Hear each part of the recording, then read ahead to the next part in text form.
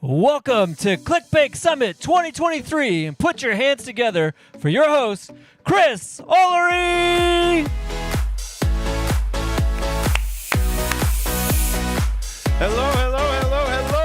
Hello, and welcome, and thank you for being here.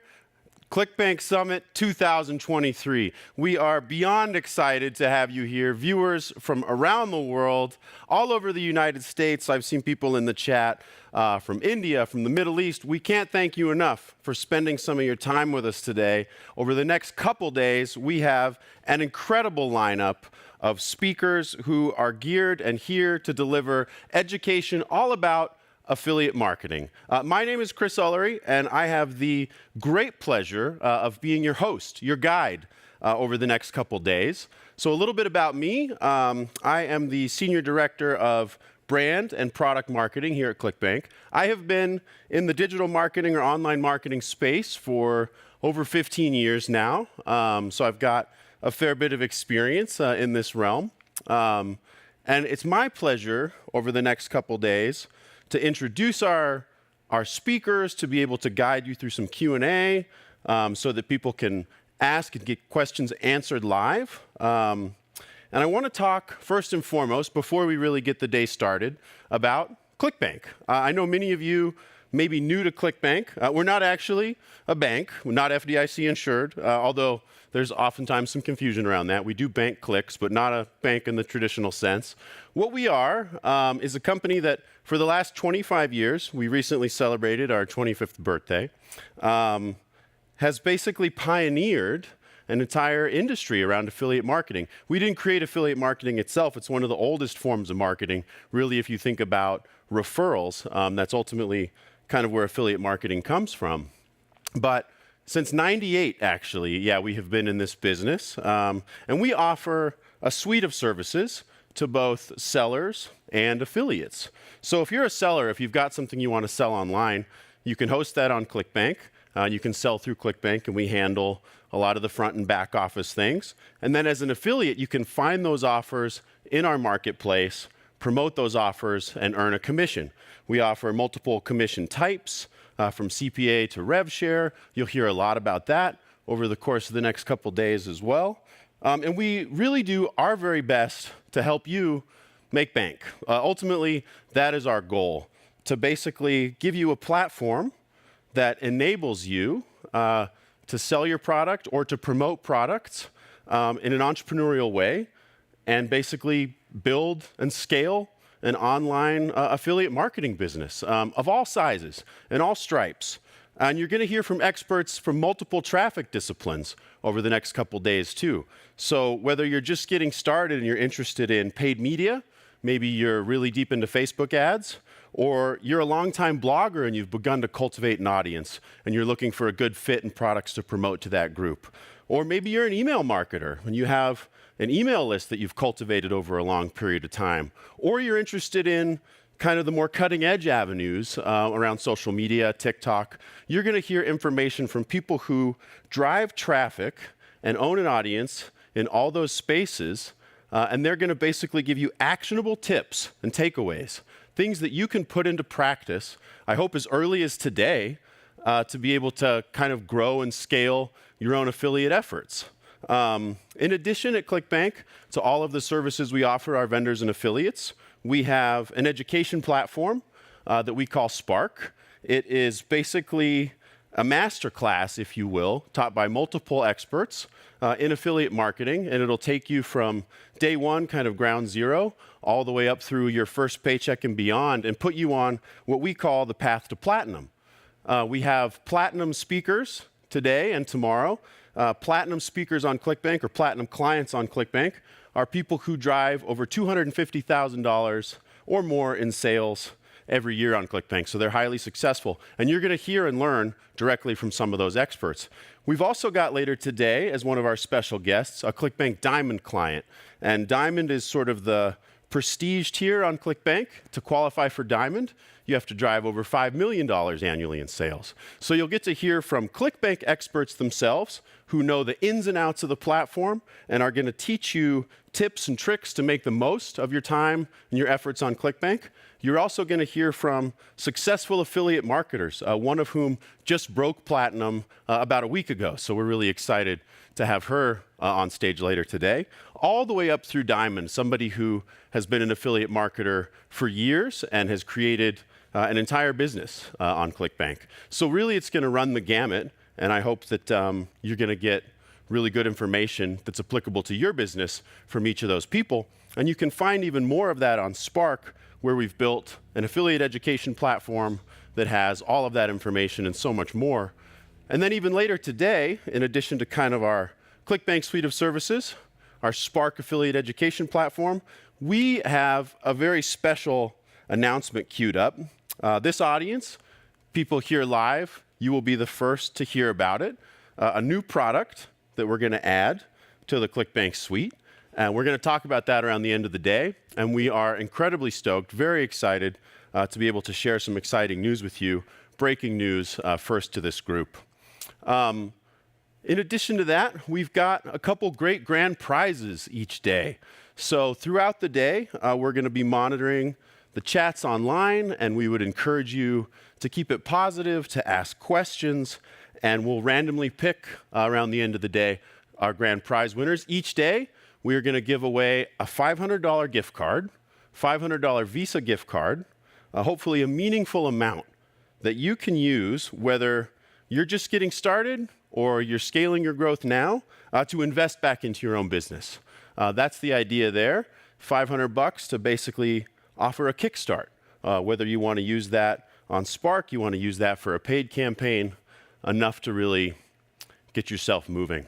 So please, engage in the chat, ask your questions. The questions that we can't answer in the moment on chat, we will curate and reserve for our speakers. And at the end of each session, we'll be able to do a little bit of a live Q&A so that hopefully you can get information straight from those experts.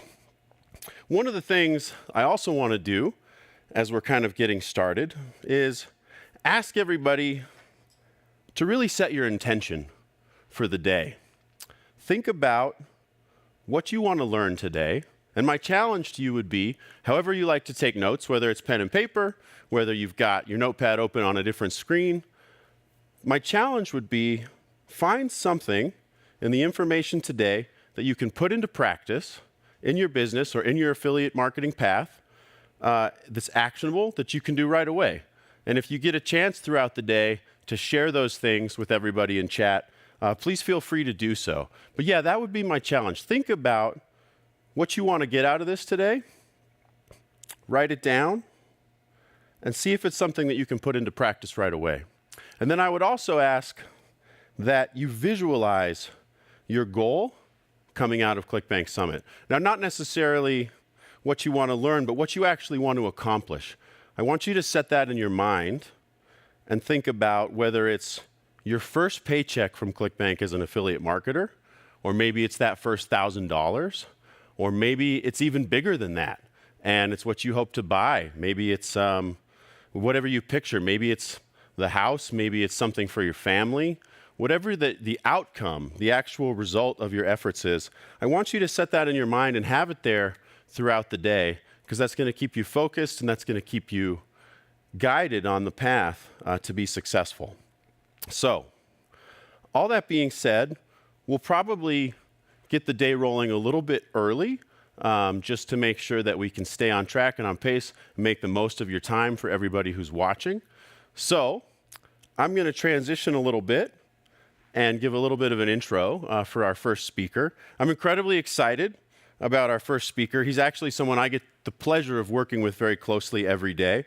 He's our Senior Director of Content here at ClickBank. He's one of the main minds and driving forces behind Spark, the affiliate education platform we talked about. And over the last several years, he has helped cultivate and develop all of the Spark coursework that we have available. And he also is featured on several ClickBank videos, helps with our podcasts. Whether you've seen him or not, you've probably seen his work because he does a great deal on the ClickBank content front. So, if you would join me, please welcome to the stage the one and only Senior Director of Content at ClickBank, Mr. Taylor Utt. Thanks, brother. What's up, everybody? Hello from all over the world. I was looking at the chat right when I got here. I saw people from literally all across the globe. This is so cool. We're finally here. Honestly, it's been a long time coming, and it's just so awesome to be kicking off with this first session today. So some of you may be brand new to ClickBank. Maybe you're a brand new affiliate. Maybe you're a seasoned affiliate. Or some of you might not even know what ClickBank is, which is totally okay, and you're just looking to make money online, which is what this whole summit is about, right? So this first session we're going to walk through is how affiliate marketing works, and we're going to cover a lot more in detail than just that. So let's jump right in. I'm going to show you what we're going to be covering today. So it's going to be a jam-packed, about half-hour session, but let's get right into it. So obviously, we're going to cover what is affiliate marketing and how it works. We're going to cover kind of the details of how links work, how ClickBank works, all of the stuff that you're going to need to know to figure out, is this the right business decision for you? And then secondly, I'm going to show you 7 reasons why affiliate marketing is the best online business model. So a lot of you have probably tried maybe drop shipping. You looked into Shopify stores, maybe print-on-demand stores. I'm going to show you why affiliate marketing beats every single other online business model for you to earn income online. I'm going to give you 7 reasons for that, so stick around for that.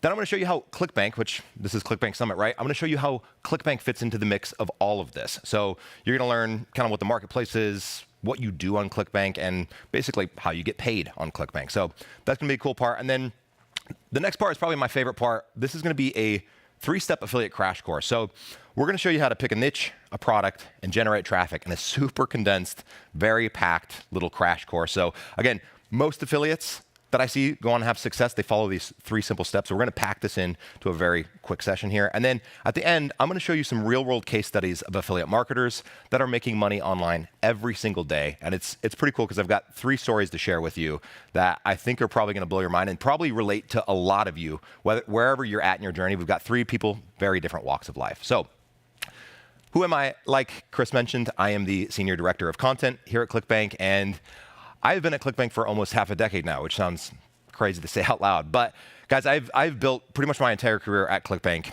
helping new affiliates succeed. So all of the content, the tutorials, the courses, the YouTube videos, the blog posts, that is all stuff me and my team has created solely to help new people, new affiliates make money online. So like Chris mentioned as well, me and my team have built Spark from the ground up, which is ClickBank's education platform. If you haven't heard of it, you probably will by the end of this, but it's really cool because honestly, we have just been focused on helping new affiliates make money online. So who am I not? I'm not a guru. I do not have a Lambo. I do not have a ton of cash. I don't have endless upsells and endless things to pitch you, and I'm not going to try to sell you on some secret system, right? I am none of those things, but ironically enough, that actually is me in the photo. We shot some ad creative last week to poke fun at the gurus because we think it's ridiculous. Here at ClickBank, we're not a fan of these gurus because they muddy up the space. They fill it with a bunch of ridiculous information that is really tough to follow, and it costs people like you a lot of money when you buy those courses and they don't deliver. So I am just here to provide you with as much info as I can to hopefully get you to your first sale and beyond with affiliate marketing. So let's jump into the first session, the first part of this today. So a lot of you probably already know this, but this is the simplest definition that I could find with what is affiliate marketing. It's basically where you're promoting another company's products in exchange for a commission when a sale is made. So we've got a nice little graphic down here. You can see affiliate, most people here are going to be affiliates, right? You're going to be promoting products to customers, right? The customer is going to say, hey, this is pretty cool, this cool product. I want to check this out. They're going to purchase that product from a business, and then that business is going to reward you as the affiliate with a commission. So very oversimplified, but that is probably the simplest way I can explain what it is. So let's dive a little bit deeper though. So how does all of this really work? So when it comes down to it, the bread and butter of affiliate marketing is really, it all comes down, the glue, if you will, is the affiliate link. So an affiliate link is basically just a unique link that every single affiliate is using to make sure that they get paid for their efforts. So you can see right below this, we've got a sample. This is what a ClickBank tracking link looks like, right? But what does this link do? So it essentially provides tracking so that every click that you drive and every sale that you make is stored, and it lets you get paid for exactly what you've earned. So tracking is a huge deal with these affiliate links. Otherwise, you'd just be linking directly to products. There'd be no way to track how many people and sales you've driven. It would be a nightmare without this. So tracking is what makes these things so special. And a lot of this tracking is possible from what's called a cookie. And now, without getting too technical, a cookie is basically this little snippet of code that's stored in the customer's browser window every time they click on an affiliate link, right? So again, I'm not going to get technical on this, but I'll walk you through an example. So let's say someone clicks on your affiliate link. They look at the product. They say, oh, wow, this is really cool, but they leave. They don't purchase. They don't buy the product. Maybe they go run some errands. They go home. They go to sleep, whatever. Maybe 2 days later, they're like, oh, hey, I remember that product. They Google it, and they not even using your link, they purchase it. You're probably like, oh, man, I probably lost out on the commission. Not true. You still get that commission. And even though they didn't purchase from your link, that cookie, that's where the cookie comes in. It was stored on their browser, and this is good for 60 days, guys. So you don't even have to get you don't have to get a sale right as someone clicks on your link. As long as they click on it, and within 60 days, they go purchase that product afterwards, they can purchase it from any channel they want. You get a commission for the sale. So that is the very, very cool part. And I think a common misconception about how tracking links work is that, or affiliate links work, is that they don't have to purchase right now. So that's in a nutshell how it works. So a lot of you, especially if you're new, you're probably wondering, how much can I get paid? Like realistically, like with affiliate marketing. Take all gurus aside, like what can you actually make with this? So I was perusing the ClickBank marketplace yesterday, and I was looking at anywhere from products that give you $10 per sale versus up to $290 a sale. It ranges, but that's big time cash, right? Guys, like if you've ever experienced, have any experience with Amazon affiliate program, right? A lot of these programs pay out like 1 to 5%, and which is great, but honestly, the payout they're going to be getting is like $2 or $3. This is big time cash, right? $290 versus a couple bucks, pretty huge difference. And the cool part about a lot of products that are on ClickBank, some of them have recurring billing, which means if you convince someone to buy a subscription product, you as an affiliate would not only get paid once, but every time they rebill or their subscription renews, you would get paid. So awesome way to earn passive income, right? And the best part about all of this is there are no caps on how much you can sell. So if you sell 100 units in a single day, right, you're just scaling up. No one's going to tell you, hey, whoa, pump the brakes. You can literally sell as much as you want. So something I always like to tell new affiliates that I think it helps visualize how much money you can actually make is, could you convince 10 people on the internet to buy a bottle of supplements or something like that? Now, I have some math broken out down here on the bottom. $137 is about an average payout for what you see for supplement offers on ClickBank. So if you can convince 10 people to buy a supplement versus $137, you would have just made $1,377 in a single day. Stack that up over day after day, you can really see the potential of money that you can make on this. It's really cool, and it's really exciting, guys. And 10 people does not sound like much, right? So that's very fun, very exciting. You can get paid. So let's work into the reasons why I'm going to show you that affiliate marketing is the best business model out there. And we kind of just covered this, but you can actually make a lot of money, just like I said in the last slide. But honestly, the cool part about this is you can just earn extra money on the side of your day job if you want. You can earn passive income with those recurring billing commissions like I was talking about. Or guys, a ton of people quit their job and make this their full-time source of income because you can scale it to the moon. There is no reason why you couldn't do this. And the best part about all of this is you can turn your passion into a money-making business. So things that you like, things that you're interested in, you can make sure you make money with that. So that is the easiest and most obvious, but the money really is there in affiliate marketing. Now, another very popular reason why people become affiliates is the flexibility. You can work wherever you want. If let's say you want to work from the beach, you want to work from your house, the classic shot of the dude in the laptop sitting on the beach, right? These are real affiliates. This is what they do, right? You can have flexible hours. If you want to work nights, days, weekends, early in the morning, you can do this whenever you want. And you can work as much as little as you want. So an analogy that I like to use is kind of like it's like a time card, or like, the old school time slots where that punches, they're like, hey, I'm clocking in for work. It's like a time card you can just punch in and punch out whenever you want. So you want to put in 2 hours, you want to grind for 20 hours a day. You can do it because it's all up to you. And the best part about the flexibility is you can do this all by yourself. You don't need a team of people. You don't even have a boss to report to anymore. So it's pretty cool. The flexibility is endless, and this is why a lot of people become affiliates. Now, another great reason, and when you look at the whole ecosystem of, all the other ways that you can make money online, all the other businesses, affiliate marketing is great because it is low cost and is low risk, a barrier to entry, basically, when you want to get started. So you don't have a ton of investments that you need to make right up front. You don't have, all kinds of money that you have to put in. It is so cheap to start, especially when you're at the beginning, right? And it's easy to start, right? There's not a ton of stuff that you have to learn in complex systems and things like this. It's honestly getting people to click on your link and buy. It is very simple. And There's no products that you have to create, which a lot of other online business models, you have to have some sort of product, right? A Shopify store, print-on-demand store. You need to have some sort of product or something that you're creating. You don't even have to have a product or an idea for this. You can literally just promote other people's products, and that's the best way it works. And no inventory, obviously, for all those products. So it's low cost, low risk.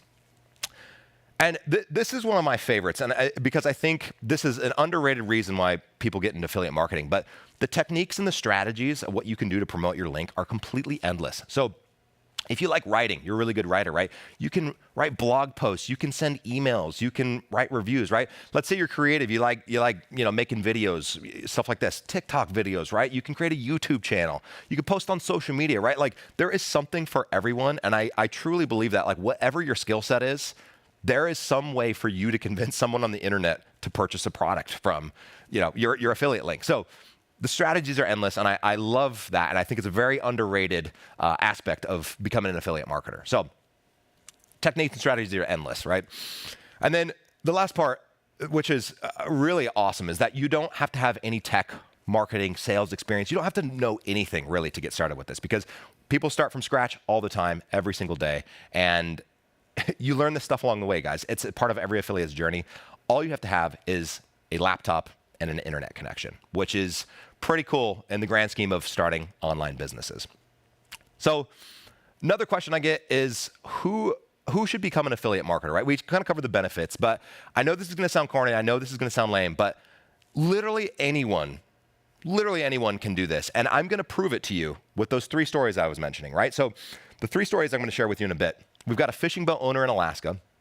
We had a former freelancer from the UK and a struggling mother of 4 from Hartford, Connecticut. And all of them had no marketing experience, no tech experience, no sales experience, nothing before they got started. And they're all from very different walks of life. They all have different skill sets.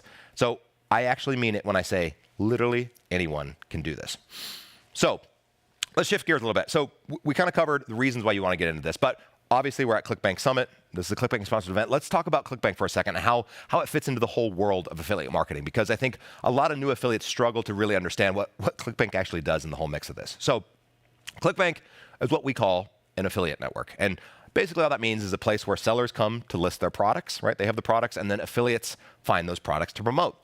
And the way that they do this is through the ClickBank Marketplace, which you can see, I've got a screenshot of this on the left. This is what the ClickBank Marketplace looks like. So this is like the busy meat market, right? Where all the affiliates are going to find all these products. You can find products, offers. You can research how much you're going to get paid. Like, it is such a valuable resource to look at. And this is also the spot where you're going to generate your affiliate link. So we were talking about those affiliate links earlier, how important they are. This is where you generate it. So that little blue promote button that you see next to that product, that's where you're going to generate an affiliate link. So very cool. It's an awesome place to go and just do a bunch of research, find the products you want to promote. And then we talked about tracking, right? Like, so those affiliate links handle the tracking. Well, ClickBank is basically the tech behind all of that tracking. So again, ClickBank is going to be logging every single click you drive and every single sale that you make to make sure that you get paid out, right? And so that's the other big piece that ClickBank does in this whole grand scheme of things, is that we are actually going to be the ones that pay you as the affiliate, right? So this is really important, because if you're going to go be an affiliate for,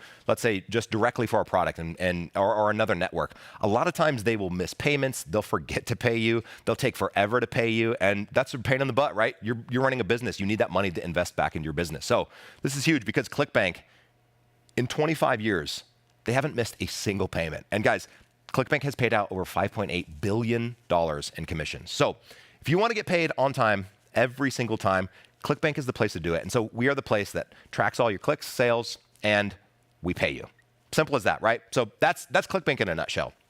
Now, this is where the fun starts. So buckle up, because in the next probably like 10 minutes, we're gonna cover a lot pretty quickly, but this is honestly gonna be this 3-step crash course is gonna be the perfect way for you to get started, especially if you're brand new affiliate, maybe you just signed up, or you're literally looking to make money online. I'm gonna show you the 3 steps that every single affiliate needs to take in order to start earning commissions. So let's dive right into it. So the first thing you're going to need to do is pick a niche. Now, a niche is basically any product, interests, or hobbies that appeal to a narrow or focused group of people. So basically what you're doing is you're defining the types of people that you want to market to. Instead of just marketing to the whole world, you need to kind of narrow it down a little bit, right? So Very simple example of this is woodworking. And I'm going to use the woodworking niche and some products throughout the rest of this presentation so we can kind of keep it consistent. So woodworking is a niche that would pretty much apply to all men that are 30 to 60 years old, interested in maybe DIY projects or woodworking in general, right? There are tons of people, men specifically, that fall in that category and would likely buy products to improve their skills. But picking this niche allows you to understand your customers better.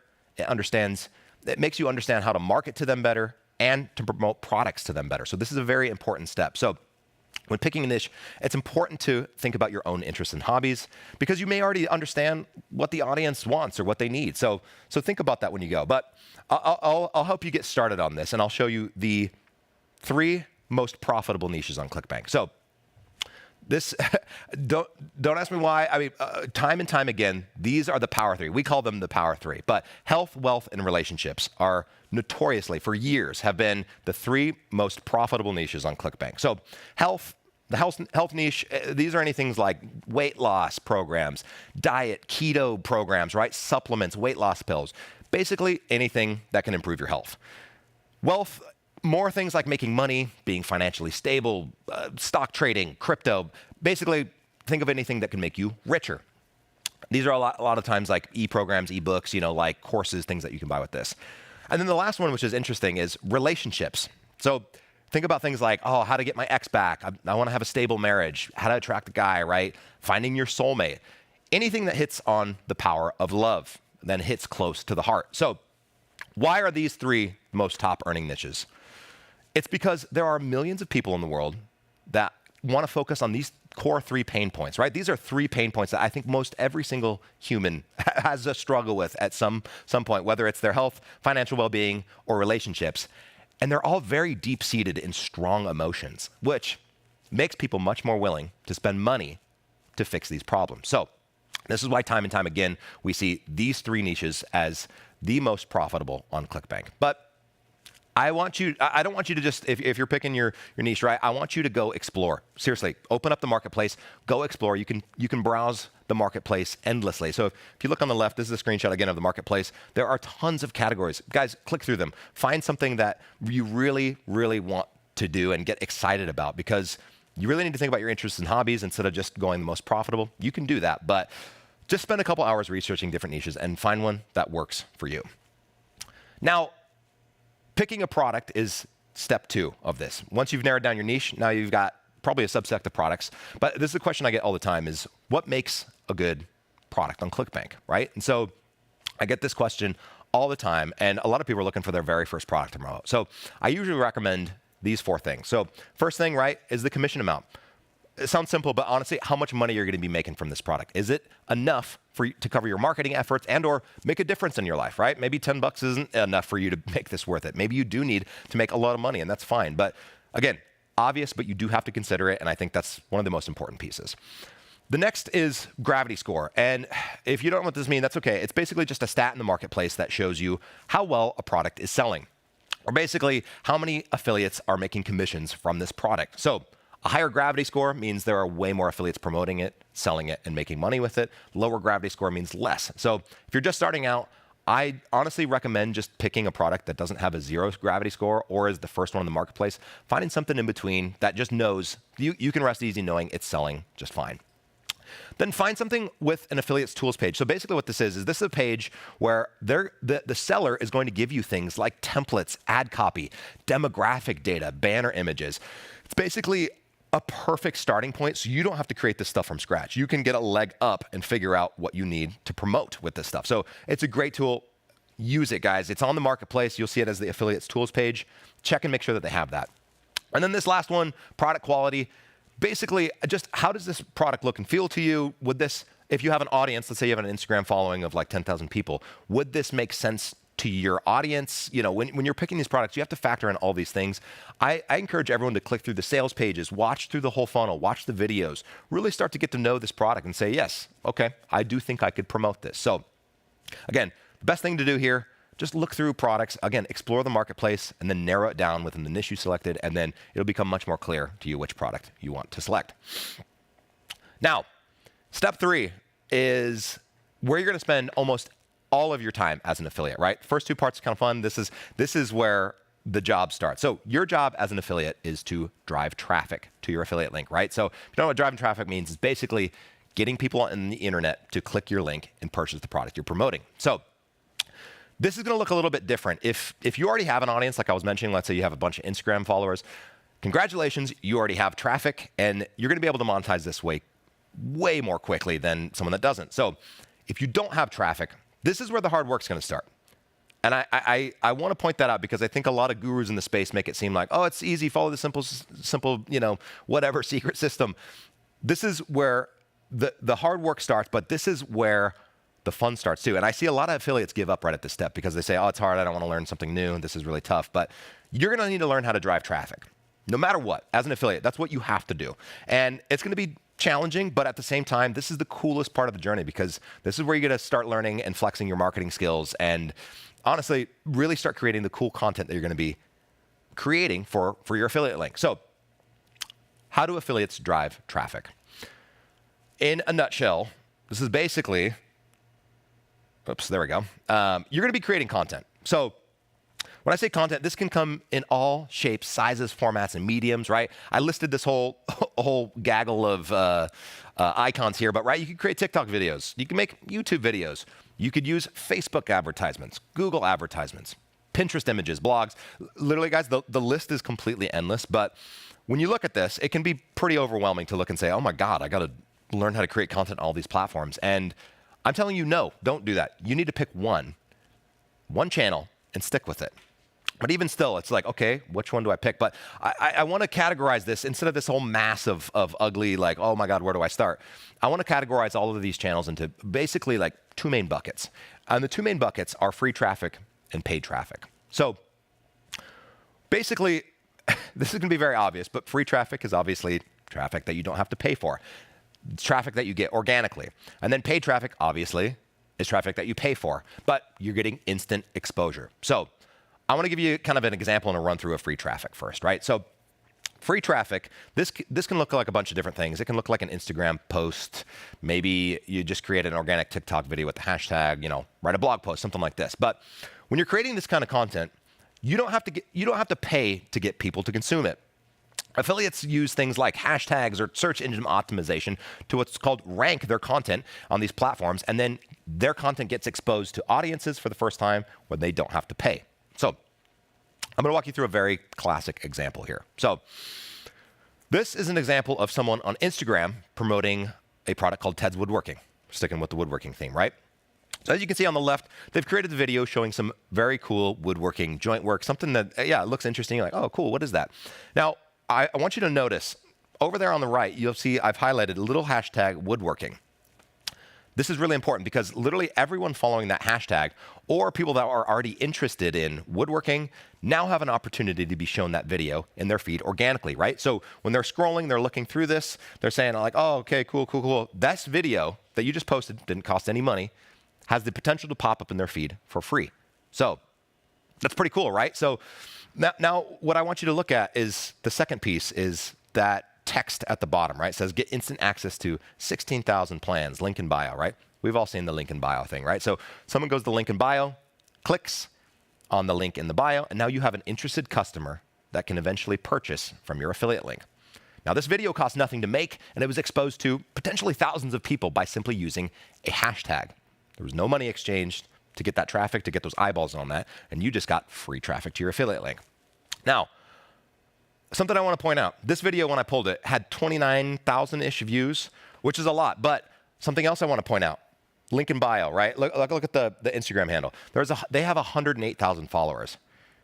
Guys, you don't just get 108,000 followers overnight. This takes time. This takes repeated effort of posting content day and day again. You don't just make one video and have it go completely viral and all of a sudden you make tons of money. That's not how this works. You have to show these platforms like Instagram, right? Like you keep creating content and get better and better and better at it. That basically after that, it's the continued content creation that is going to make you rich. But the key thing to note here is the time that it takes, right? I guarantee you 108,000 followers, that happened probably 6 months, 8 months, maybe years to build up that following. Now, that's how they can get so much traffic to their link. So let's look at paid traffic now. So that was an example of free. Let's look more at paid. So Paid traffic, obviously, again, you're going to be paying money to advertising platforms to get your content, or what we call ads, in front of people. So this content looks a little bit different from the free content that we were just looking at, and it's designed to catch people's attention like really quick and get them to click on your advertisement. So we've all seen these. We know what ads are, but you can use Facebook ads, Google search ads, YouTube ads, right? The little 5-second pre-roll ads that go in there. That could be very cool. And then we've got native ads, things like in-stream, right? Recommended content. But there's all kinds of things that you can do with this. But I'm going to show you a Facebook ad example. So this is an example of someone who created a Facebook ad for the same exact product we used earlier, Ted's Woodworking. Now, if you notice, they've created an image calling out how detailed the plans are, and they've also written some copy about what it is and why you should care about it, right? But the thing to note here is that they used Facebook's ad targeting platform, right, to basically say, I want to target men aged 30 to 60 interested in DIY and woodworking products. And then what you would do is maybe you'd say, okay, I'm going to pay Facebook $50 a day to show this ad in front of those people. And then, boom, that ad is instantly shown to men aged 30 to 60. You are paying for the instant exposure, right? You're paying for that instant gratification where you can expose your content right away. Free traffic, right? Takes time to kind of build this up. You're kind of hoping and praying that people click on it and see it and that the algorithm recommends it, right?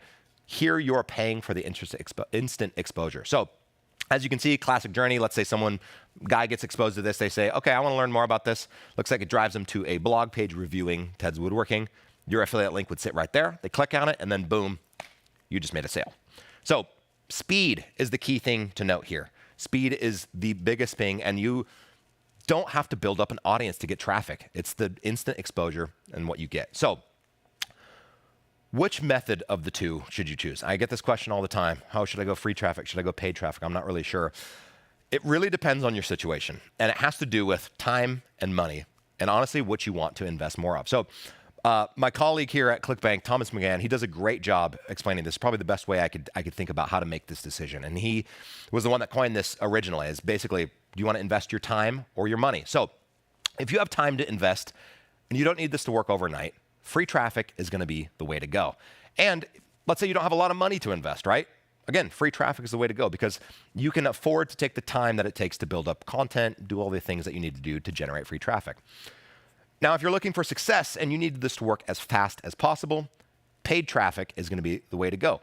And again, if you have money to invest up front, this is a great thing to throw money at. Paid traffic is a great solution to see quicker results. They kind of have an inverse relationship, right? As you can see, it's the time or money is basically what you have to think of when making your decision. What do you want to invest more of? Both are very, very powerful tactics, and it's honestly going to change the type of content that you're creating for this. So if you're just starting out, just choose one single method and stick with it and learn one traffic source. Don't try to do a little bit of free, a little bit of paid, a little bit of Instagram, a little bit of blog writing. Stick with one thing and get good at it, guys. You'll see all successful affiliates do that at the beginning. So now's the fun part. I told you I would share with you 3 stories. And so I really want to show you who these people are. And these are real people making money online every single day. And I've got 3 stories. Let's just jump into the first one. So Blake, I love Blake. He's awesome. His story really caught me by surprise. He's a fishing boat owner in Alaska. He's a newer affiliate, right? He just got started a little bit ago. He's making side income right now, which is very cool. He's been learning, kind of figuring out. He's sticking with Facebook ads. He's running paid traffic. And he is at a pivotal point in his journey. And I think a lot of you will resonate with this, with what Blake has to say. Let's roll the video. Hey, how's it going, guys? My name is Blake. I'm from Ketchikan, Alaska. Just got an email from ClickBank just letting me know that I've made my first sale. So I started affiliate marketing about 2-3 years ago, got on ClickBank, started sorting through offers, I guess doing the same thing everybody does, YouTube and stuff. I didn't have any help. And here in Alaska, well, there's not a lot of affiliates running around, so I was kind of on my own. I was working probably 18 or more hours a day, and at work, I'd be on my phone, or I run a boat, so I have a computer there too, and I'd just hotspot my phone to my computer, and I'd be on that computer 24/7. I mean, it was just mad. So I'm literally like double dipping. I worked my butt off and never gave up. Everybody I know, oh, don't give up, don't give up. And you literally just feel like you're not moving anywhere. You're just drowning. Well, I'm here to tell you, after a while, if you just keep doing it, you'll start making money. And that's actually pretty damn cool. I live in Alaska, like I said. I run a pilot boat, and I just had my first daughter about 10 months ago now. And I realized I want to be home more.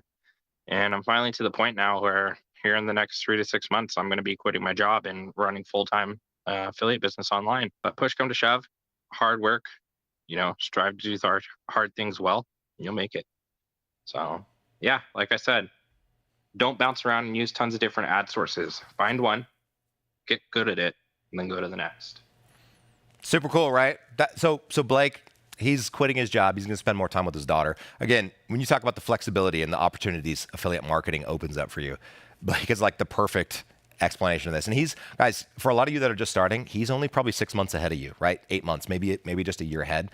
It is so cool, and I love hearing stories like this because, honestly, the stories of people making millions of dollars is cool. It's awesome. It's amazing, right? And I think everyone should shoot for that eventually. But I think what's more interesting, especially to newbies, is hearing from people like Blake who just got started and is just figuring it out. So pretty cool.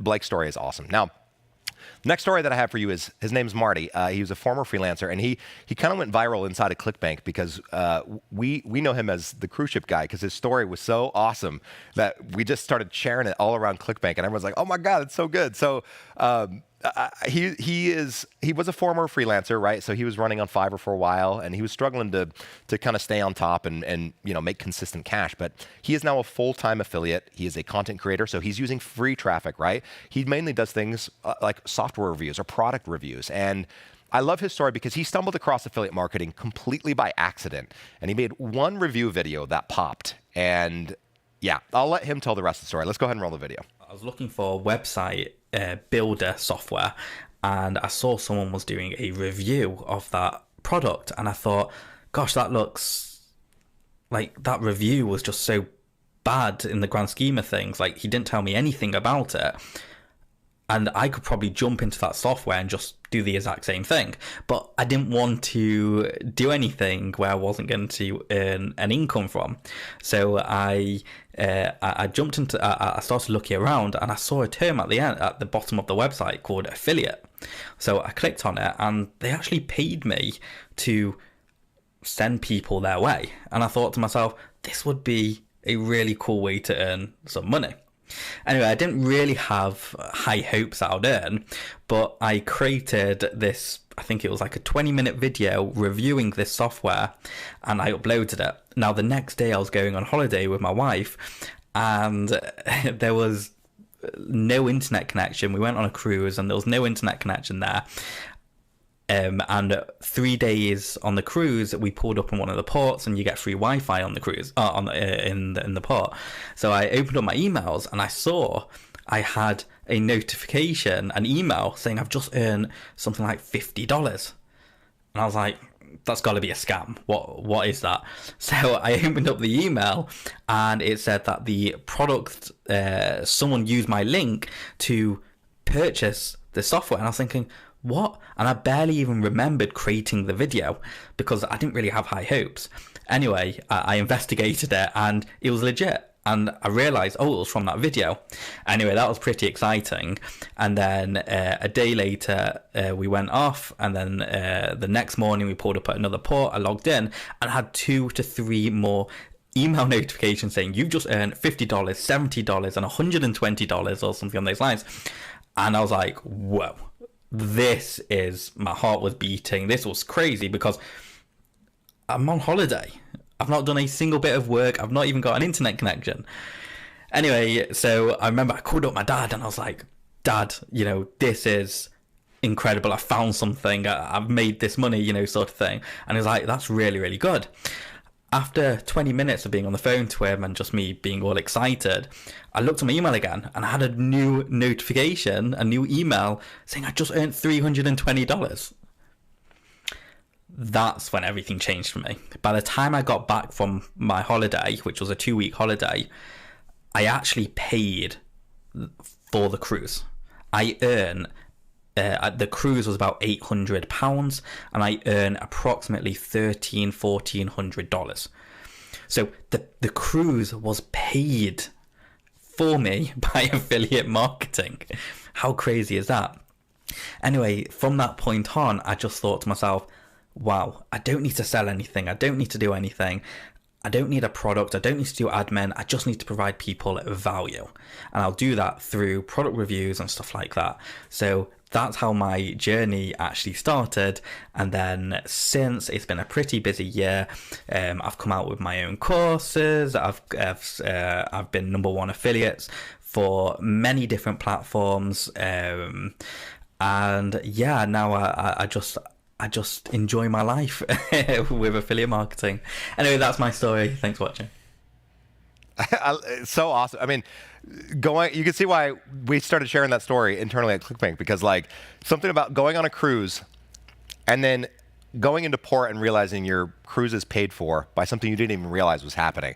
That is so awesome. And I just love Marty's energy too. But honestly, guys, it can really show you that the power of one single video launched him into this career. Wow. Now that one video maybe only made him $600-700, right? It showed him the power that, hey, this is real. And now he's a full-time affiliate. I saw someone mention in the chat, they're like, is that Marty Englander? Like, yes, that's him. So he obviously is a big enough affiliate that people know him, right? So the power of that and the power of that story, I think, is really cool to see. So someone that's like far along in their journey where they're actually quitting their job and making a full-time income. So cool to see. So the last story that I'm gonna leave you with, this is Jen, and she is a mother of 4 from Hartford, Connecticut, and she used to work in a bar, and she was really struggling during COVID, and then she found something that worked for her. And 2 years later, she's a diamond affiliate. So for those of you guys that don't know what a diamond affiliate is, that's $5 million in revenue in a single year. So I won't do any more talking. We actually got to fly out to Jen because her story was so incredible. This is probably my favorite affiliate journey story of all time. She just has an absolutely amazing story, and I want you guys to listen to this. This is very cool. Take a look.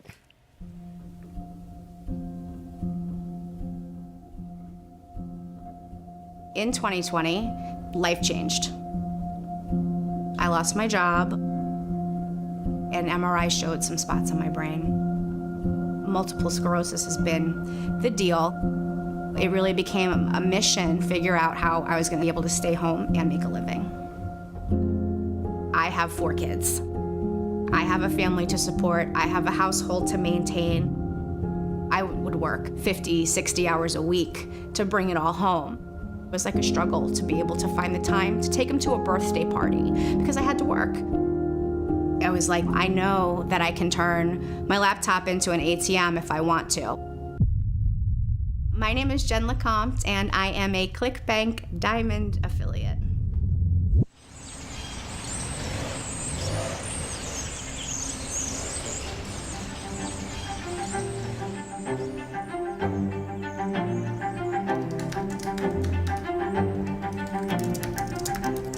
I had done some online sales before, pre-COVID, pre-restaurant. I was dabbling in entrepreneurship before I became an affiliate.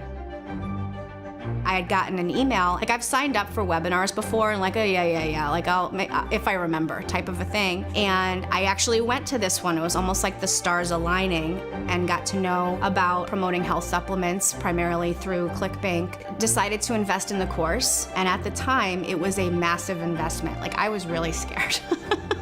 I was really nervous to make that investment. It wasn't working, living on unemployment, but was like, this sounds like something that I can do.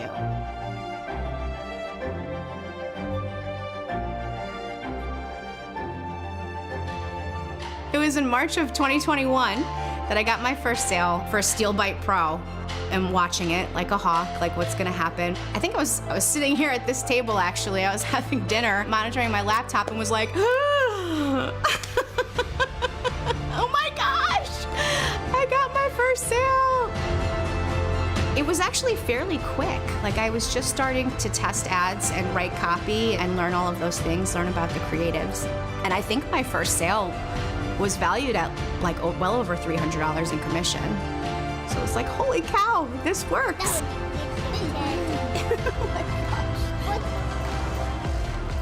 I started with ClickBank just for the ease of having more data. The dashboard is easy to read. Just as a newbie, I found it simple to navigate. I choose to stick with ClickBank as my favorite. For one, I've been able to build relationships with the vendors, with the affiliate manager, with other affiliates even. And it's also like, I feel like ClickBank has better offers. This is my ClickBank Platinum.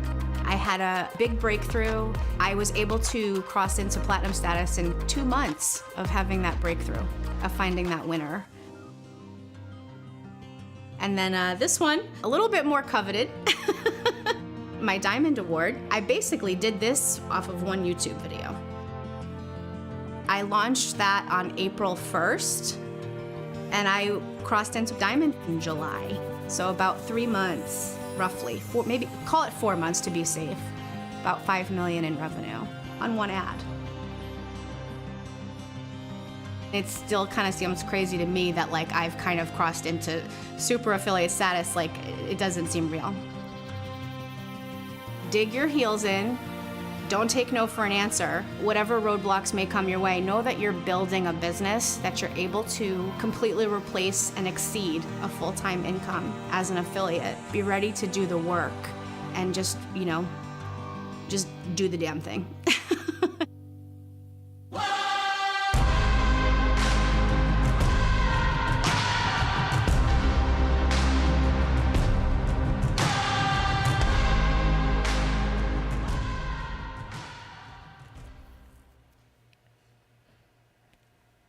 I get emotional every time I hear that story, and I've probably watched this 20 to 30 times. I'm not joking. Jen's story just is wild, and it shows that like literally you can turn your entire life around and change your life forever by just making a decision to get started. And Jen, I love Jen. She is such a sweetheart. She is a dear friend. It is so cool. I'm so glad I got to share her story with everyone in all of this because, yeah, guys, it's when I said anyone can do this. Literally anyone can do it. And so I'm going to leave you with some of the traits. Now, Blake, Marty, and Jen, very different people, right? All of them have these 4 things in common. So if you can be consistent, show up every day, just put in some of the work, commit to learning this stuff, just do it. You can make this work, right? If you have the dedication and the drive to say, hey, I'm going to know I can make this work. All 3 of them are dedicated people, right? They know they're going to make it work, and they have the ability to overcome the obstacles. And they had an appetite for learning, right? They never stop learning. You can't in this industry.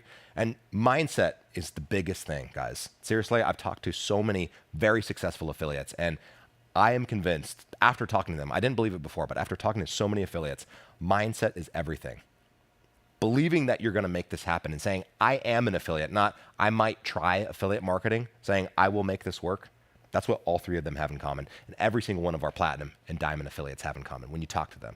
So you have to have that entrepreneur's mindset to get started in this. And if you do, there is literally no roadblocks starting you from making side income, full-time income, or scaling up to become our next Platinum or even Diamond affiliate. So that's all my time for today, guys. Thank you so much for letting me kick off the session. Now, I got a couple next steps for you. If you're ready, you're hungry, you're ready to just start running on your affiliate journey. Check out our free affiliate course. It's on clickbank.com. Go to the affiliates page, just scroll down a little bit of the page. It's a free course that dives much deeper than that 3-step affiliate crash course. It's only about 20 minutes, but it's totally free. Go learn how to do it. We dive deeper into the marketplace, stuff like this, and generating traffic. It's a good next step. Check out our Discord community. Guys, this is where thousands of other people, you can notice in the chat, people are having conversations like this every single day, every single minute in our Discord community, right? So you can find someone that's 2 steps, 3 steps, 5 steps ahead of you, ask questions, get them answered. Our Discord community is an amazing place and resource to check out. And then obviously, like you guys will hear a little bit more, but check out Spark if you're serious about starting your journey with this, right? I teach some of the courses in there. There's a lot of other speakers that are speaking here that teach courses in this that really show you how to best get started and hold your hand to get you your first paycheck and beyond, maybe your first $2,000. We're not promising the moon that you're going to scale up to $5 million, but we're going to show you how to get started and put you on the right track to success. That's what Spark is. And then you probably heard Chris tease this, and I'm not going to mention too much on this, but we have a very big announcement at the end of the day that I think everyone, literally everyone on this chat, I think is going to be excited about. It's called Accelerator, and I'm not going to tell you what it is or why you should care, but it's very exciting. Stay tuned to the end of the day. Thank you guys so much for having me. That is all I got.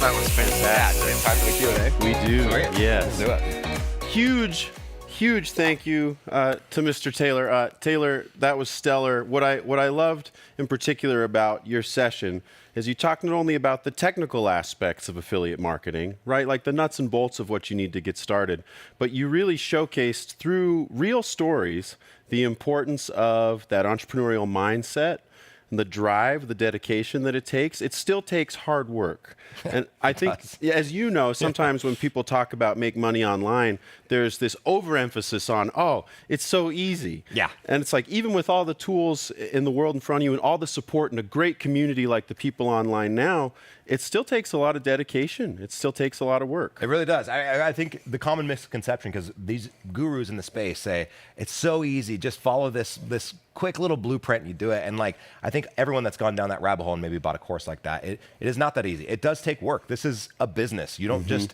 go print money online. It's not a slot machine that you just keep putting, getting cash out of this. This is something you have to work at, and it will take time. But I think knowing that going in to this will set you up for so much more success than like, I spammed my link in some group chat somewhere and I didn't get a sale, right? So well, and you hit on that too. It's all about finding the right fit, right? Yes. The appropriate niche for the audience that you've cultivated. And I think that's an important thing to remember as an affiliate. Like, you're speaking to an audience that you care about with a product set that you're passionate about. Yeah. So yeah, finding that fit is critical. And well, it's funny that you mentioned that. So I actually had a dear friend of mine come to me the other day. She's been making TikTok videos mainly around like the travel niche, right? She's been doing like how to use credit card miles to get free trips. And she had probably like 800, 900 followers or something a couple weeks ago. And she made one single video, and it popped. It went completely viral, millions of views. She scaled up to like 15,000 followers in the matter of like a couple weeks, right? And so naturally she hits me up and she's like, hey, Taylor,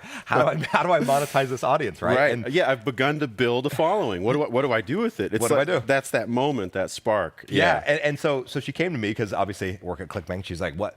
She's like, I was looking at ClickBank. I was looking at the top products to promote. And I think something to note here, especially if some of you guys have an audience or are planning on building an audience, you can't just look at the highest paying products and just promote that, because right, she's in the travel niche, right? She's making travel videos, things like this. So if she were to just go grab a weight loss offer and be like, woodworking, like here, buy this, her audience is going to lose trust with her. They'll probably unfollow her, right? It's not good content. So it's important when you're building an audience that you select the right product to promote with it. So I recommended to her, for people that love to travel and do all that kind of stuff, I was like, hey, there's a product, about remote jobs, like how to land a remote job. That is much more in line with her audience. That would actually probably help them. Absolutely. Rather than spamming a link to them, right? So I thought that was an interesting approach. That she literally is going through that process right now. Yeah. Well, and that way, if you've got the end goal of work remote, you can build earlier content in your funnel that ties to travel, and so you can build an organic path. Totally. So yeah, Taylor, I was really excited to see all of the positivity in the chat. I'm not sure if you've had a chance, but so many people were stoked to see those real success stories. Yeah. So I'm so glad you included those in there. And we've got a little time before our next session. So what we're going to do is pull out some of the questions that were asked over the course of your session. Yeah. And we'll do a little live Q&A.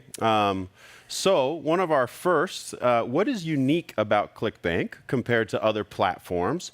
And what's unique about ClickBank's success rate? And I'm so sorry if I mispronounced that, but I believe that's coming from Sashi Kumar. Yeah. So ClickBank, you heard Jen mention it, and I think every single one of our affiliates on the platform will mention this. ClickBank has the best offers. Like this is where the offers, all of the direct response offers, the really high selling products come and list their marketplace, because they know that's where the affiliates are, right? So I think the best offers live here. And honestly, what's different and about the success rate, honestly too, when you look at, especially for new affiliates and why they're successful, I think it's a lot has to do with our education programs, a lot of the content that we create. And then, if you're talking about success just in terms of like making sure that these products actually sell, some of these sellers hire the best copywriters in the world so that when they are selling their products, you know that they're going to convert. So if you're promoting a product, you know that they have done their due diligence and that the thing will sell as long as you can get people to click the link and buy it. So I would say that's probably the primary thing why ClickBank is so unique, is that there's no one else like us. Right. And there's some important metrics. One of our speakers later today is going to share some of the important metrics to look out for. As you mentioned, like if you've got a really high converting, high selling offer that the offer owner, the seller, has invested a lot of time, effort, energy into creating, there are some metrics that you can see right on our marketplace that show you on average how that's performing relative to others. That'll help you pick out the appropriate offer. So we'll talk 100%. a bit more about that later today. And before we switch to the next question, we kind of talked about this at the beginning, and you mentioned it too. One of the other unique things about ClickBank is really just history and longevity. Like 25 years for any company is obviously respectable. Especially an internet company. But especially, right, absolutely, especially online in the late 90s, to have this idea that you could connect sellers with marketers, expert affiliate marketers who want to promote their products, and to basically, over the last 20 years, be able to refine that and build a platform around it is, I think, another unique thing about ClickBank. And some of the back-end things that aren't maybe as appealing or attractive to talk about, but are just as important, like on-time commissions, handling taxes, a bunch of things like that, are all things that I think we do really well that will ultimately make your life easier as a seller or affiliate too. 100%. Okay, next up, what would you say currently are the best niches to promote? And that's from Reddish Bear. Yes. So I mentioned this in the in my slides, but honestly, health, wealth, and relationships, any of those three, guys, like health and supplements like are always at the top of the marketplace, like no matter what. They pay out the most. They also have the most competition, so keep that in mind. But like those typically sit at the top, but like wealth and relationships, guys, those three niches, like for time and time again, and will continue to probably be the most, like, probably the best niches to promote in. Those three, if you can find those on there, they just hit pain points for so many people that allows them to sell so much. And like people, like I said earlier, they love whipping out their wallet to buy a product to solve that issue. Solve a need, yeah. To hire a product to do a job. Yeah, exactly. Yeah. So health, wealth, and relationships. I'll say it again, but those are always the power three that we recommend here at ClickBank. Well, and I like you brought it up briefly, supplements in kind of the health and wellness space. Any recommendations for people, looking for offers? Like, what would you say now is kind of the dominant stuff in the health and wellness space? Yeah, I think when I was looking at, the marketplace, like Alpiline obviously sits at the top of the marketplace, but honestly, I would encourage everyone, if you look, usually the top 2 or 3 are some form of supplement on there. When I was mentioning Gravity Score earlier, something to keep in mind, like the highest ranking product in the marketplace is great. It means it's selling like hotcakes, but it also means you have a lot of competition from other affiliates. So if you're creating, like we talked about, free traffic, right? You're making Instagram posts about how great Alpiline or like weight loss areas, right? There's probably a lot of other people doing the same thing as you are, who's competing for the exact same type of traffic. Same audience, same buyer. Same thing with paid traffic, right? If you're running Facebook ads, same thing. The cost for those ads are going to go up because you have so much other competition in the space. So just something to keep in mind. Not to say you can't promote the best-selling product on the marketplace, but if you want a little less competition, maybe go a couple down, look on the second page of the marketplace, and the supplements always sell well on ClickBank. And I think that follows the kind of hierarchy you started with initially, which is find first and foremost, not the most profitable, not the highest gravity, even the best-selling. First and foremost, find the niche that matches your passion or your audience as a place to start, or at least make sure that there's a good organic path for you. Now, if you're on paid and you're doing Facebook ads, you have probably more flexibility, and we'll talk about paid media later today too. But especially with free traffic, that first, and then those other things kind of secondarily. Yep, 100%. This is a good one. So switching over back to that kind of mindset and mentality, this is a question about, my biggest mental hurdle is how do I find out which program I can trust? I want to steer people to solutions and not for the only goal of making money.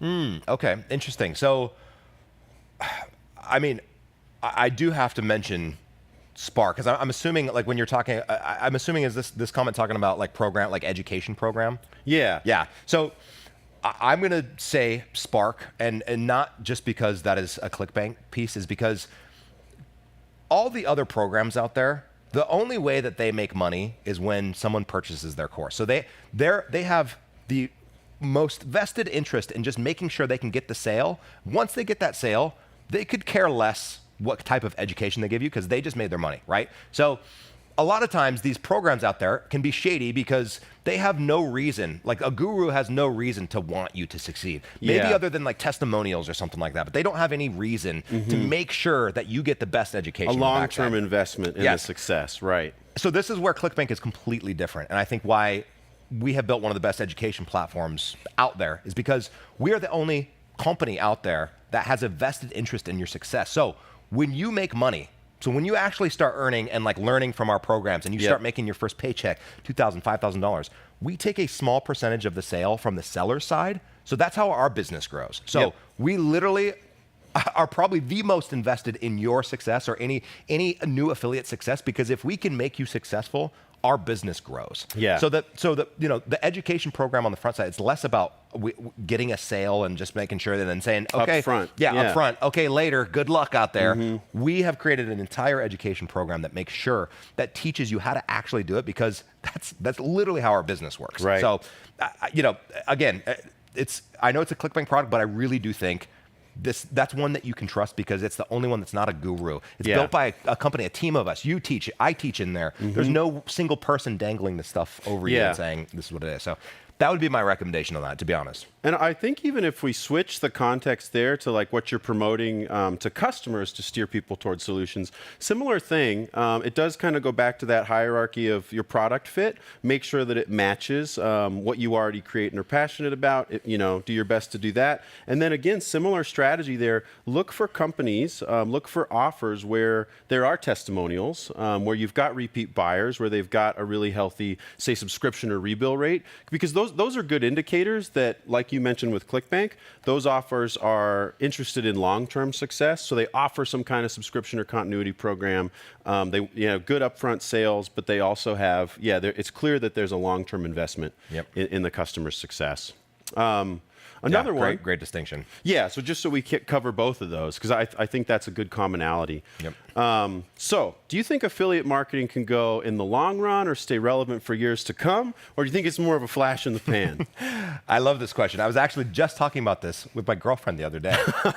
Because she's like, is what you do going to last? Right. And so first I would say, if it was a flash in the pan, we'd be long gone. ClickBank wouldn't exist, right? We've been around for 25 years. But when you look at the future, I think this is only going to explode in growth, affiliate marketing, because when you look at the amount of people that have taken online to either building an influence or learning how to just interact with online, right? Yeah. Gone are the days where you're like, I know exactly what product I want and I want to be in front of it, right? There's, when you look at influencers, content creators, reviewers, like the ecosystem is just expanding, because the amount of people online keep coming, and people love hanging out in niche areas, right? Like, oh, I want to go to this Facebook group and talk about this really specific subsector thing, right? That didn't exist a little while ago, and it still is growing. So I actually think affiliate marketing is literally about to boom even harder, because like there are more people flooding, there are more people finding these niche communities online, and the more people do that, the more opportunity there's going to be for affiliates to find the right types of people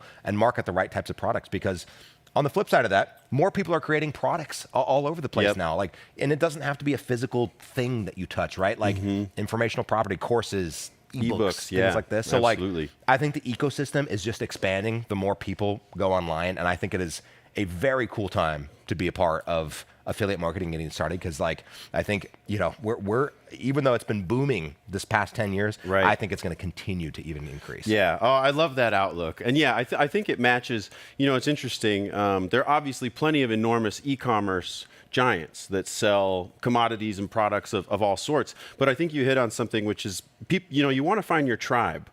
You want to find a product you identify with, a brand you identify with. And some of those larger e-com sites, they're really great at categories and product listings, but you don't get that same opportunity to connect. And one of the neat things that we've seen, I think, in affiliate marketing, based on growing that audience and connecting with your traffic, is it does establish a little more of that connection.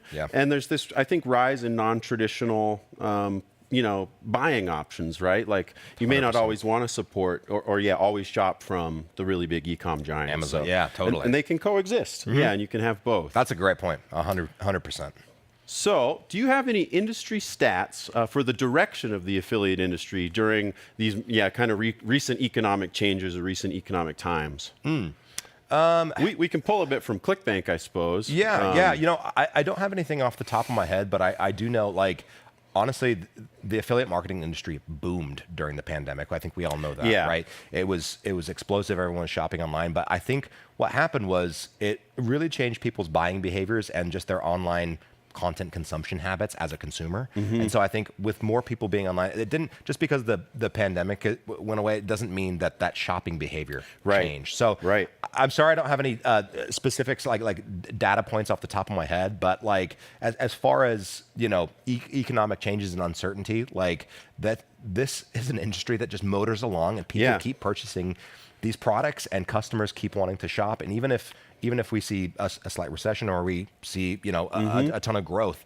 this is an industry that is so stable and just continues to be that, like, you know, these economic changes, I think, are a little bit insulated from all of this. Yeah, insulated is and we can look back at some of our own data in the States, at least from, say, the 2008 recession, and even more recently, just kind of economic uncertainty.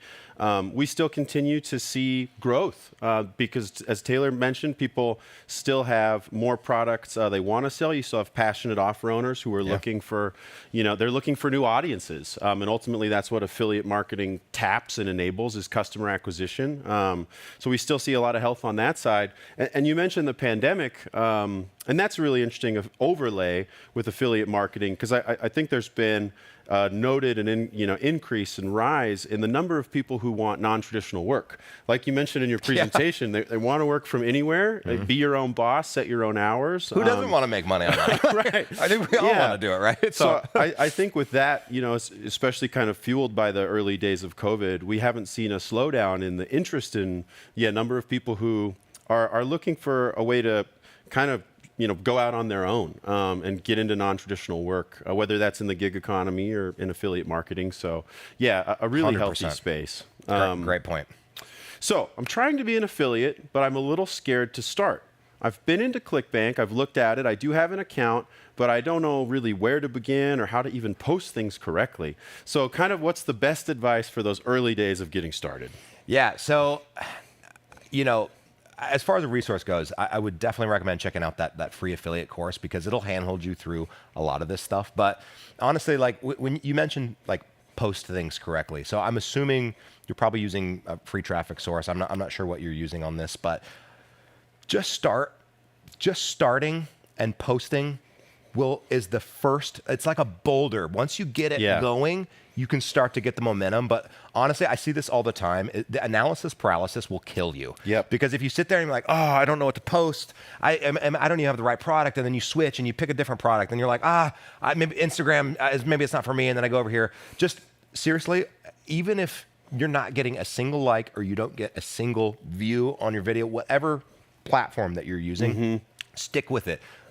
Like I mentioned earlier, consistency and dedication, this is a trait of all of these successful affiliate marketers. Just keep creating content and just try to learn something from every single post, right? Yeah. So if you're making, let's say, an Instagram post, right? Try a hashtag. Try something new each time. Try a different picture. Maybe it's a video. Maybe it's a new hook, a new angle of what you're trying to do, right? Just as long as you're making yourself 1% better. What's the law of 1%. Yeah. Incremental growth. Incremental growth. As long as you can do that, I promise you will start to see views, you'll start to see traction, and that's where the fun starts to pick up, right? It's like when you start to get people liking your post, people following you, even if it's just one. Like I've seen it. Like you create a piece of content and you get, let's say, 3 followers out of it. You're like, oh, okay, this next one I'm going to try to get 5, right? Yep. It's small little goals and hurdles like that. If you can do that, just make baby steps. Don't get overwhelmed, because honestly, you're not going to make money the second you sign up for a ClickBank account. Like, that's not how it works. Appropriate expectations, and it's funny. There are a lot of ways to describe that. And you mentioned analysis paralysis, or sort of like perfect is the enemy of good, or perfect is the enemy of progress. Like, you do have to get started, and I heard it crystallized a really interesting way that's stuck with me for years. Many years ago at VidCon, which was this old YouTube, it may still exist. It was an old YouTube convention, basically, where a lot of the successful YouTube creators would host panels and give speeches. Someone asked a similar question about starting their YouTube channel, and a lot of their questions were around the appropriate equipment, the right setup, lighting, the right microphone. And the creator basically just said, do it wrong until you get it right. Like, what's the best way? Don't worry about doing it right in the beginning. Do it wrong as long as it takes, because eventually it's going to click. You'll start to, but you have to have really those pieces at the beginning of the failures to know. Step off the shore a little bit. So I don't know. That's always just stuck with me. Yeah, that's great. I love that. Okay, can I promote using a mobile device because I don't have a PC or laptop? Can you or can you promote offline? But could somebody basically promote straight from their phone, or could you manage it all through a mobile device? Yeah, I think if you're going with free traffic and you're creating like kind of social media content with a classic link in bio and grabbing a link, you definitely can do that, right? It's going to be harder. I think it's just harder to see your analytics and stuff like that, but it's not impossible. So yes, you can do it. From a paid perspective, if you want to use paid traffic, run advertisements and things like that, it's going to be tougher just because that, I know there are mobile views of this. But your user interface it's going to be won't hard. be quite as clean. Yeah, you're going to be zooming in a lot, but it's definitely doable. I always recommend doing this on a laptop because the more complex you get, the more screens you need to see, the more, basically analytics and detail and stuff like that you need to see. But it is definitely possible to do that. And, I'm not sure what you mean by promote offline, but if you're talking just using a mobile device and like building things like maybe when you don't have internet connections, yes, you don't have to be online for you to be making money because your links are always stay active. Yeah. So I hope that answers the question. But yes, you can totally do it with the phone. Just going to be a little bit more of a pain in the butt trying to zoom in and do a lot of some that extra hurdles, but possible. How do you keep from getting into something that's already saturated, something where you won't make money because so many people are selling the same thing? Kind of goes back to that offer selection question. Yeah. I love this question. This is such a good question because, so I was mentioning earlier, when you look at the marketplace, it's if you just press search at the very top, it'll stack rank it by the top offers, right? And so what I recommend a lot of affiliates do is go explore page 2 of the marketplace. So page 1, for most of the affiliates in the world, they'll be like, okay, I just want to grab the highest converting, highest selling, whatever, blah, blah, blah. Or they'll look down a little bit and say, this is the one I want. Okay, great. If you start looking at page 2 or page 3, those are where some of those hidden gems are, where there's not a ton of competition. Yeah. Maybe there's some affiliates selling it, so it converts, but like that's kind of a cool sweet spot that if you're really wanting to fight off the competition and find some hidden gem offers, that's a great spot to start. And then again, make sure you're looking at the gravity score, right? So like a high gravity score means it's probably saturated and there's a ton of affiliates promoting it. A gravity score of 0 means no affiliates have made sales on it yet. So finding that sweet spot, there's no perfect number with this, guys. There's no like, it's got to be at 473.3, whatever. There's nothing like that, but like take that into account when you're on page 2, 3, 4, even like explore those products, because a lot of times those can be the really cool products that can pop for you before it pops for anyone else. Right. So. Yeah. You get early adopter. Yes, you get a chance 100%. to actually elevate the gravity yourself. And then I wanted to give you a chance. I think that's a great question to talk a little bit about some of the content you and the team produce, in addition to the stories that you guys saw, like top offers and some of the top offers kind of subcategories you do to help people find that. Dude, yeah, that's a great point to mention. So if you guys don't follow us, I'm sure a lot of you are watching on YouTube.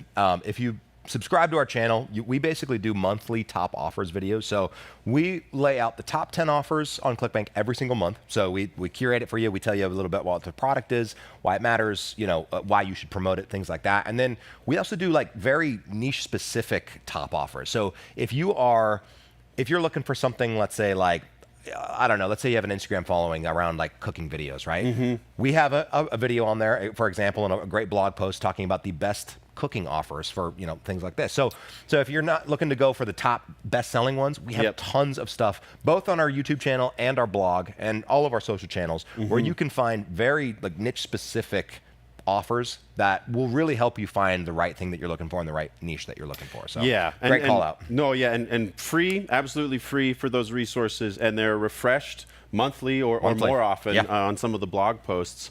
Just to put that information out there and empower people to find the best stuff. Love it. This is another good one about gravity. So the question is sort of what are good gravity scores? And as you mentioned, gravity really doesn't have a cap. gravity can grow. It's a good indicator when it's really high, like I think Alpaline's over 1,000, that it's got a lot of activity. So that does make it a really good gravity score, and that it's an indicator for a lot of activity right now. But to your point, sometimes if you're looking for, it's kind of that blue-red ocean, like if there's a bunch of activity already happening there, you might actually want to look a little lower, right? Totally. Yeah, and 25, I equate gravity score to like the secret recipe of Coke. It's like Coca-Cola, mind you. We won't tell you exactly. Yeah, Coca-Cola, thank you. They will open up the vault and tell you exactly how it's made, right? Same thing with the gravity score. It's proprietary. Right? So there's no perfect number when it comes to it, but like, middle of the road could be a bit higher than 25, but again, like 0 is that's where it's basically like, okay, no affiliates have made sales from this yet. Doesn't mean you can't, honestly. Like, there's a lot of new products that come on board every single day, like tons of new products that just haven't found their first affiliate to promote. So shouldn't discourage you from it, but if you're just new, I wouldn't start with one that has a number 0. Maybe something over 100 is probably a good spot to start. Page 2, like honestly, I would sort it less by gravity score, more page of the marketplace when you're searching by stack rank, because like you can find those hidden gems on those page 2, 3, 4, 5, stuff like that. So I hope that helps. I know it's a little bit ambiguous, but but we have a good blog around kind of the meaning of gravity and how to sort of use that to your advantage. And really, it should just be a guidepost. And I kind of like to think of things in that taxonomy or that order a little bit of first guide, does it fit my audience? Second guide, how's it doing now? So you can kind of use those as steps. Okay, we've got just a few more minutes, so we'll try to get one more question here. Sweet. As a software developer, I'm creating my own web page where we'll promote different niches. I have the idea to promote my page around the globe, but can you please suggest some good paid traffic except standard Facebook or YouTube? Okay, so second question, how much does paid traffic cost? Yeah, so this is a good one. We may be able to touch on this, but we'll have some paid traffic conversation later today too. Yeah, so I'm assuming I'm assuming this is asking for like other type of paid traffic sources other than Facebook and YouTube. Is that kind of the first one? So as I mentioned, native is another very interesting traffic channel where basically what you're doing, if you've ever read like a post on like CNN or something like that, and you scroll down to the very bottom, right, you get to the bottom of the article, you see those sponsored content blocks? Yep. Those are actually paid advertisements. What they're meant to look like is they're meant to look like a news article, but it's in the form of an ad, right? So it's a long form, kind of like a article format that's maybe reviewing like, hey, it's crazy. This, one person found this one ancient secret that can, help burn 20 pounds of fat or something like that, right? So this article looking like that, and then it takes people then to the product sales page, right? And that's where you put your affiliate link is at the bottom of that. So native is a great spot to look at, and we actually have a great native session on day 2, so be sure to stick around. Yeah, you'll hear straight from Taboola, one of the big names in native, so really good information tomorrow afternoon on that. And that's a really good alternative source. Yeah, so and there's tons out there. We'll cover a lot later in the sessions too, but in terms of how much can it cost, to get started, I think I was talking with Jake Newby about this. He's really our paid traffic expert, and he's going to be having a session later on. But I think when you're first starting out, you need to at least probably put a couple $100 into this. You can't just stand up a Facebook ad campaign or any sort of ad campaign for like $1 or $2. You need to actually put some money into it. So a rough, you can always do less than this, but I think a good strong swing at a first crack at paid ads, if you have a $500 budget, that'll get you enough learnings to know, are your ads working, what you need to tweak, because when you spend too little, you actually don't get the learnings that you need to know if your ads are even working. The runway, right. Yep. And it's about optimization and testing, and then to your point, reinvestment. Yes. Enough so that, like, if you get a runner, it might be tempting to pull the money out right away because you're starting to see some success, but really reinvesting so you can continue to learn is probably the best way to go. Yep. 20 seconds. This is an easy one. Last question for our next session. How much does Spark cost? Yeah, so if you go check it out, we've got 3 different packages. We've got a side hustle, a career starter, and a super affiliate package that are available for purchase. So again, if you're just dabbling, looking to make some money online, it's $47. Career starter is $97. You get a lot more with this, right? Discord community, all kinds of stuff. And then super affiliate package is our high ticket offer. You can go to sparkbyclickbank.com to check out that. But that is like for the people that are really looking for that one-on-one group coaching. Group coaching. Sessions with myself, Jake Newby, Mm-hmm. Spud, right? We get on a call bi-weekly and talk with you guys. It's a pretty cool piece. So there's different pricing tiers for everyone on this, but it's honestly a great program. We've got hundreds of people joining every single day, and the community just gets stronger and stronger. So And good flexibility. Well, please, I know you're probably at home, so it might be strange to clap in front of your computer, but if you're willing to, give it up for Taylor. Taylor, thank you so much for your time. yeah, thank you guys so Sincerely much for having me. appreciate it. So fun. Thanks, man. You did great. Wonderful. Thank you. You too. All right, everybody. So we're going to actually transition a little bit. We're going to cut to a graphic here for just a few minutes because we're going to switch the layout of the stage. Our next session is one of a couple Q&As, kind of like a fireside chat minus the side chat, if you will, where we're going to have a very special guest, a really successful ClickBank affiliate, join on stage, and we're going to have a live Q&A. So we're going to switch to graphic here, and we should be back at 11:30 MST, which is just about 4 minutes away. So we'll get the stage reset. We'll get a couple chairs out here, get nice and cozy, and I'll introduce our next speaker. Thank you all so very much.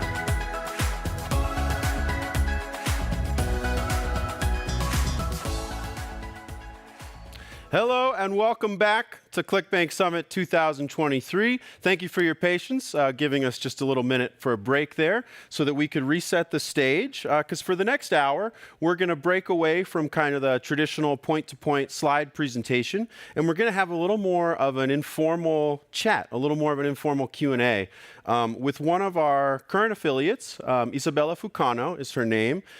She has been dabbling in various forms of affiliate marketing for the past few years, but she's really started to grow and see some success recently. And just about 7 or 8 days ago, actually, she broke platinum. So it's really exciting time for her to be here. We're thrilled to have her. That means that in the last 12 months, she's made over $250,000 in sales. So she's someone who has direct experience, recent experience, growing on ClickBank as an affiliate, and we get the pleasure of talking a little bit about her story and some of the things you can take away from it to apply to your own growth in your business. So please welcome with me Izabela Fukano to the stage.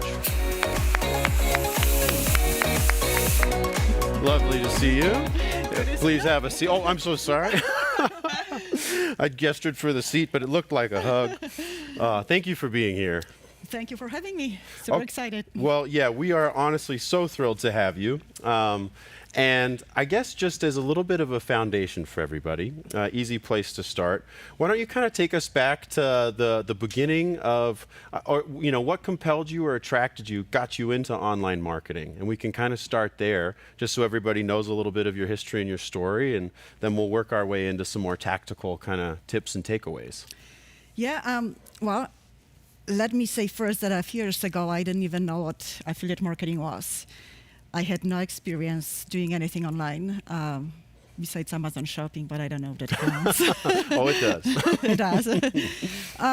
You know, I always knew I wanted to do something online. I wanted to be able to work from home, be with my kids. Mm-hmm. I was just looking for something. Yeah. And why affiliate marketing? For me, it was really a no-brainer. There's no need to create your own product. Mm-hmm. I don't need to build websites. I don't have to deal with customer service. There's no shipping, to handle, billing, all that stuff. Mm-hmm. So you really were attracted to the idea that, yeah, you could find a successful product and basically just master the art of marketing it, right? Promoting it. Yes, I didn't want to do anything else, just focus on kind of one part of, the whole thing, and yeah, just focus on it. And what was that first either website or was it a course? What was that first introduction where like this idea of affiliate marketing kind of came to life? It was, I think February 2020, right before COVID hit. Mm-hmm. I went to an event. At that time, I was trying to do high-ticket affiliate marketing. Okay. And one of the speakers, they showed us how to promote Facebook, how to do Facebook ads to promote ClickBank products. And immediately, I know this was the way I wanted to take. Okay. Well, and the rest is history, I guess. Right. So yeah, it started, Facebook was really, and you're still doing ads on Facebook today. Only Facebook. Yep, Nothing Facebook's else, your yes. main traffic source.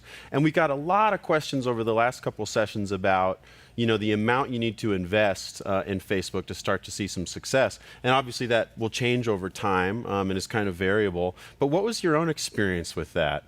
How did that get started and what did you put into it initially? After that event, I came home and I launched my first 2 ad sets, just a few days after that event. I remember I had 2 ad sets at $20. Okay, yeah. It seemed like a lot of money at that time. And I was promoting a dog training offer. Okay. I got my first sale maybe after a day or 2, and I was over the moon. Yeah, absolutely. And I'm like, that works.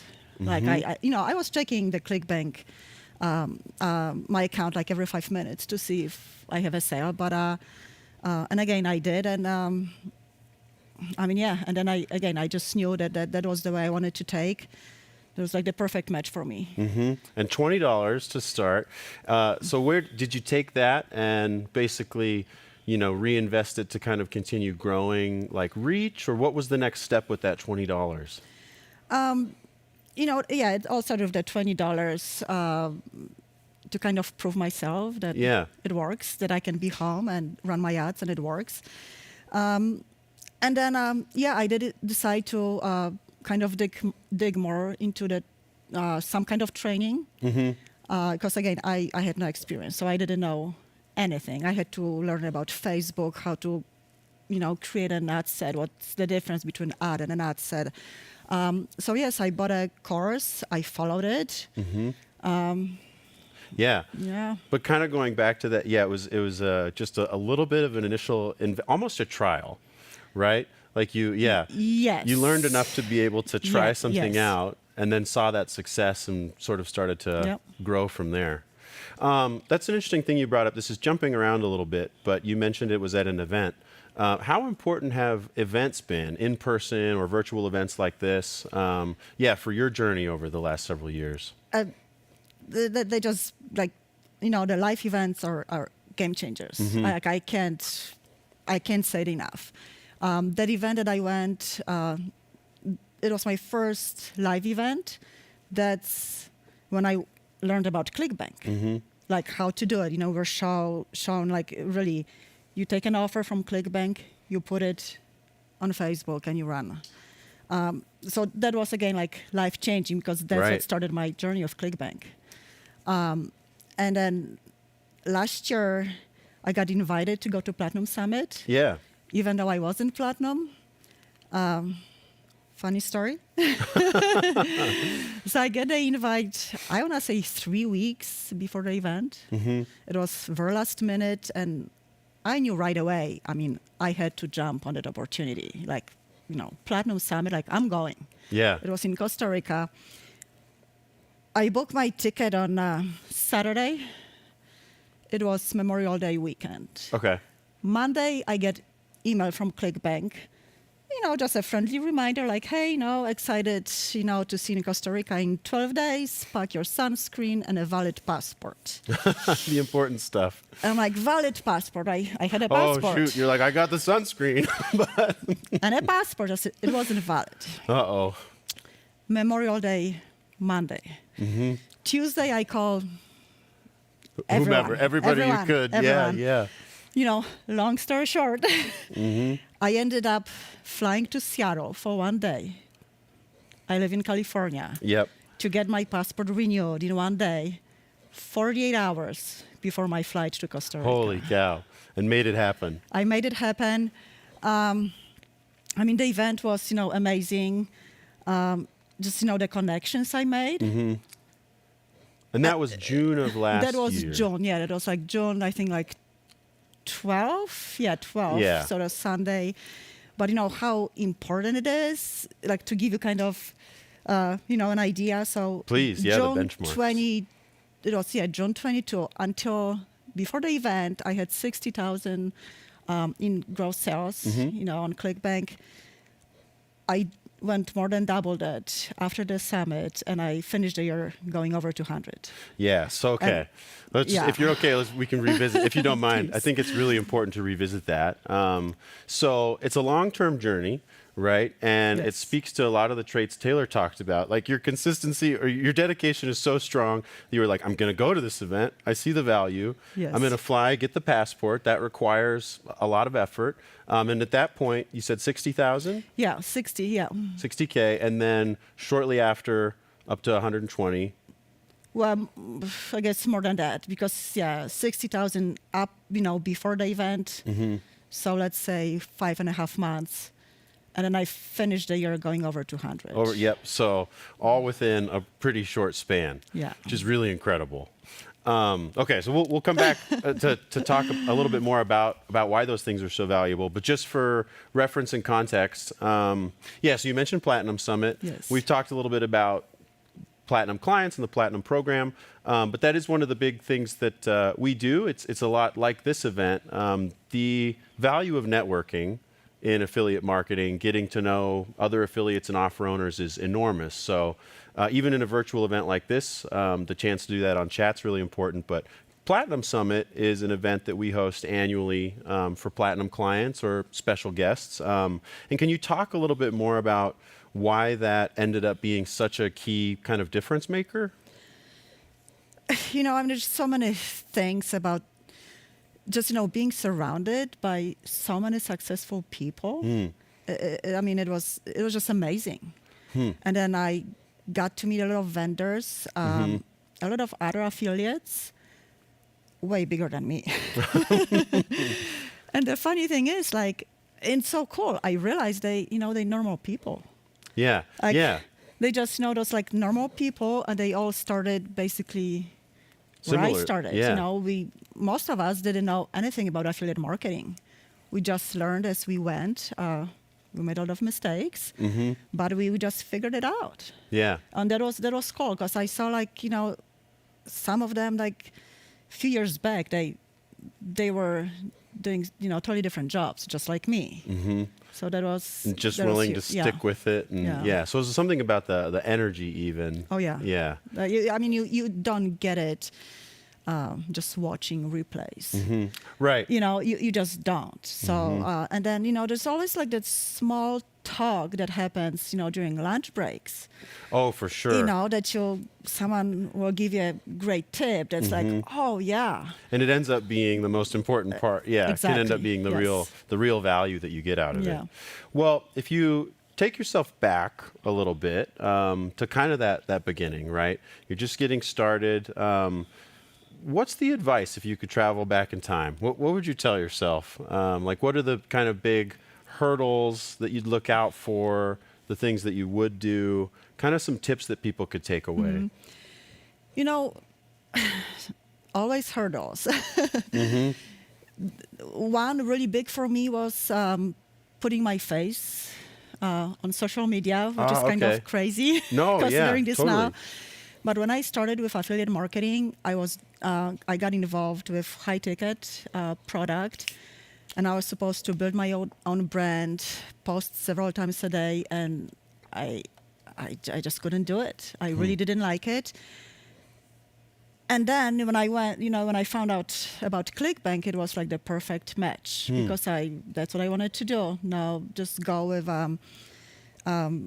lower ticket offers. That's what I do. And I don't have to be online. I don't have to, you know, put yourself put out myself, there. my family. Yeah. I you know, I'm a private person, and I really didn't want to do it. Open that up, in that way. So that's why you know, ClickBank is just perfect fit for me and what I wanted to do. You know, money. When I started during COVID. I just lost 2 part-time jobs because of COVID. Yeah. I didn't have a credit card, you know, that I could use. So basically, I used my unemployment money to pay for everything. Yeah. So, I mean, you know, that was huge. Like, again, Right. no big budget, but I just started with smaller budget. And, you know, maybe that's why it took me 3 years to get to that platinum But level. no, I think it's incredible. But, you know, I did it. But again, my budget was rather small. But I just kept going, smaller budget, and then I got bigger and bigger, and Yeah. And then put more into it. And Yeah. So on the Facebook side, you mentioned, you know, that being able to build ads being appealing so that it's not like an influencer. You don't have to kind of create a brand for yourself that's out there. How did you kind of get started with that creative process? Like, were you doing ad creative, you know, yourself early, or what was the journey there? I am more creative than a number person, so that was kind of like, you know, easy for me. I try to see what works, what other people are running, and I try to model. Yeah. Because it changes. Like, you know, 3 years ago, it was different stuff that worked. It was like the cartoonish kind of stuff. That's what I did. Now it's just videos that I take on my phone or pictures Nice. in my kitchen, and I make them, you know, I make my own Yeah, all stuff that you yes. create. So if you were to distill that into some advice for people, it would be like, look at what's doing well now, Yes. and then find your own voice and flavor and kind of way Yeah, to. kind of model. Like, don't try to, reinvent the wheel. Just model what's working. And yeah, add your own Yeah. spin to it. Yeah. And what about now in terms of, so you're still promoting on Facebook. What kind of offers, or what kind of niche do you promote in today? It's health, but it's mainly weight loss supplements. Yep. I find it easy to promote. Almost everyone wants to lose For weight. sure. We could all do that. So I find it, I find it, easier Yeah. to just, to promote. Yeah. One of the things we hear from, well, especially with weight loss on Facebook, have you run into any issues with your ad creative or accounts being any tips you'd give for people who also want to promote in weight loss on Facebook? Because that is one of the things we get a lot of questions about. Yeah, I hear that a lot. Shutdowns happen to everyone. I'm not immune to them. One thing I would say, read the policies. I mean, this is so simple, but you have to read them and follow them. And stick to it, yeah. It still doesn't guarantee anything. But just do your best. Like no claims. That's what. Yeah. That's the So typical. don't be too aggressive. And I do stories. It's kind of first-person story. So it's I lost 40 pounds. I struggled with rolls, in my midsection. Yeah. Do you think that gives you a little more leeway or freedom because it's from a personal experience? Definitely, yes. Yeah. Because I'm not claiming, I'm not calling out Yeah, anyone or else. Yes. promising to somebody else, but you can. But I mean, it's just looking at what other people are running and modeling a lot of times. And I do stories, like stories sell. It's the personal connection, right? Yes. And that's another good one. Yeah, connecting with your audience, kind of another theme we've talked a little bit about here. Yeah. Well, I know that you had some images you sent our way. A few things that you may want to share. Is there anything in particular you kind of want to show and talk about?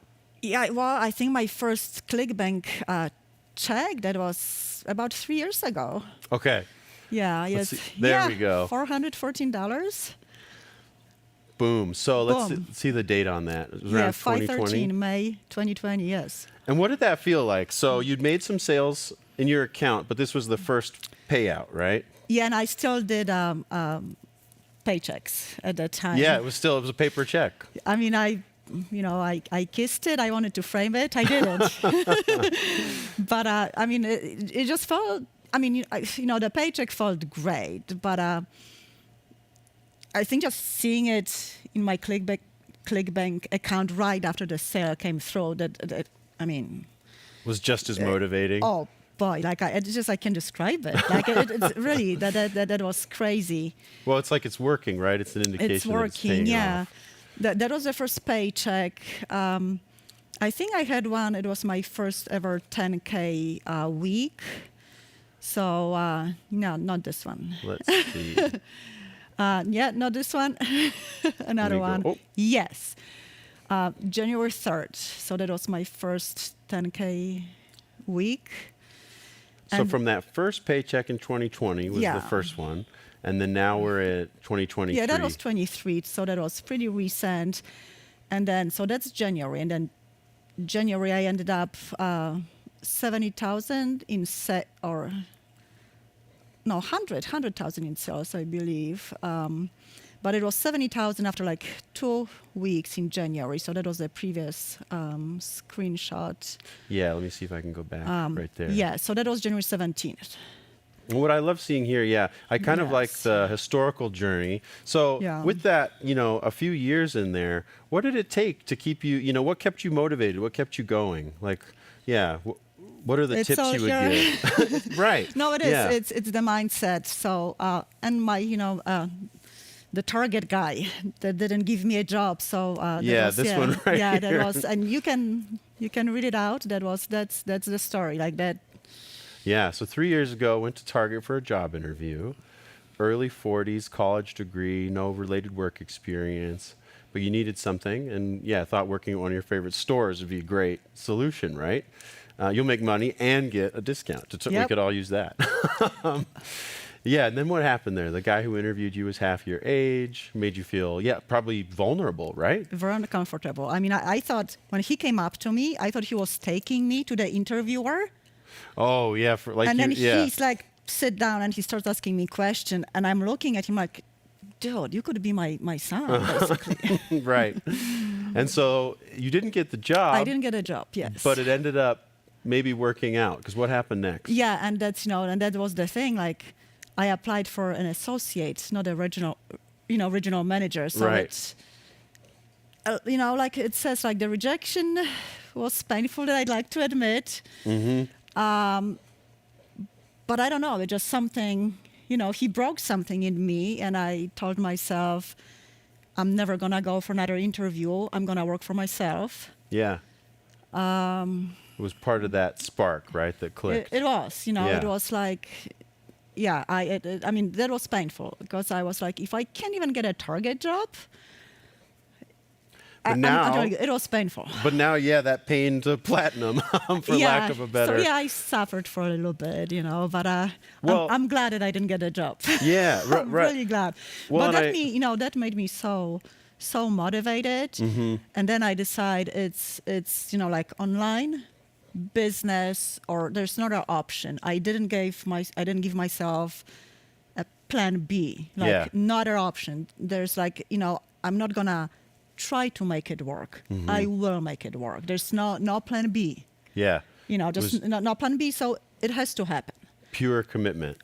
Pure commitment. I do believe that if you kind of have a plan B, just in case, you're gonna end up taking it. You almost give yourself a way out. Already a way out. If there's a whatever hurdle on your way, you'll be like, at least I have plan B. I didn't. You said no way. Yeah, I said no way. So that kind of helped drive, you forward to where you are now.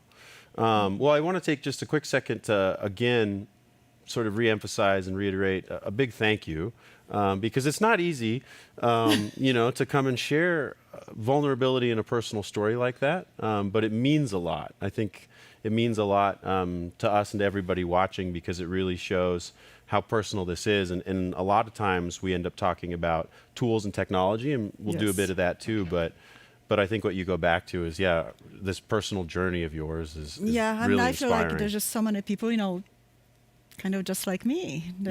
Like the other affiliates that I met, like we all started like that. Mm-hmm. And just, the drive and staying dedicated to it. So switching over to the kind of tips and tools side, over time, like how have things changed for you in the technology that you use or the tools that you use? I guess since over the last few years, what's changed in your practice as you've grown? Have you added new things, or do you do things differently? I don't have many tools that I use, because I try to keep it simple. Yeah. I try to spy on other people. Facebook feed is my best spy tool. I am the target audience. Mm-hmm. So I get a lot of weight loss ads on my Facebook feed.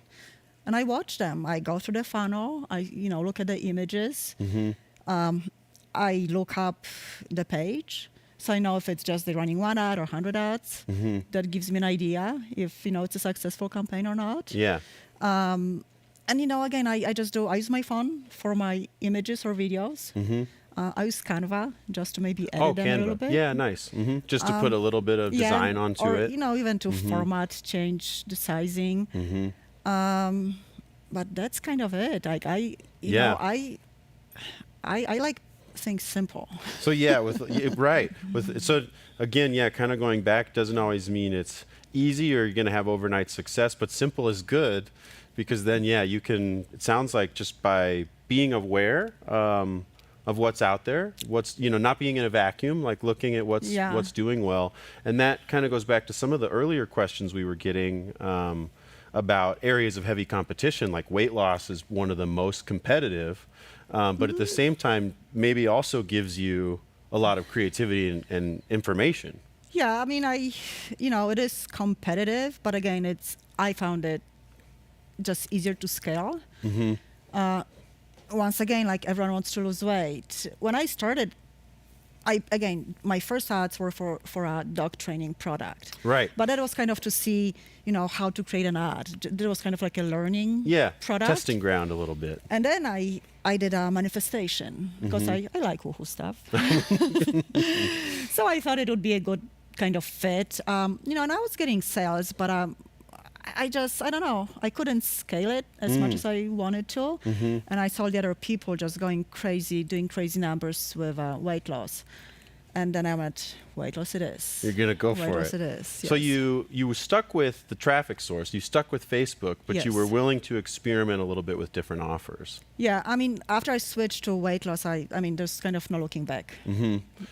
And so I know there was that kind of initial $20, but can you talk a little bit, how much did you have to spend kind of as you experimented to get a sense of like, this will work or this won't, or what was that optimization process kind of like? And again, it's going to be different for everyone because you need to find kind of the winning combination, winning combo, winning creative, either it's an image or a video. It could happen after spending 200. For me, it was probably more to 2,000. Yeah, okay. Yeah, which I think, so you were able to earn and reinvest up to 2K to really start kind of Yes. scaling from there. Or just seeing really what works. It was, again, I made a lot of mistakes. Right. But that was, the learning lessons kind of.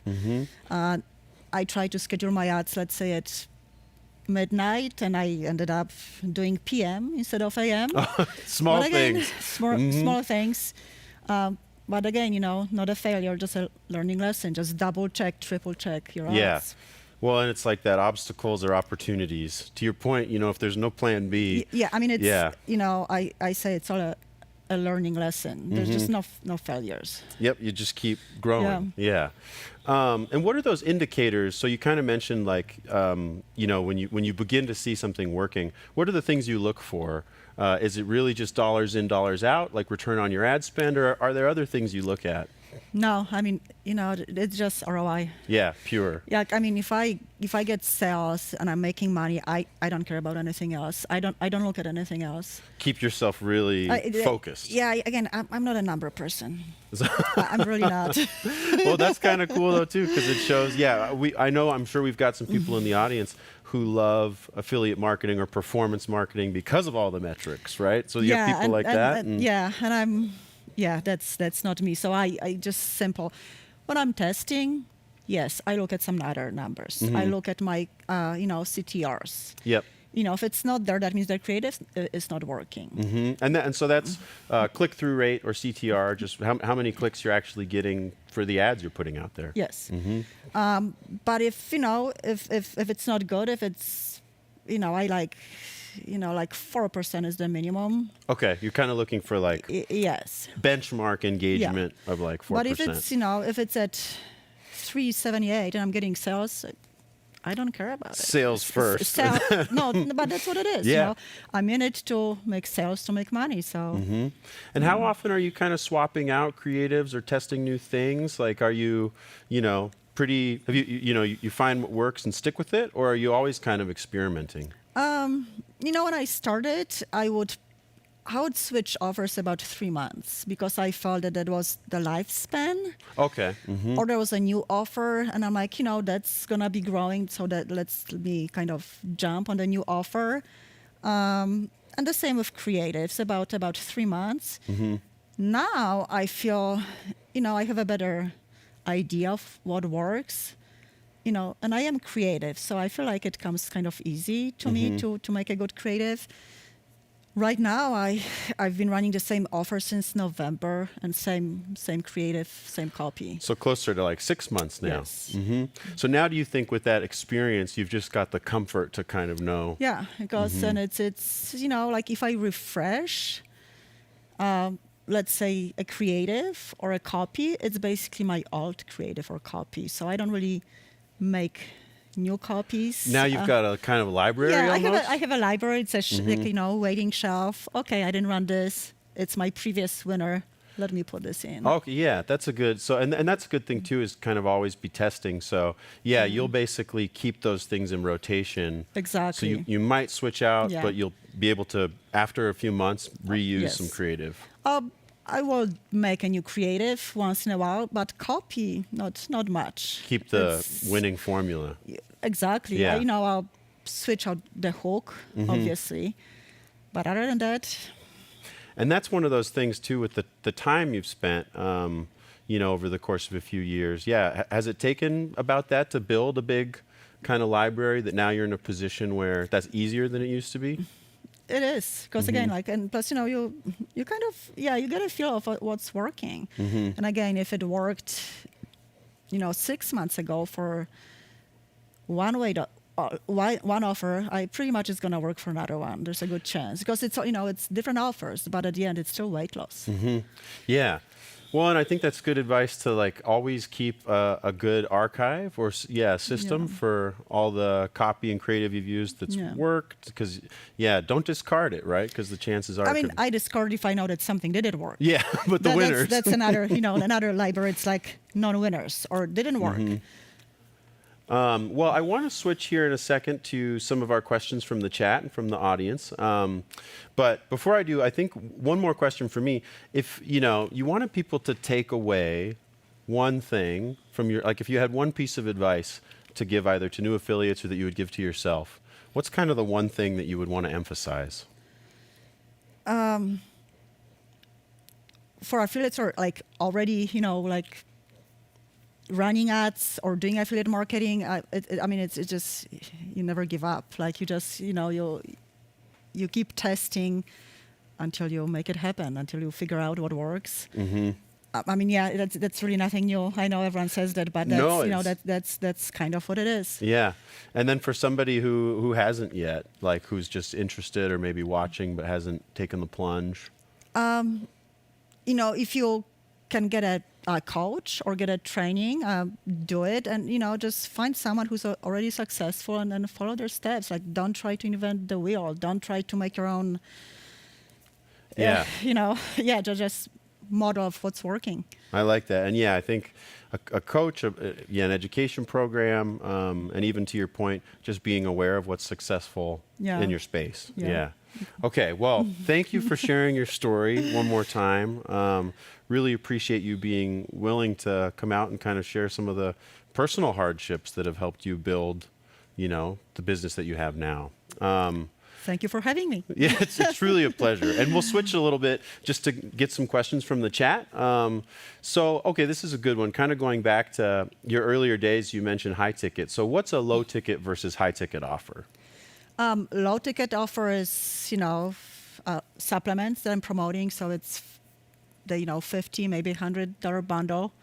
High ticket, at least $1,000 per whatever offer. It's usually coaching. Yeah. But really the product price, right? Yeah, it's the product price. Yep. Yes. And you would think of low as, like that 100, 150 maybe range. Yeah, 50, if it's a bottle, one bottle, High all the way up to 1,000 or more. Yeah. Yeah, 1,000 is a high ticket. Yeah. And I think the interesting thing there is that people do have success with both. Absolutely. I just, again, I think that with the higher offers, you need to be able to build a brand. To get someone to spend that amount. Yes, because why would I trust you? Who are you? And I just wasn't willing to do it. Okay, so it suited what you wanted to do. Yes, I wanted, I'm a private person. Again, I don't want my face on TikTok, Facebook, posting 16 times a day. It's just not me. Right. Yeah, so it was kind of finding the appropriate fit. Yeah. Do you use a Facebook business account, or Meta Business Suite, or do you use your personal account? I use my personal profile. I do have Facebook Business Manager. Business Manager. Every profile gets a personal business manager. I don't use it.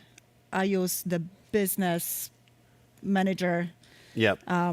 But your main login is still like your. Oh, it's my it's all on my Facebook, original Facebook profile. I do have pages because you need a page, Facebook page to run an ad. You can run it to your profile. But not like, you use your profile versus you haven't stood up like a LLC or business that you run everything through necessarily. Yeah, no, it's a Facebook page that, anyone can open in 3 minutes and adds the page. Doesn't have my name on it. Right. It's kind of like you can call it a store, but it's just, a page that runs the ads. But I'm behind it, just no one knows it. Yep. I'm like behind a secret agent. Yes, exactly. Well, and then another one about Facebook, kind of going back. So you're running weight loss on Facebook. It kind of goes to this common question. I thought Facebook didn't like weight loss. So maybe just kind of talk a little bit more about how you work through that. Well, again, you need to read the policies. Like you can promote, I believe, almost anything on Facebook.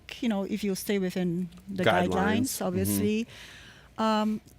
So again, like you can't claim, you can't make promises. Again, that's why I do stories. It says I write story ads, and it's talking about me. I went from 207 to 155, and I talked then about my struggles. I'm not saying that, I was fat. Right. I say, hey, I couldn't even bend down to tie my shoes. I focus on the struggles and what it means to be overweight. I Google it. Yeah. I Google weight loss stories. Research it. I research, and there'll be like, someone, I don't know, made fun of me because they didn't have, I don't know, size big enough. And I make it into a story. I say, hey, this is what happened. I went to a store, they didn't have my size, and I was ashamed, and I had to leave, and then I decided I needed to change something. So I play kind of with the emotions. Yeah, but you keep it personal versus. But it's promising. Oh, yeah, not promises. It's basically I did it, and I like to share your journey. Yeah, my journey. And so I think that's probably the two pieces of big advice, I guess, to unpack there. And obviously I don't mention the product, the name of the product. Let it click through first. And then. Not even on my landing page. Okay. So they don't know the product until they get to the VSL. So they're really kind of a couple steps in. Yeah, it's all kind of the hook from the VSL. Because again, if I put whatever, Alpaline, then people will just go to Google. Right. Yeah, so it's establishing your personal connection to kind of get somebody into the funnel. And then you don't even present the product until the right time, until somebody's I don't really talk about a product. I talked about my story and how it helped me. And I'm like, if you want to see how I did it, click here, and then it goes to the product. So I think a really big thing there is that it's not promising results or overselling. It's really kind of softly connecting to a story. I think that's it's all story based. Really good takeaway. Let's see what this next one is. How did you make it with your first site, or 3 or 5? Maybe that's just kind of your your first few successful campaigns.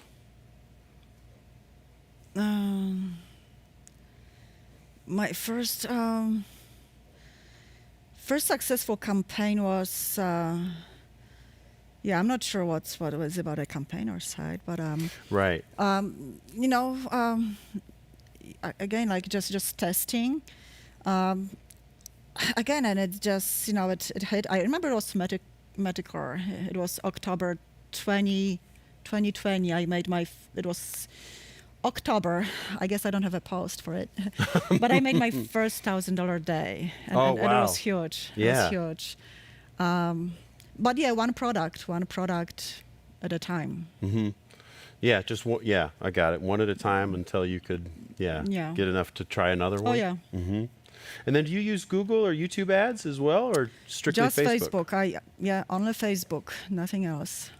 And I think you talked a little bit about this next one, but yeah, do you use a funnel for each product or do you just do ad sending to the offer? Yeah, can you walk us through the funnels that you kind of make? Yeah, you need a funnel. I actually get that question a lot. So, there's a Facebook ad. It links, it goes to my landing page. And the landing page, it's kind of like an extension of the story most of the time. So, it's again about the struggles and weight loss. So it is a funnel, and then the landing page goes to the VSL, to the offer. Yeah, but you kind of have to, the funnel's really your story, the bridge or the steps. That's what it is, yeah. You can't link it directly on Facebook ad. That's a shutdown. That's asking for a shutdown. And yeah, that might be one of those kind of common misconceptions or things that people run into that drives a lot of those questions. Yeah. So there's a funnel. So your best practices or tips for Facebook would be, especially in weight loss, personal storytelling, right? Yes. Yeah, and then basically your step from there isn't right to VSL or to the product. It's really to like an extension, a longer form version of that story. Yeah. And then and that's when people talk about funnels, that's kind of the top of the funnel down toward the conversion, but a few key steps in between there. What is the hook? We might have missed this one earlier. This could just be what sort of successful hook copy? So again, the hook. When I say the hook is the VSL. Like they always have a hook, being it either I don't know, jungle tweak, or 5-second morning routine. So that's the hook. And that's what I put in my ad copy and the landing page. Again, I don't mention the product. I'm saying I use this jungle tweak. And or like ancient remedy. Exactly. So that's the hook. But again, if the question is about the story, I just come up with, I Google different, there's a bunch. And what are some of the, I guess, successful hooks or common themes between successful hooks that you've seen? There's usually like a beach story that someone got called a whale, and that would be the story. Like I went to the beach and someone called me a beach whale. Something emotional. Oh, it has to be. Weight loss is emotional. Has to capture the attention. Yeah, like I at least in my ads, I don't run ads based on, this is proven and. Clinical. No, not clinical stuff. It's because more personal. It is all personal. Weight loss is emotional. Yeah. So I'll be like, I couldn't catch up with my kids or grandkids. I got out of breath chasing them. Or just stuff personal like struggles. it's personal struggles, or good one that I found on again Google. Google searches someone couldn't fit in a roller coaster. Okay, yeah. It's just finding real life examples that you can how long did it start to take to get clicks, and do you do videos or images? It depends. Right now I'm doing videos, but it changes. That's why I watch what other people are running. Because 3 years ago it was all images. It was a cartoonish kind of images, and then I started doing really videos and taking pictures in my own kitchen. Just short form, kind of real life. Yeah, it's like 10-15 second video. Most of the times it has nothing to do with the product, because it just the creative, which is video or image, it's there to stop the scroll, like nothing else, to stop the scroll. Yeah, that's the purpose. I'm glad you brought that up. Yeah, because that's a really good point. Like when you're on Facebook, you're just trying to almost disrupt or that's stop, what it is. They get have the to attention. Stop. If they don't stop, like you might have a great copy, but no one will read it because they'll just keep going. So it has to be, I guess, interesting enough for people to stop and look at it and start reading. And the copy has to, I guess, do its job, which means be interesting enough that they want to, do another click. Click to go to the landing page. And it's the same. It's just to get to the next step in the funnel. Yeah, one at a time. One at a time, exactly. Yeah, and we're going to kick off tomorrow with kind of a funnel deep dive too, where we'll unpack a little bit more of that.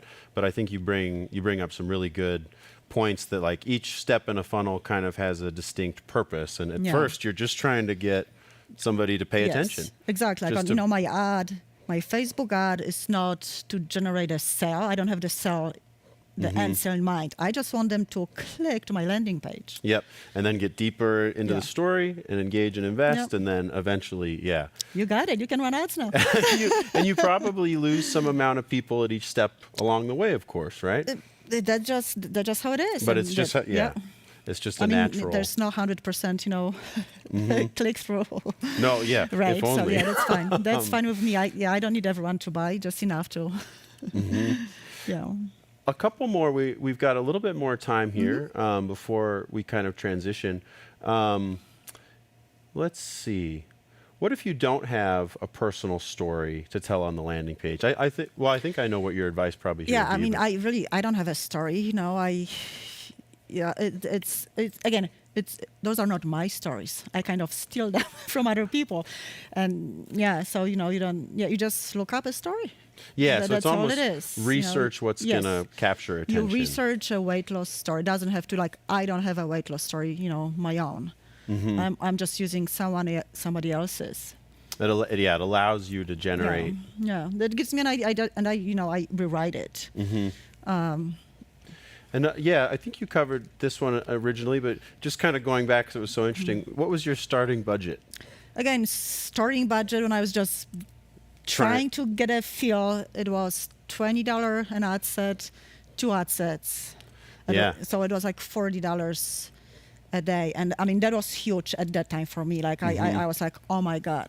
Yeah. I mean, huge. It was a big investment. It was a lot of money. Right. Now, when I start a new campaign, it's 6 ad sets. Usually $25 per ad set.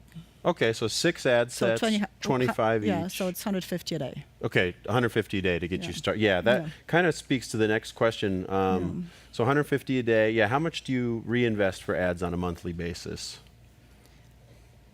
If I'm reinvesting, that means to me that I'm making sales, like all of it. Yeah, you'll put it all back scale, in. That's how you take it from, $100 a day to $1,000, and then $5,000 a day.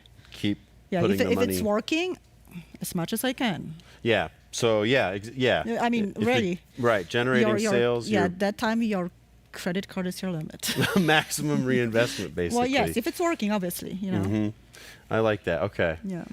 Do you create any bilingual or international campaigns, or no? All English. All English. Yeah. All right. Yeah. And then let's see. Do you recommend combining a website and a blog? I can't quite see the full question there, but that one might not be as applicable. Okay, yeah. Recommend combining a website and a blog to promote ClickBank. Or do you think separate properties work best? Oh, I guess so. For your landing pages, yeah. What do you use for building kind of your landing page experiences? So again, the stories. And does it look like a blog post, or does it? A lot of times, yes. Yeah. So yes, it a lot of times, yes. So it would kind of be a click from the creative or from the ad to something that looks like a personal blog. Exactly. But again, it all changes. Like really, it changes. So I watch, like again, 3 years ago, it didn't look like a blog. 3 years ago, it was a quiz. For sure. Yeah, but then the quizzes worked for some time, and then blogs, like mentioned, worked better. So again, you just watch what's working. But it is a blog looking. Yeah, long form story blog. Well, okay. In our last few minutes, I think just to try to revisit everything that you've covered, I wanted to sort of try to maybe summarize it together, especially since on the Facebook topic, it seems like it's fair to say, you have to experiment, right? You have to be committed. And you've got to be willing to try out different tactics and find the appropriate approach, right? Yeah, I mean, yeah, you have to just find, someone who's doing it already and is successful, either if it's, I don't know, a coach, a program. Stick to the training. And yes, it does take testing. Yeah. But you have to be willing, I guess, to test and know when to stop testing or when something is not working, so don't spend a fortune testing, like pushing stuff that doesn't work. And that's one thing we haven't touched on. Yeah, when do you kind of call it good after you've tested a certain dollar amount? I'll spend, if it's money, I'll spend. So nice, I do a campaign, so 150 a day. I'll let it run for about 3 days. Okay. If there's no sales, then I look at the CTRs, the click-through rates. If they don't look good, then I know I have to test something else. Yeah. So at least so about $500. Give it a few days to see if you get traction, and then if people are clicking. Yeah. Nice. I think that's sometimes great I advice. stop ads after a day because the numbers are so bad. I'm like, no way. You get a really clear signal. Yeah. So you do have to be willing. I wouldn't call it a loss. You don't want to say lose. Again, you just learn stuff. Okay, this doesn't work. Yeah. And it's not the offer. I mean, if you grab a top offer from ClickBank, it's not going to be the offer. It's something about how you're approaching it. Yeah. It's your it's your ad basically. Yes. Well, I just wanted to say one more time, and I know I probably sound like a broken record, but thank you for coming to Boise to do this with us, to share your story with us, and to share, honestly, I think some really unique and valuable tips for people on Facebook, especially in a highly competitive area like weight loss. You kind of showed a path, which is, keeping it personal and also really actionable advice. You're not trying to sell the product at that stage. I'm trying to sell a click. Yep. Just a click to the next final step. That's One it. step at a time, and the patience and the dedication. Well, once again, I know many of you are probably at home, so you may not want to clap in front of your computers. Oh, we do have one last question, actually, to highlight. I was jumping ahead of myself. What's next for you? What's your next big goal? And what about your mindset is going to help you get there? So you just hit platinum. You just got over 250,000 in the last 12 months, which is a huge deal. Where do you want to go? That's that's calendar year, so that's since January. So that's not even a Yeah, true. Partial year. Yeah. So that's 250 since January 1st this year. So 5 months. Yeah. Yeah. I'll tell you, it took longer than I expected. I wanted to do it by in first quarter. You had an even more aggressive goal. But after January and 100K, I expected. But that's kind of to show you, like, I didn't get discouraged. Just it's like just enjoy the journey. Yeah. It took me longer, but hey, I'm not gonna complain. No, and is that kind of the next? Just keep. So platinum now. I wanna say maybe quadruple platinum by the end of the year. There we go. I like it. Yeah, but it's. I mean, really, it just happened. I'm still kind of digesting it. Yeah, it's only a week. It's very fresh. It's like 9 days, and I was crying. Oh, that's amazing. Like I cried. Well, it's such an honor to be able to be part of that journey, in our own way on ClickBank, and to have you here to share the story is so meaningful. So again, thank you, and I wish you every success. Like, I'm confident you'll hit that quadruple platinum. Wish you every success in the world. And thank you to you all for tuning in and kind of joining this very special Q&A. We're going to cut to a graphic again here for just a few minutes as we get the stage reset for our next session. So we'll be back. You can take a quick break. And Izabela, please, round of applause. Thank you so much for everything. Really appreciate it. Thank you so much. Now let's do that.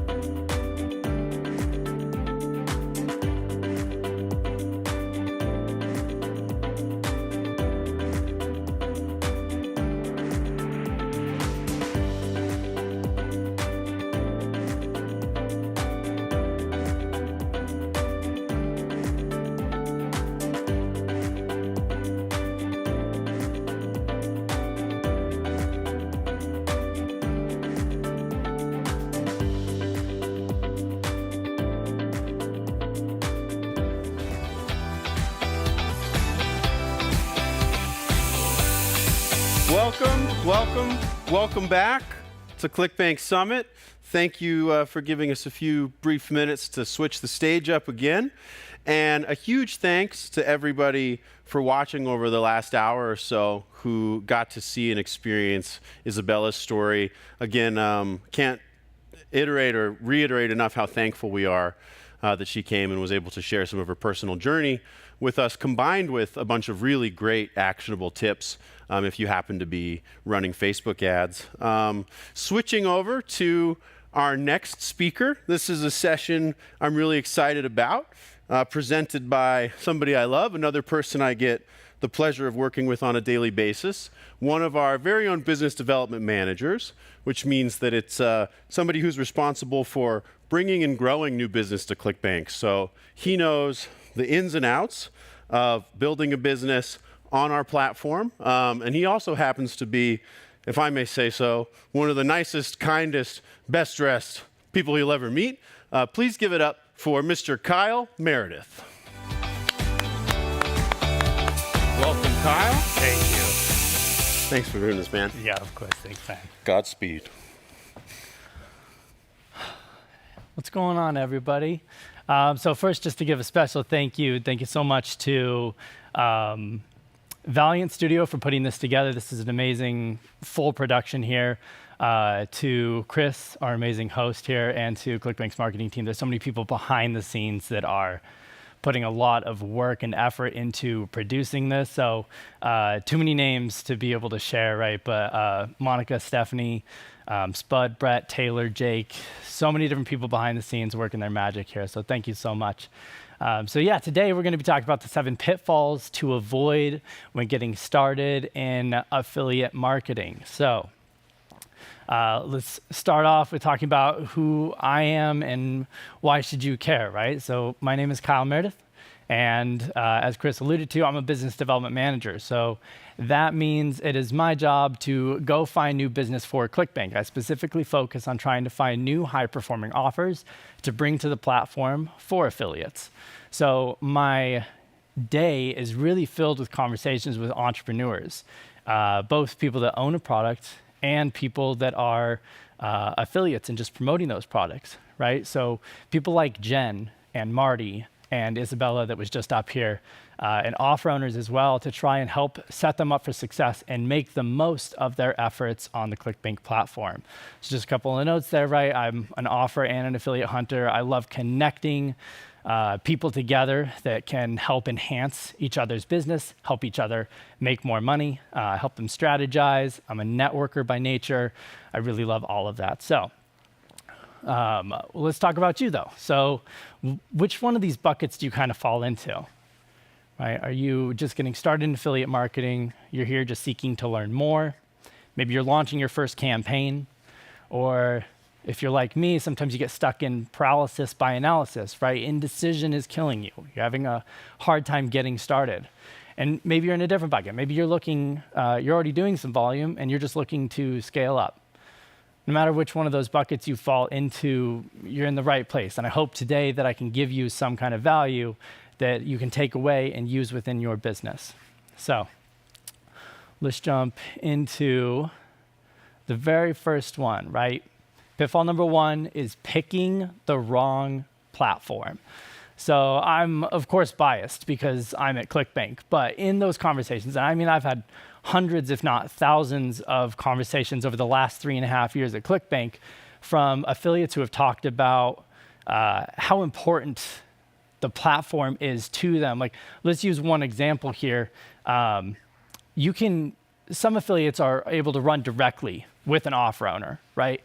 But that means you are kind of running this risk, just like, when you try and go and evaluate picking the right gym, right? So we're going to use this analogy throughout the presentation here. But when you are trying to pick a gym, you want to find something that has the equipment that you need, right? It's in a location that's easy for you to get to.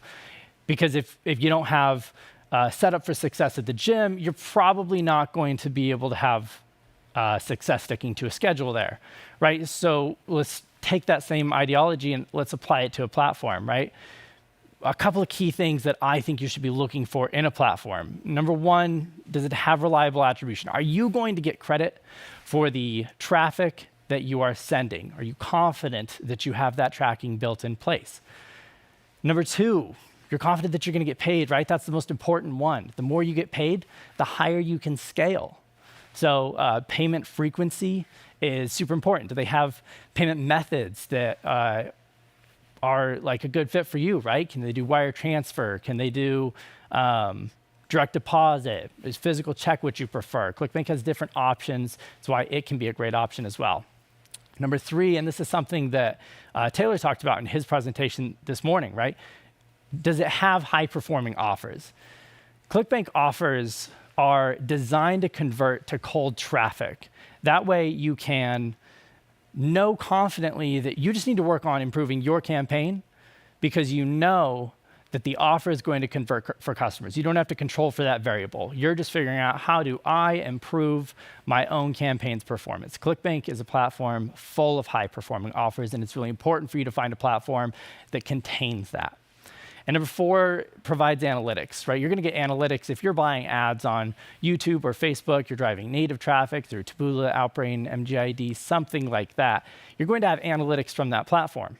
But ClickBank is also providing another element of those analytics so that you can have the full scope of the picture of how your campaign is performing, so you aren't wasting time trying to optimize or taking guesses and really lengthening the amount of time it takes for you to find success. Pitfall number two, right, is picking bad offers, and this is very different, or assuming that the offer sucks. So I don't know if you're like me, right? I don't prefer to go to a gym that's jam-packed, right? If the gym looks like this and I have to wait 4 minutes for the right equipment just in order to do the next part of my workout, it usually delays me, right? It leads to really annoying friction in my own workout. So in affiliate marketing, you can end up in a similar situation, right? Most popular does not always equal best.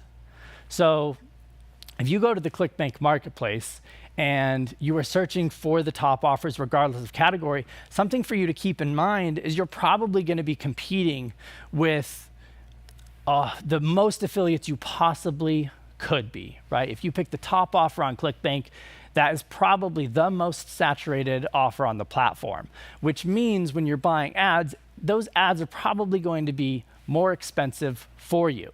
So most popular does not always mean best. What you want to do is go a little bit deeper in the marketplace, right? You can find amazing offers that are very high performing for you that are beyond the first 3 to 5 pages of the marketplace, right? You can find incredible offers in pages 5 to 20. The marketplace is a stack ranking of offers, and it's looking over a specific time period, right? So you'll have new offers that are doing extremely well, but it takes them time to ascend the marketplace. So just be a little bit more thorough in your search of the marketplace, and don't just focus on those top ones, especially if your ad costs a little bit high. Switch to something that perhaps has less competition so that you aren't competing with those extremely high-scaled affiliates.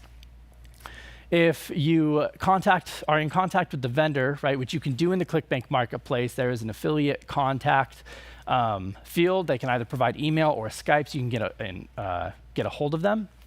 You can ask them what traffic sources are working best for the offer, right? So you can make sure that your traffic source is aligned with how that offer is performing best, right? Is it performing best on YouTube or Facebook?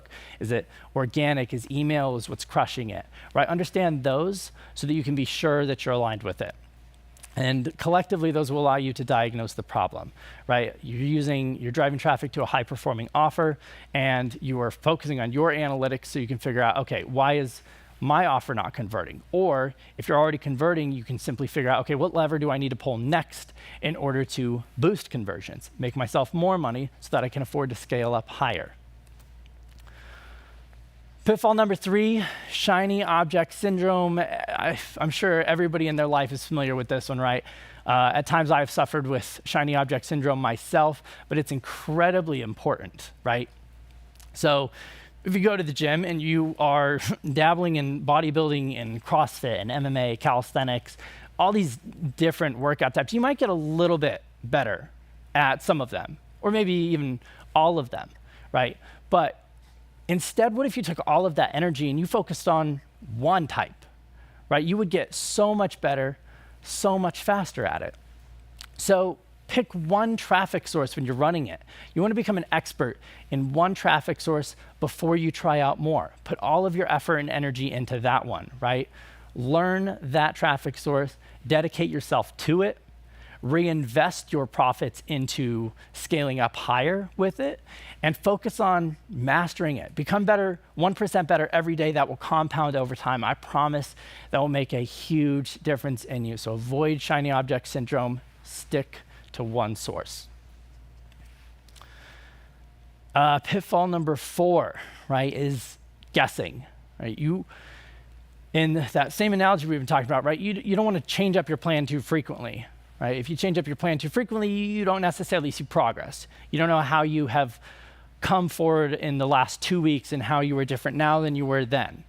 Affiliate marketing, you're going to take the same approach, right? You want to make data-driven decisions. So you're not guessing. You're listening to the data. You're letting the data inform you what to do differently. So when you're optimizing, optimize top down, right? When you land on a page, the first thing people see is what's at the top of that page.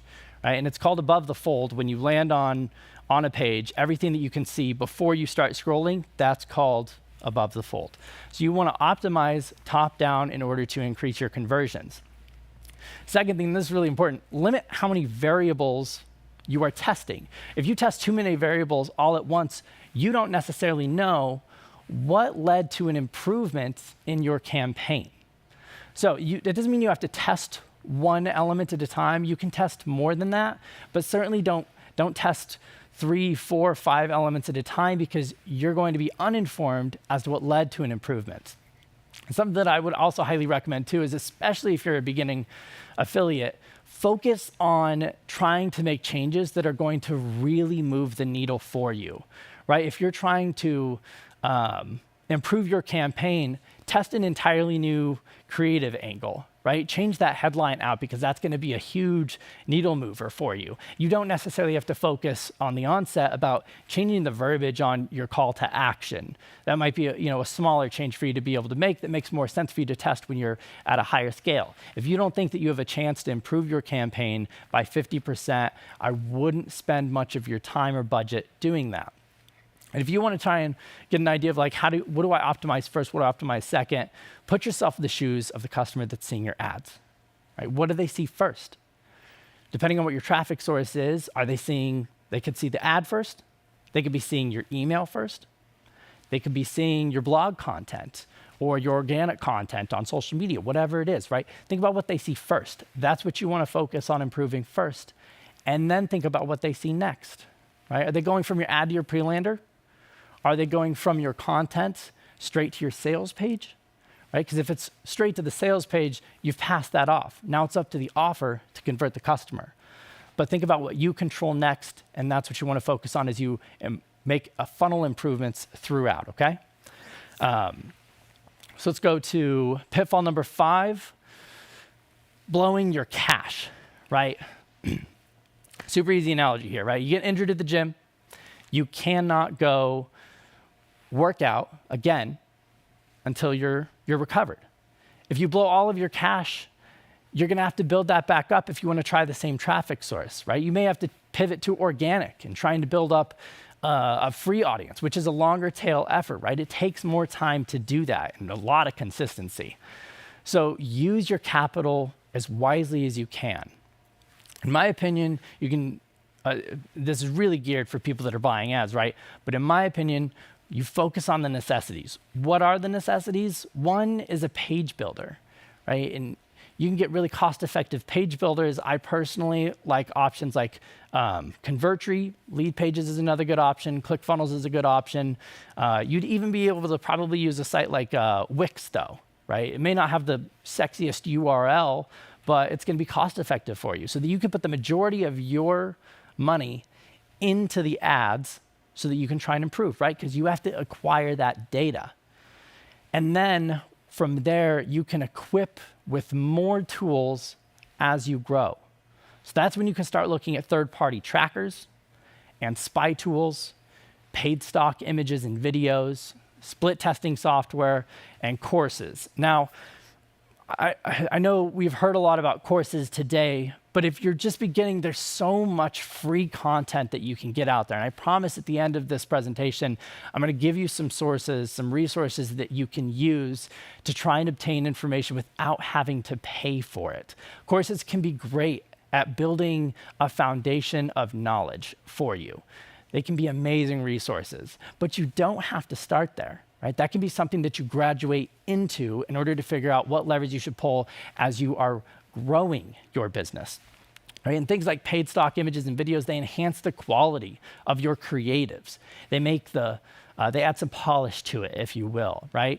So that can certainly help, but you don't need it from the onset. You can find tons of free images to be able to use in your creatives. And even software, like if you're considering doing YouTube ads, and you're like, how do I even put together a video? I don't have video editing software. I don't have any video editing skills, anything like that. Well, you could learn like Adobe, what is the name of the Adobe, whatever the name of the Adobe program is, right? You could learn something like that, which takes a lot longer too. So now you're building up a secondary skill set, or you can find programs out there that are so much more user-friendly, right? And they don't require you to be a video editing expert to be able to utilize something like that. So equip with different tools as you grow. And pitfall number 6, this is probably the most important one outside of the last one, is ignoring psychology, right? So if you go to the gym and you are putting in effort to try and get better, you want to understand what good form looks like, right? You want to establish a mind-body connection so that you know if you are hitting the right muscle group, how should that feel, right? I'm a golfer. I'm not a good golfer, but I enjoy golfing. And something that's so important for me is understanding how my swing should feel, because it's such a fluid thing. So if I'm having a day where my swing feels really off, I'm just going to try and get my mindset back into, how do I get back to that feeling that I know works really well for my swing? Right? And the gym is the same thing, but you can take that, you can also apply it to affiliate marketing. So in my opinion, there are no good shortcuts to understanding psychology, right? How many of you have actually read the offer copy or watched the VSL for the offer that you were driving traffic to? I'm sure some of you have totally done that. I myself I just couldn't sit through a VSL. I would never be inspired to do that. But in order to understand psychology of direct response marketing and affiliate marketing, I've got to do it. I have to learn that way, right? So read the offer copy, watch the VSL, take extensive notes throughout. What are you trying to know? What are you trying to learn? Well, you're trying to learn, how does the offer convert people, right? What's their hook? What is their lead, right? How are they engaging people? And what are the emotional ties that they're establishing with the customer in order to convince the customer that their product is the right solution for them? You want to know that stuff so that you can ensure that your creatives align with it. Second, this is a huge one, right? Don't rip off other affiliates' ads. It is a given, sure. But it is truly more expensive for you, because Facebook and YouTube, right, those algorithms they don't reward reused ads. It's actually more expensive for you. It's also more expensive for the person that you ripped off ads for. But most importantly, right, it's more expensive for you. So be unique, be creative. And the other most important part, right, is if you're using spy tools or something like that to understand or find offers that are working really well, affiliate creatives that are working really well, and you are simply taking them, you don't understand why they're working, which means you won't be able to replicate their success because you just don't understand the full funnel picture, right? Some affiliates run campaigns that aren't profitable on the front end, but they're capturing emails and they're remarketing to those emails, and sometimes that's where their profitability comes from. And if you're trying to straight up compete with them one-to-one on that, you're going to lose because they're at scale. So don't rip off ads. It costs you more. You don't understand why they work, and you really need to, right? Because even if you take an ad and it works for you for 2 weeks, Do you understand why it converted?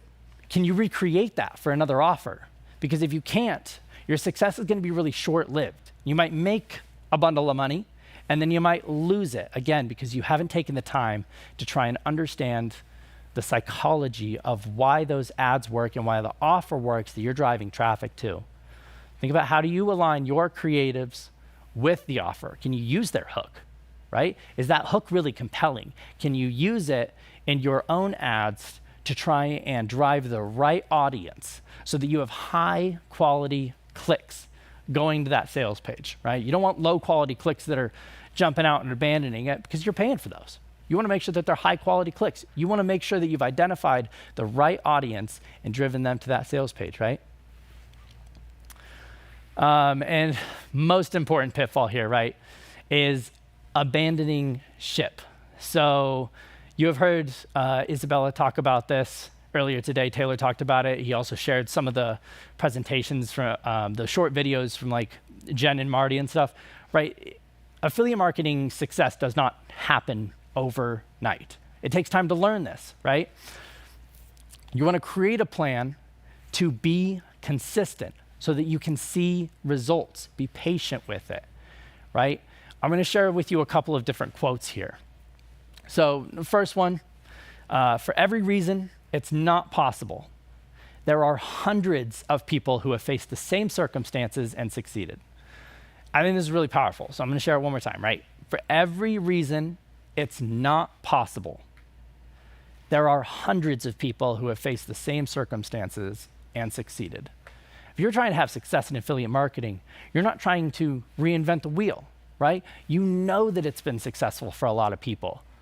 You're not blazing a new trail in affiliate marketing necessarily, right? You're not necessarily a challenger brand. You're just trying to find, how do I make this work for me? Who is Jack Canfield, for the record? He is the author behind the chicken soup brand. They make books, right? They have a book for every soul in the universe. So they now have over 250 books behind that brand. Well, what's crazy about Jack Canfield is he was rejected by 144 publishers before he ever published his first book, right? It took him 14 months to sell a single copy for the very first time. And his goal when he launched it was ambitious. He was like, I'm going to sell 500,000 copies. And you fast forward to today, he has sold over 500 million copies, right? But if he said, okay, I give up, after those 144 publishers rejected him, he would have never seen that success. It took him 14 months. Imagine being that patient through a process like that, right? It takes time. And I'm not saying affiliate marketing takes the same amount of time, right? The point is that it takes patience and diligence and sticking with it. A second quote here is by Howard Schultz. I am convinced that most people can achieve their dreams and beyond if they have the determination to keep trying. Howard Schultz founded Starbucks. But before Starbucks became what everybody knows that it is today, he was turned away by 242 banks. Can you imagine getting rejected 242 different times? He actually never got a loan from a bank. He had to invest with 3 individual investors. It was a doctor and 2 private investors. They collectively came up with $400,000. Today, Starbucks has got over 32,000 storefronts in over 80 countries. They are literally worldwide, and they serve 8.5 million customers every single day. And that doesn't happen if he doesn't stick to it and stick to what he believed in, which is that he could make this brand a undeniable success, right?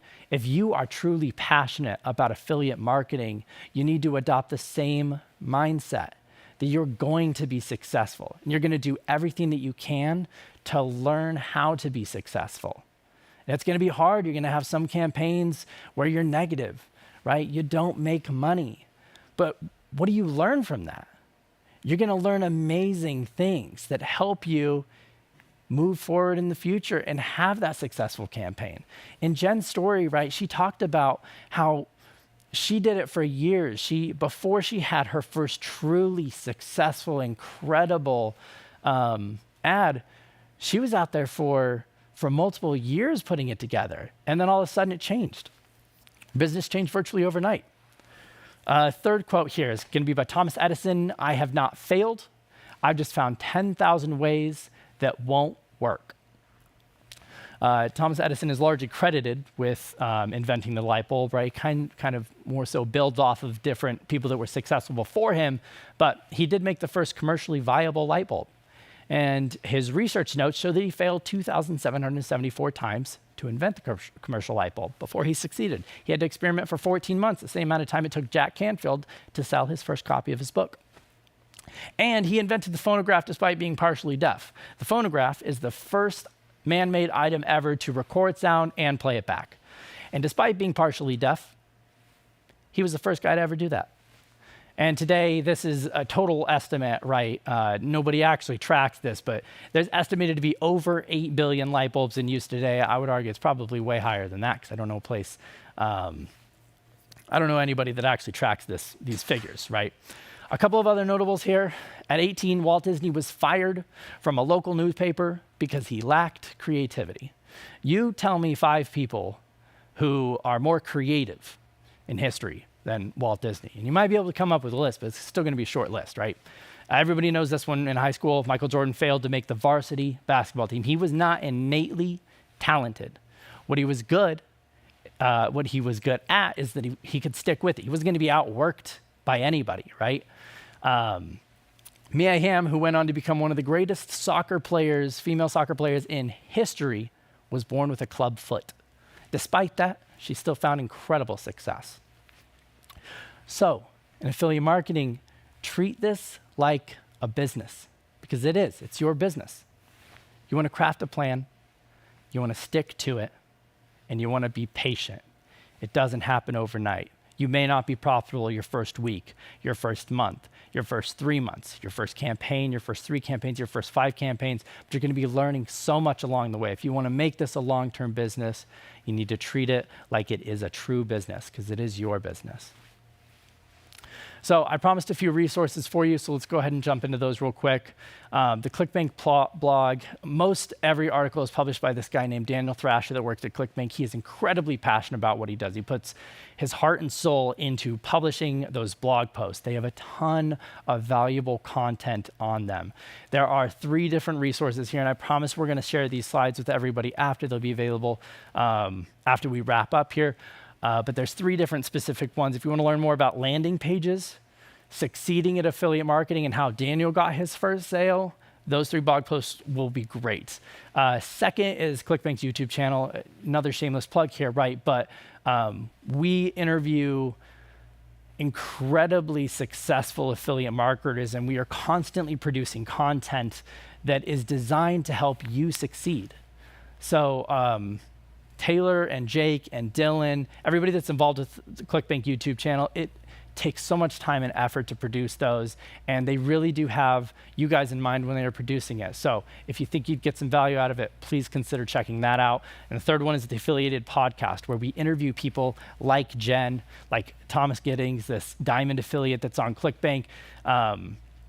We pick their brains, right, so that we can understand how did it work for you. And as hosts, we're genuinely curious people, right? We want to know the answer of how they found success, the same way that you guys do. So we're trying to ask those questions and probably cover a lot of the similar things that you guys would want to be asking them if you had an audience with them in person. And that podcast can be found on all your traditional channels, right? Spotify, Apple, all that good stuff. Now, 2 non-ClickBank ones. MaxWeb blog. MaxWeb is a affiliate network. They are a diamond client on ClickBank. They have a blog post where they go really deep. It's 100% affiliate-focused content, and they do a really good job of curating those. Last one is going to be Liam K's YouTube channel. Liam K is a platinum affiliate on ClickBank. He produces a lot of content that really peels back the curtain on affiliate marketing and can give you some really good insights into how he thinks about and approaches business. And for that's going to wrap up my presentation here today. Chris will come out, we'll take care of some questions. But again, thank you so much for participating today, and looking forward to seeing how I can add some value to you during this Q&A session. man. Thank you. Big round of applause for the one, the only Jedi Master, Kyle Meredith. Thank you, Kyle, for covering those important pitfalls. And I like, as a lot of speakers have done, you really emphasized mindset, consistency, resilience, and sticking with it. Yeah, it definitely takes a lot of time to do. I appreciate the personal stories, and especially all the gym photography. I definitely just want to go lift Yeah, now. I'm clearly like built like a brick house, so you know, definitely got to be talking about the To the gym. teeth. It really sells it. I'd really like to go work out, but we're not doing that today. So, a few questions from the chat, if you don't mind. Yeah, absolutely. All Let's get right. into it. When starting out, do you change product images and get creative right off, or do you just use what the vendor gives? Yeah, great question. So I think for the most part, affiliates use what the vendor provides to get inspiration, right?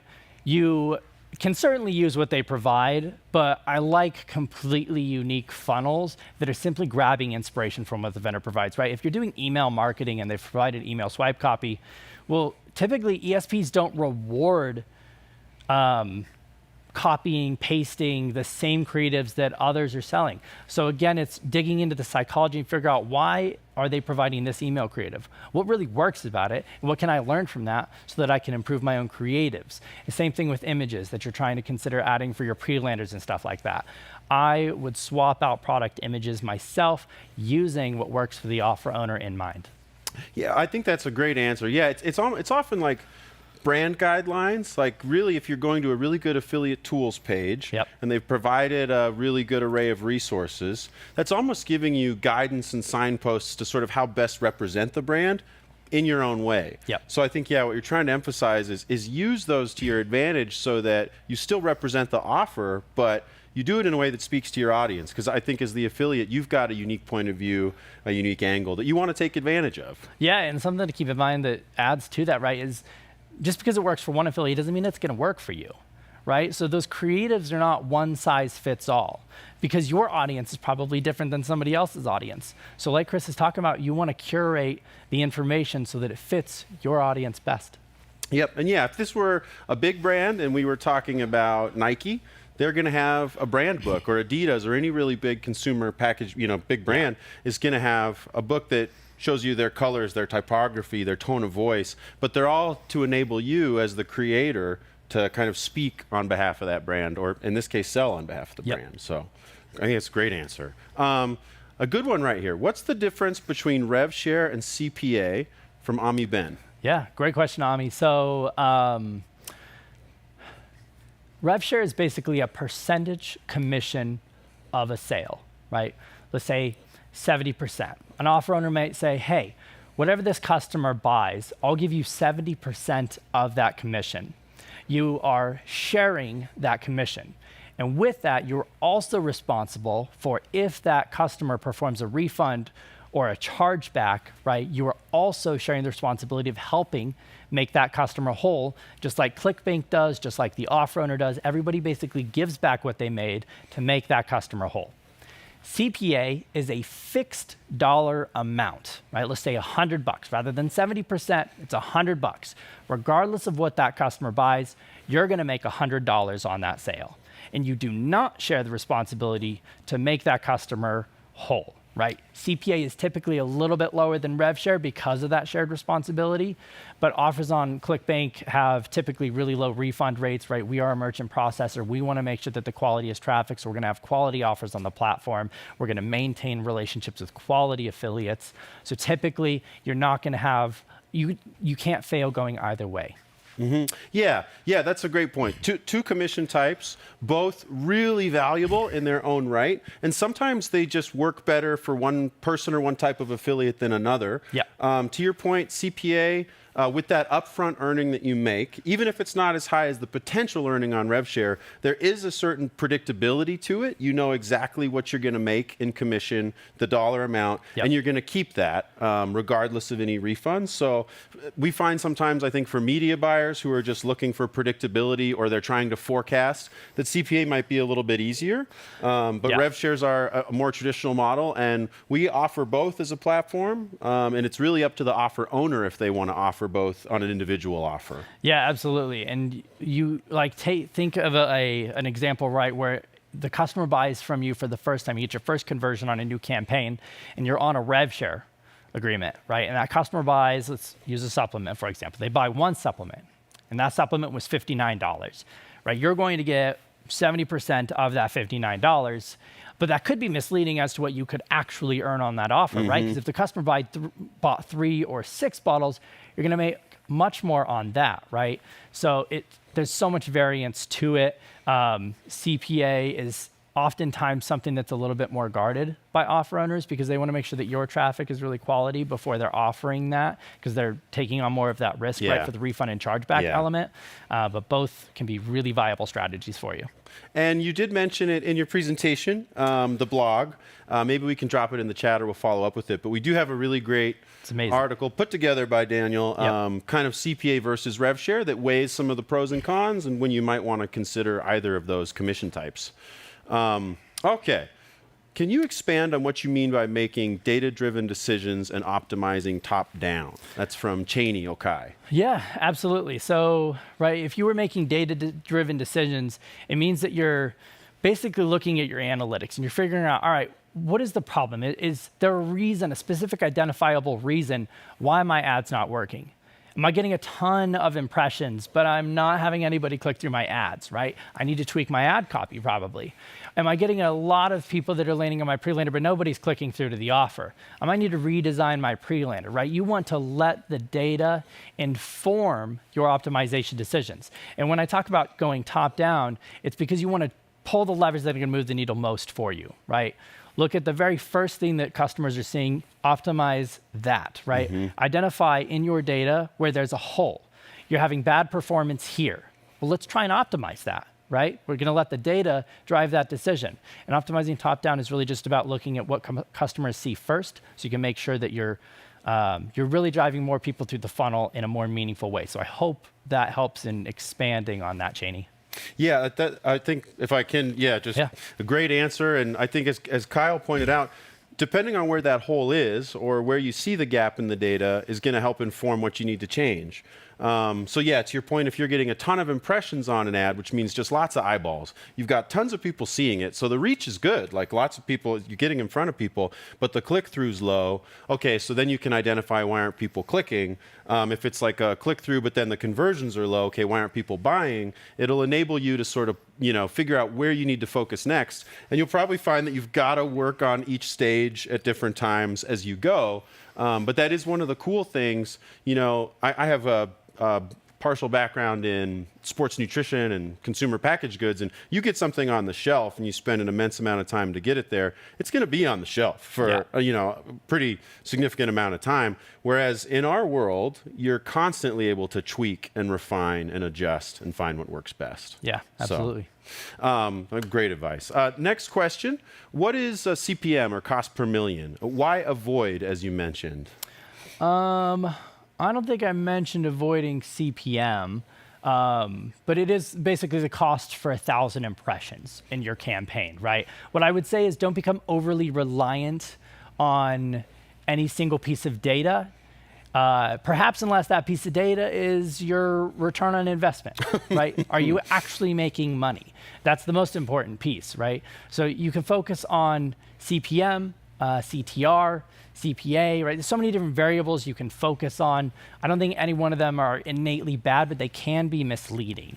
So make sure you are considering all of your data collectively. All the acronyms. Yeah, all the acronyms. You have to look at every acronym. We actually also, in case these acronyms start getting really confusing, right, we also do have a blog post that breaks down hundreds of affiliate marketing acronyms, including all of the really important ones for you to be able to check out too. Yeah, and it seems complex with like we joke about it all the time because it's a language unto itself. Yeah. But the reason for all these acronyms, to Kyle's point, is because each data point is important in the total picture. And you mentioned except maybe following the sales lead, but Izabela talked about that too.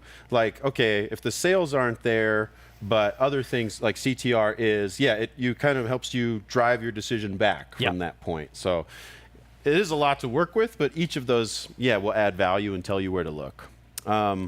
Is it possible for a campaign to be considered a complete failure or can any campaign be tweaked and improved? From Sayak.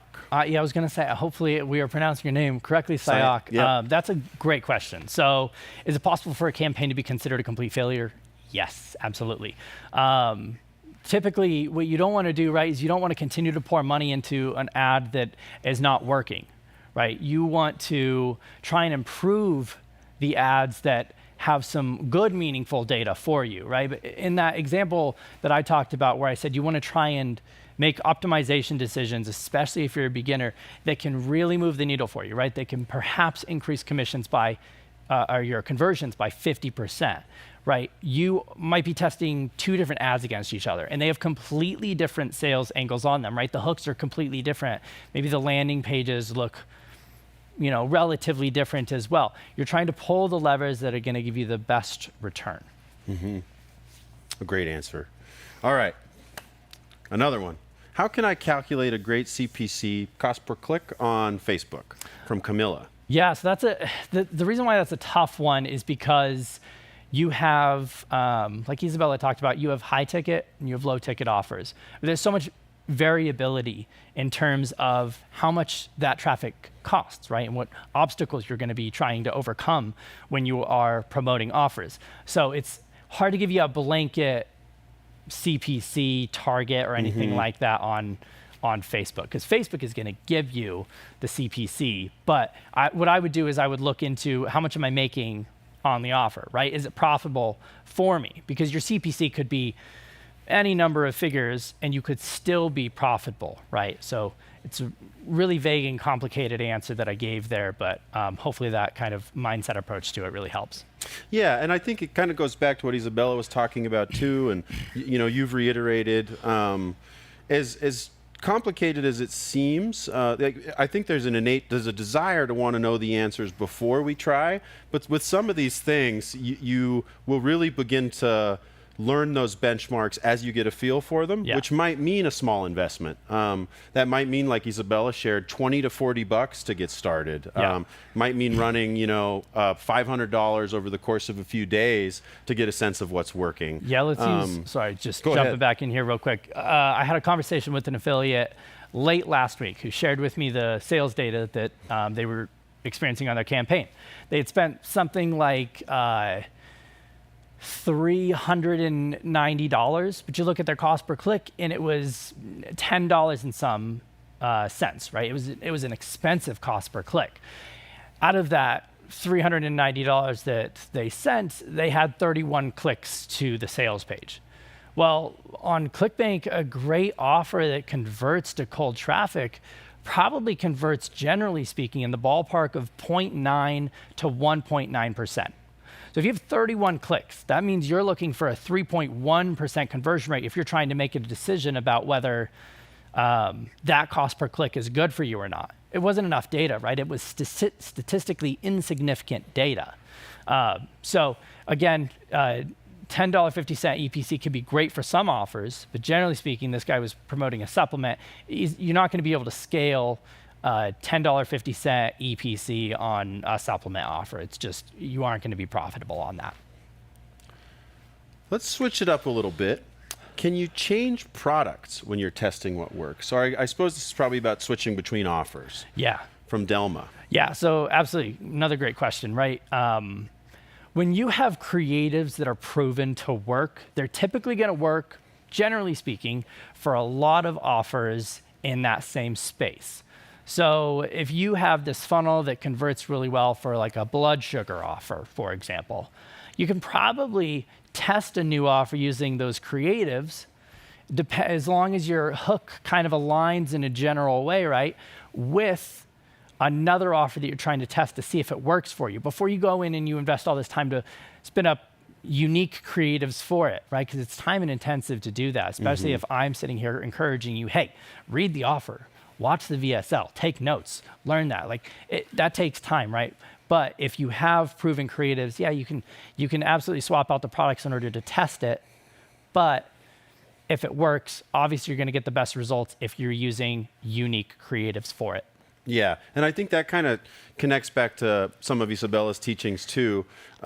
She stuck with a traffic source, really committed to Facebook, found the niche, but then because she's now she's done that long enough that now she has a library of stuff that's worked successfully that she can now a little more readily and easily change offers. So it's kind of like keeping enough consistency to where you can build that library and see results and learn what works for you while allowing your freedom. Yeah. As long as you understand the psychology of it, right, you can templatize your approach to creating ads, right? You generally speaking, if you have a lot of success with YouTube ads, you're going to have a template. Generally speaking, I'm going to create my ad. It's going to start here. We're going to talk about these things. We're going to go here. And I can pretty much take that to any vertical because I know it works for me.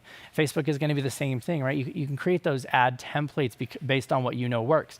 One other tip that I would also recommend, though, is if you come across an ad that you are organically provided and you like it, save it. Like put that in your own ad library, right? So that anytime that you're trying, let's say you hit like this creative hurdle. I'm not really sure what to do with my ad. You can go back to your ad library and you can regenerate that inspiration, right? So you can figure out, okay, I'm having a hard time coming up with a new creative angle. Let me tap into what captured my attention, what I've seen work, and let me use that as inspiration to try and get new ideas out and overcome that hurdle. Nice. Yeah. Great advice. And we're back to the acronym land now. Yes. But it's an important acronym.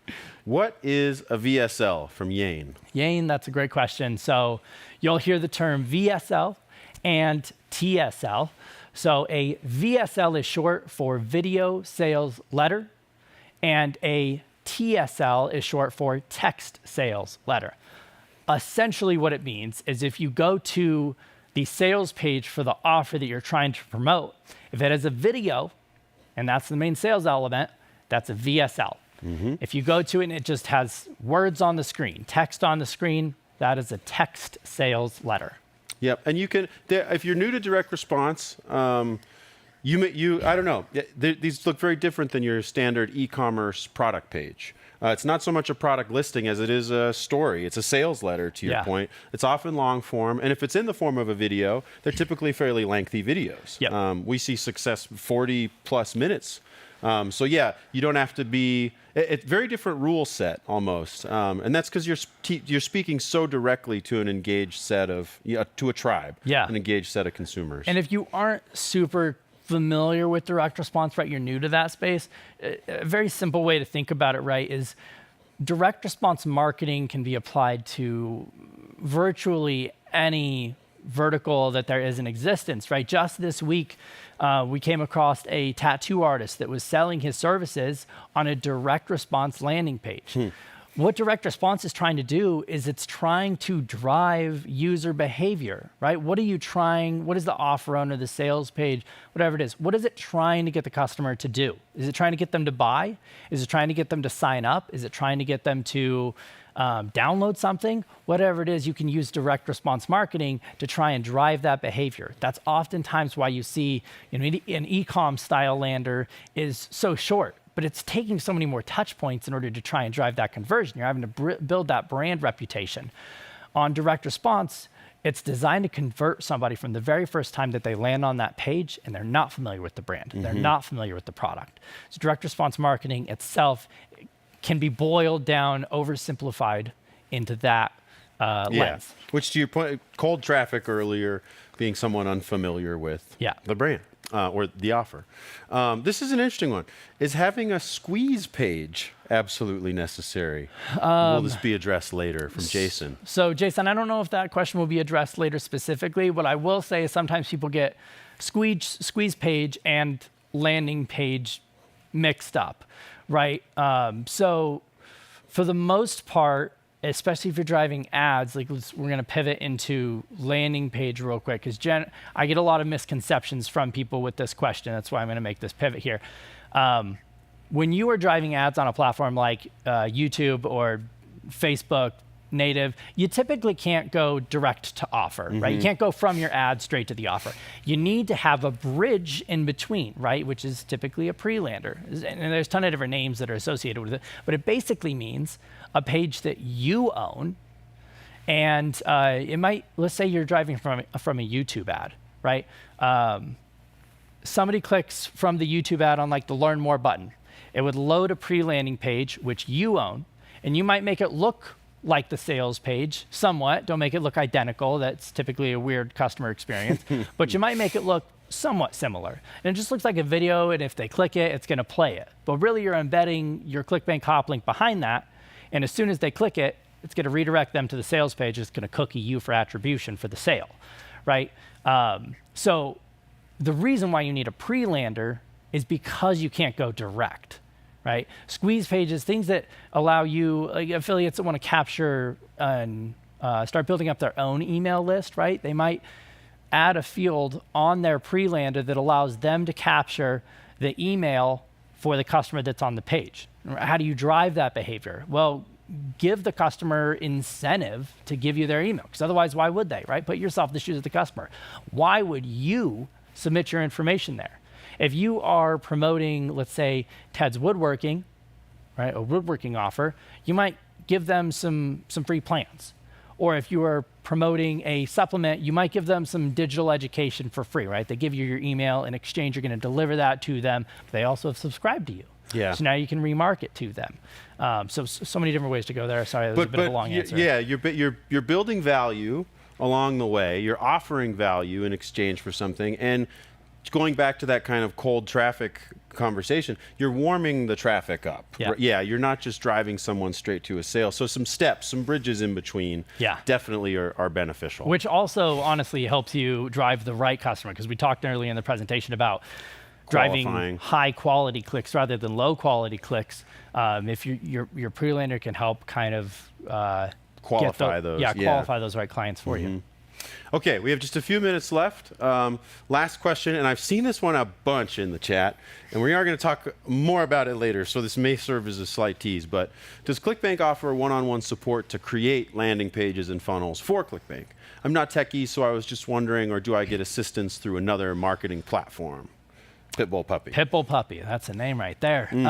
So the answer is directly, no, not like a one-on-one person. We do have this new program that you will learn about later today that is called Accelerator. It's part of the Spark program. So make sure you stick around for that. Let's answer that in kind of a general way, though, right? ClickBank has content on YouTube and blog posts, which again talk about what are the good elements of a landing page.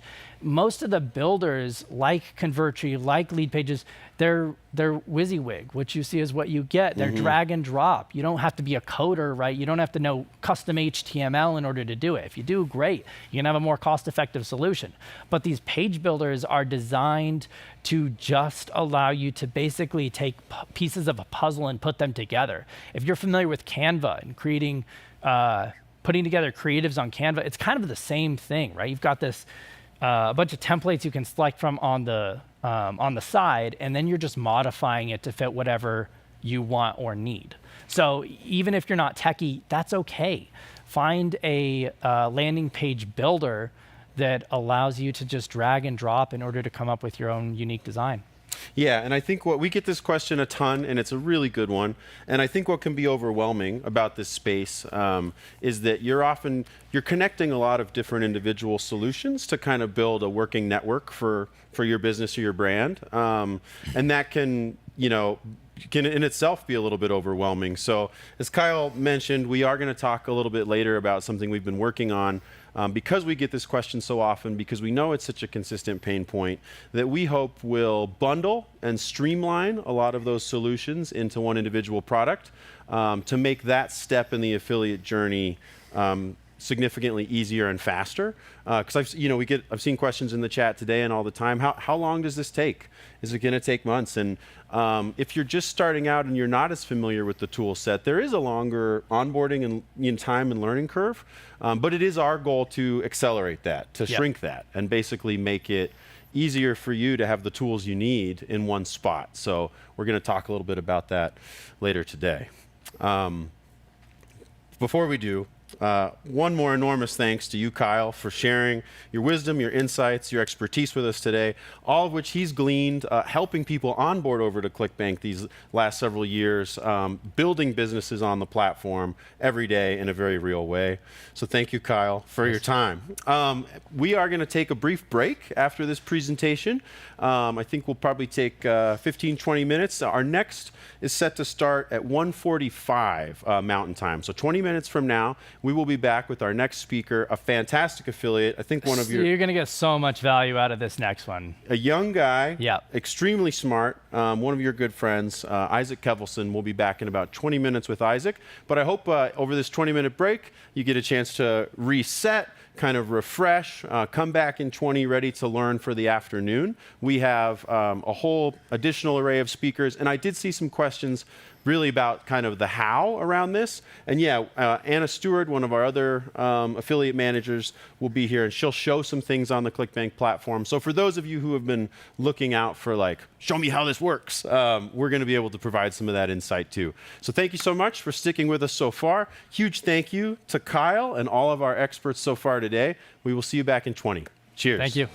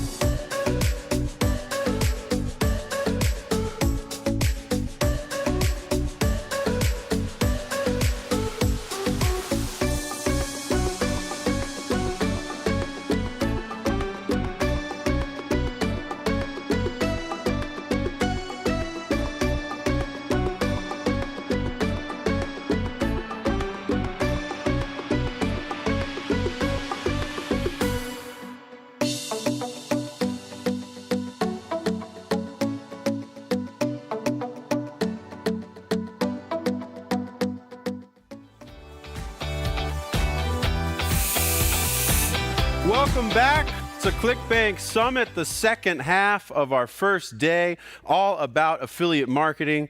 I sincerely hope you've gotten an immense amount of value out of our first few speakers today. We've covered a wide range of topics, ranging from a lot of the technical how-tos into more of the mindset, and we have more great stuff to come this afternoon. A couple quick reminders, just little housekeeping items before I introduce our next speaker. Please stick around till the end of today for a couple big things. One is a really exciting announcement about a new ClickBank product or feature that we're going to reveal, breaking news to this audience before anybody else, and we would love to share that with you. And then two, if you're engaging in the chat, asking questions, we have got a great giveaway lined up. Later today, we have a $500 gift card for one lucky winner that we'll give away close to the end of today. Same thing tomorrow, enough money, a meaningful amount to help you kickstart your next campaign. And as you heard from Izabela earlier today, it was about $500 that she uses these days across a few different things to see if campaigns are doing well. So it really is enough of an investment to kind of get a new ad set started or whatever you want to do to invest in your growth as an affiliate marketer. And with that growth as an affiliate marketer in mind, I'm very excited to introduce our next speaker. He's a young, incredibly smart, incredibly talented affiliate, predominantly working paid media on social.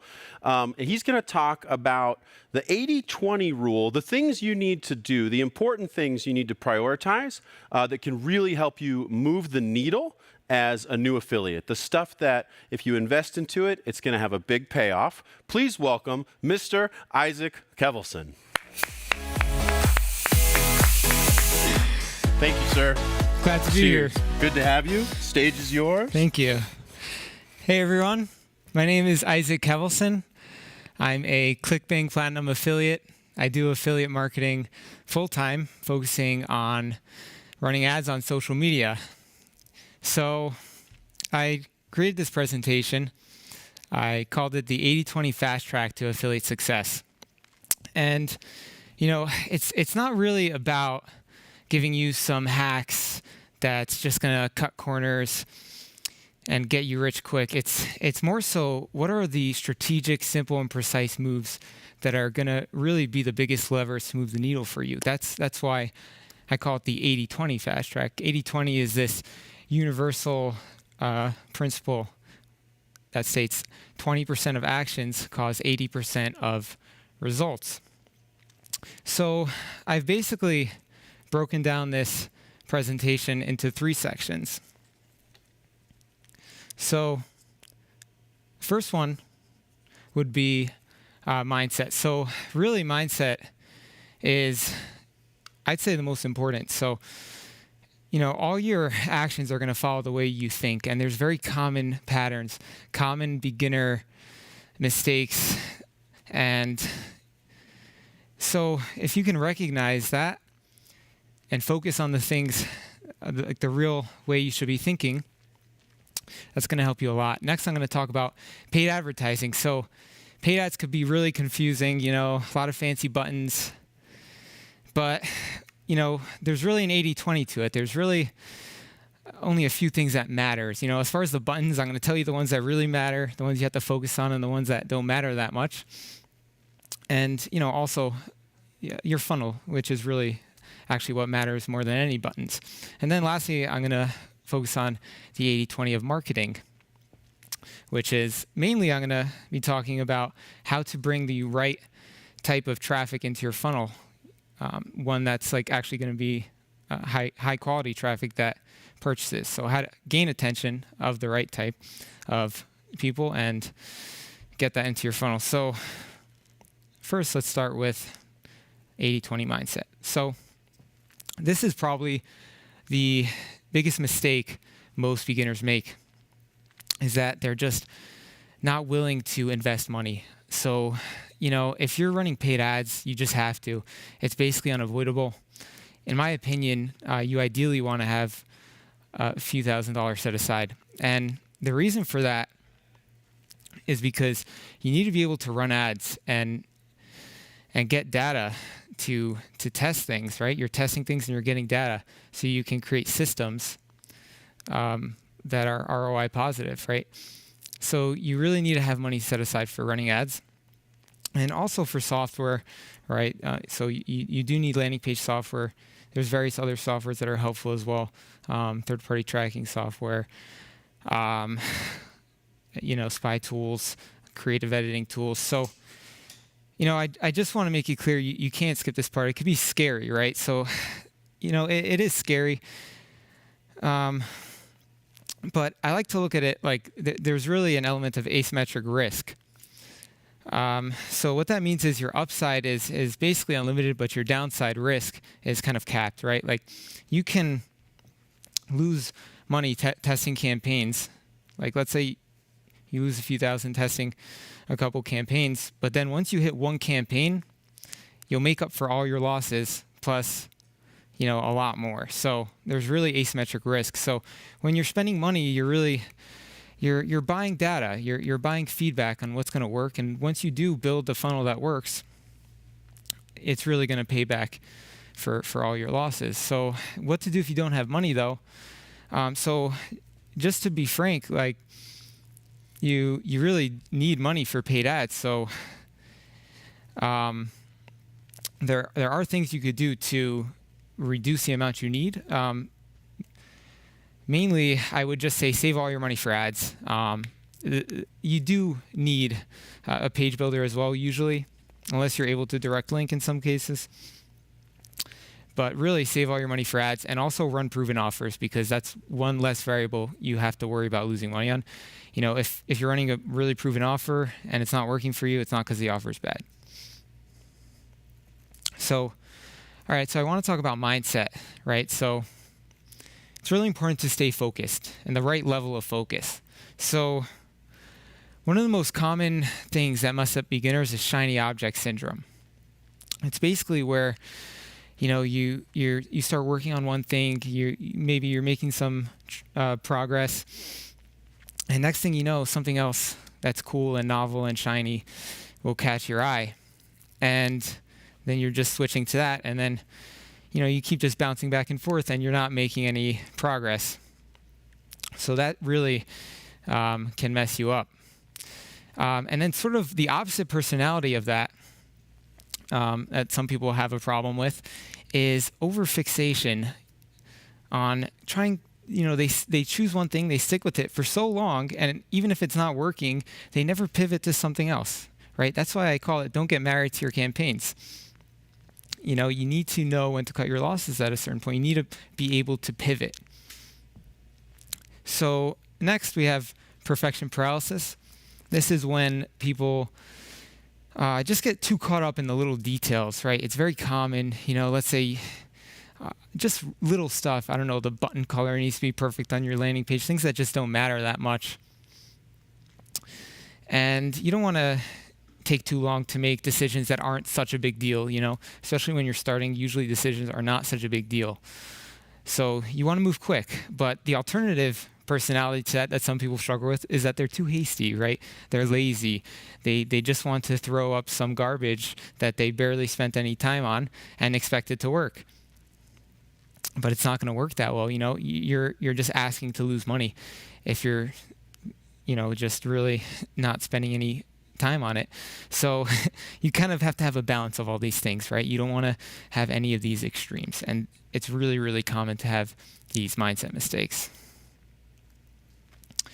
So this one's really important, right? How to choose offers. And people talk about this a lot. And I feel like, as a beginner, when I started, it was like, I thought it was a lot more complex than it was, but it's really actually very simple, because the best offers you're going to see everywhere, because by their nature, if people are scaling them, they're spending money on them, they're getting a lot of web traffic, you'll see them everywhere.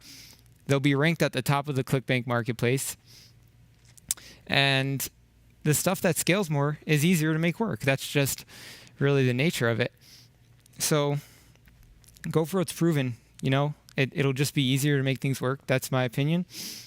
And how to find stuff proven, really the easiest way is just to go to the ClickBank marketplace and see what ranks well, see which offers have the most web traffic. And then also, you always want to be networking. You want to make friends in the industry and see what other people are running. And yeah, that's pretty much it. But it's very important to be running something that's proven. Okay, now I'm going to talk about 80/20 paid advertising. So people really overcomplicate paid advertising. And I'm specifically talking about social media ads because that's what I specialize in. And yeah, like I said before, there's really a lot of fancy buttons. I'm going to try to show you the 20% of buttons that will produce 80% of results. So this is all that matters as far as buttons go, right?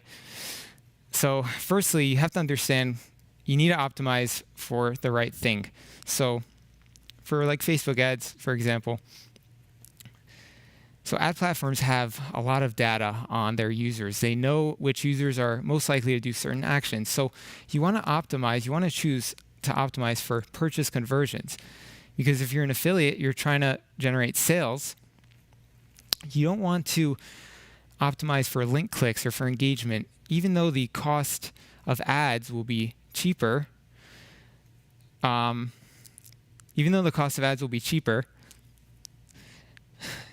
It won't be high quality clicks. So if you optimize for purchases,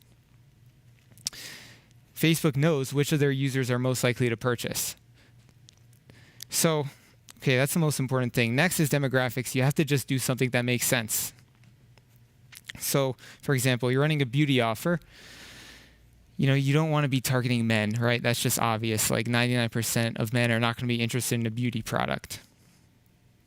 So, just common sense for that. That'll make a big difference as well.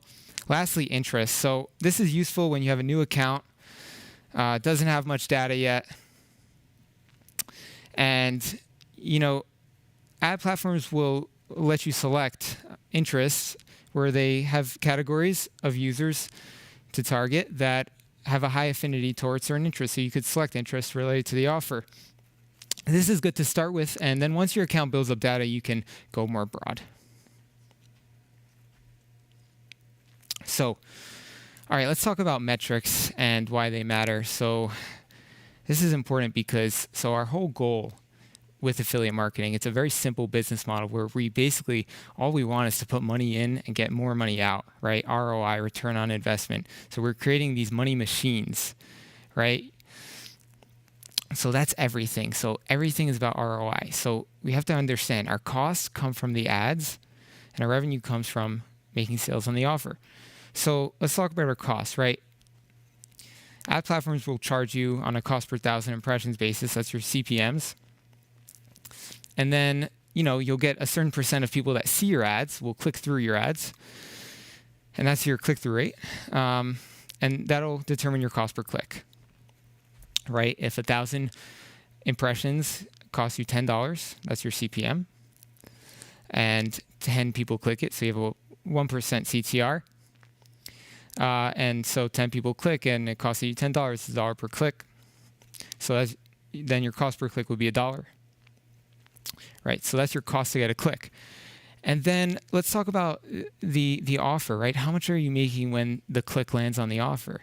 So that's determined by the amount you're getting paid on the offer, right? Let's say when someone buys, you get paid $100, right? Just to keep it simple. And let's say your conversion rate is 2%. So that means if on average 100 people click to the offer, 2 of them will buy. So you have a 2% conversion rate.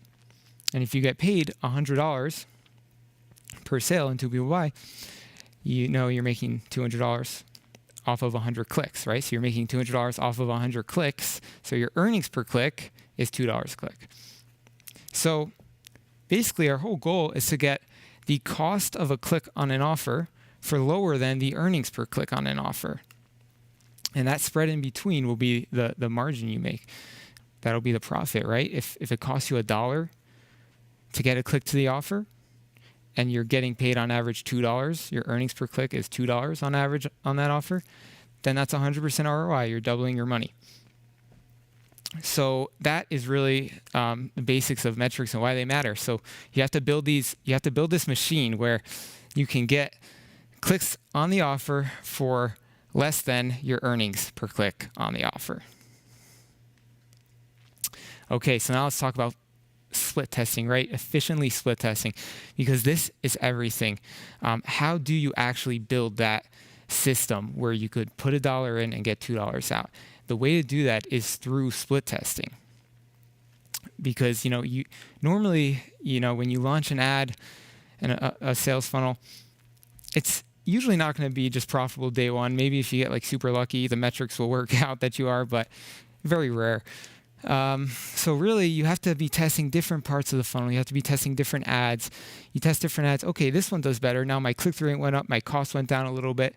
Okay, testing landing pages, and the click-through rate on the landing page is up a little bit. Now the cost to get the click on the offer is a little less.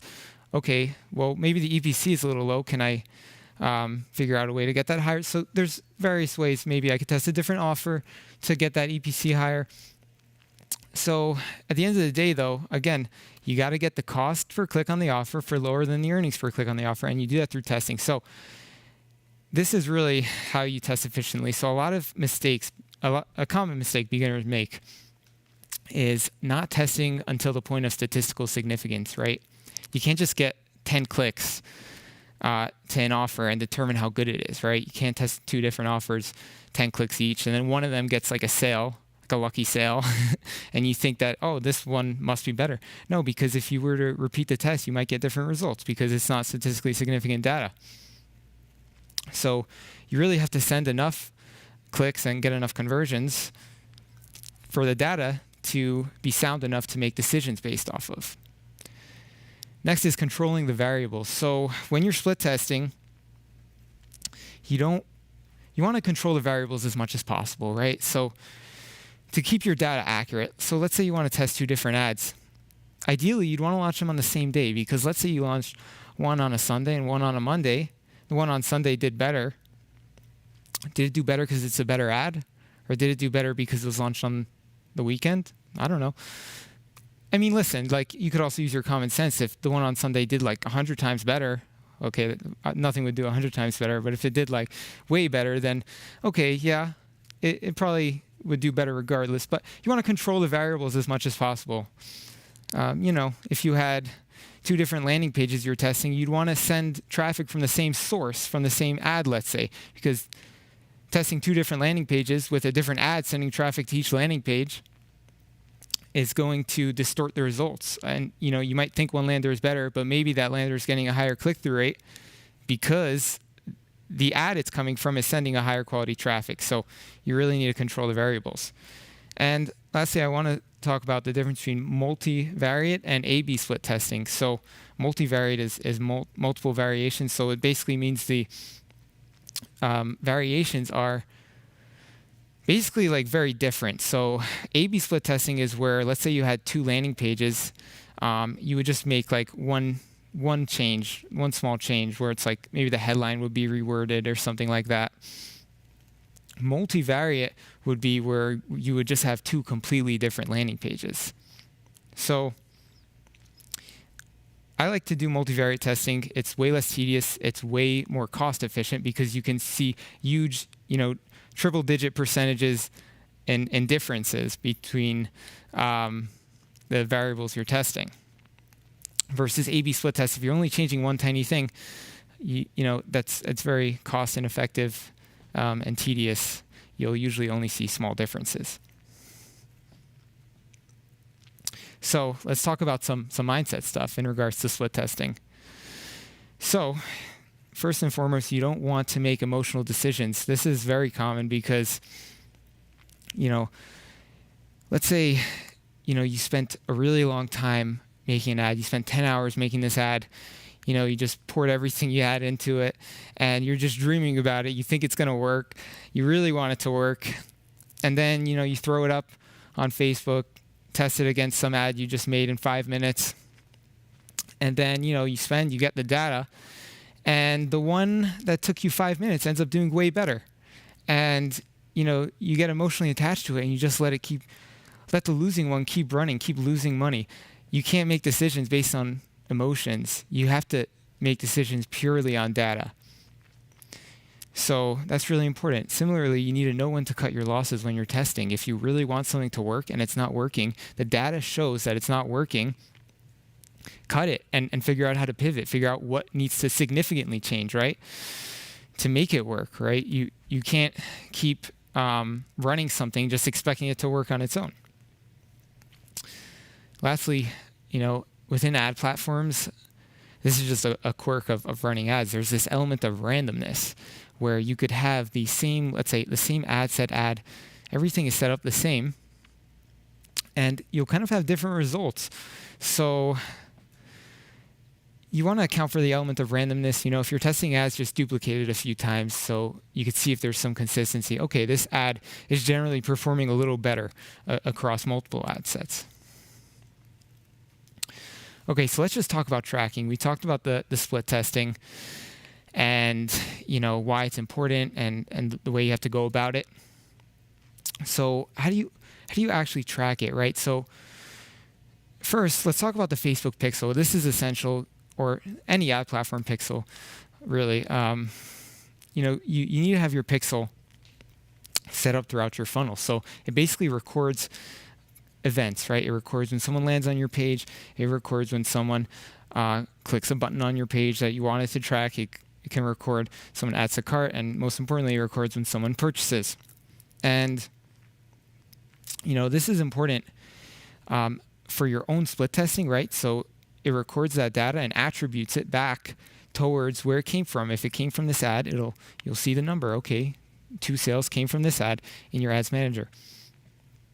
And then also it's very important because there's very advanced technology behind it where the pixel actually optimizes on its own and gets smarter. It gets better at targeting users, delivering your ads to the right users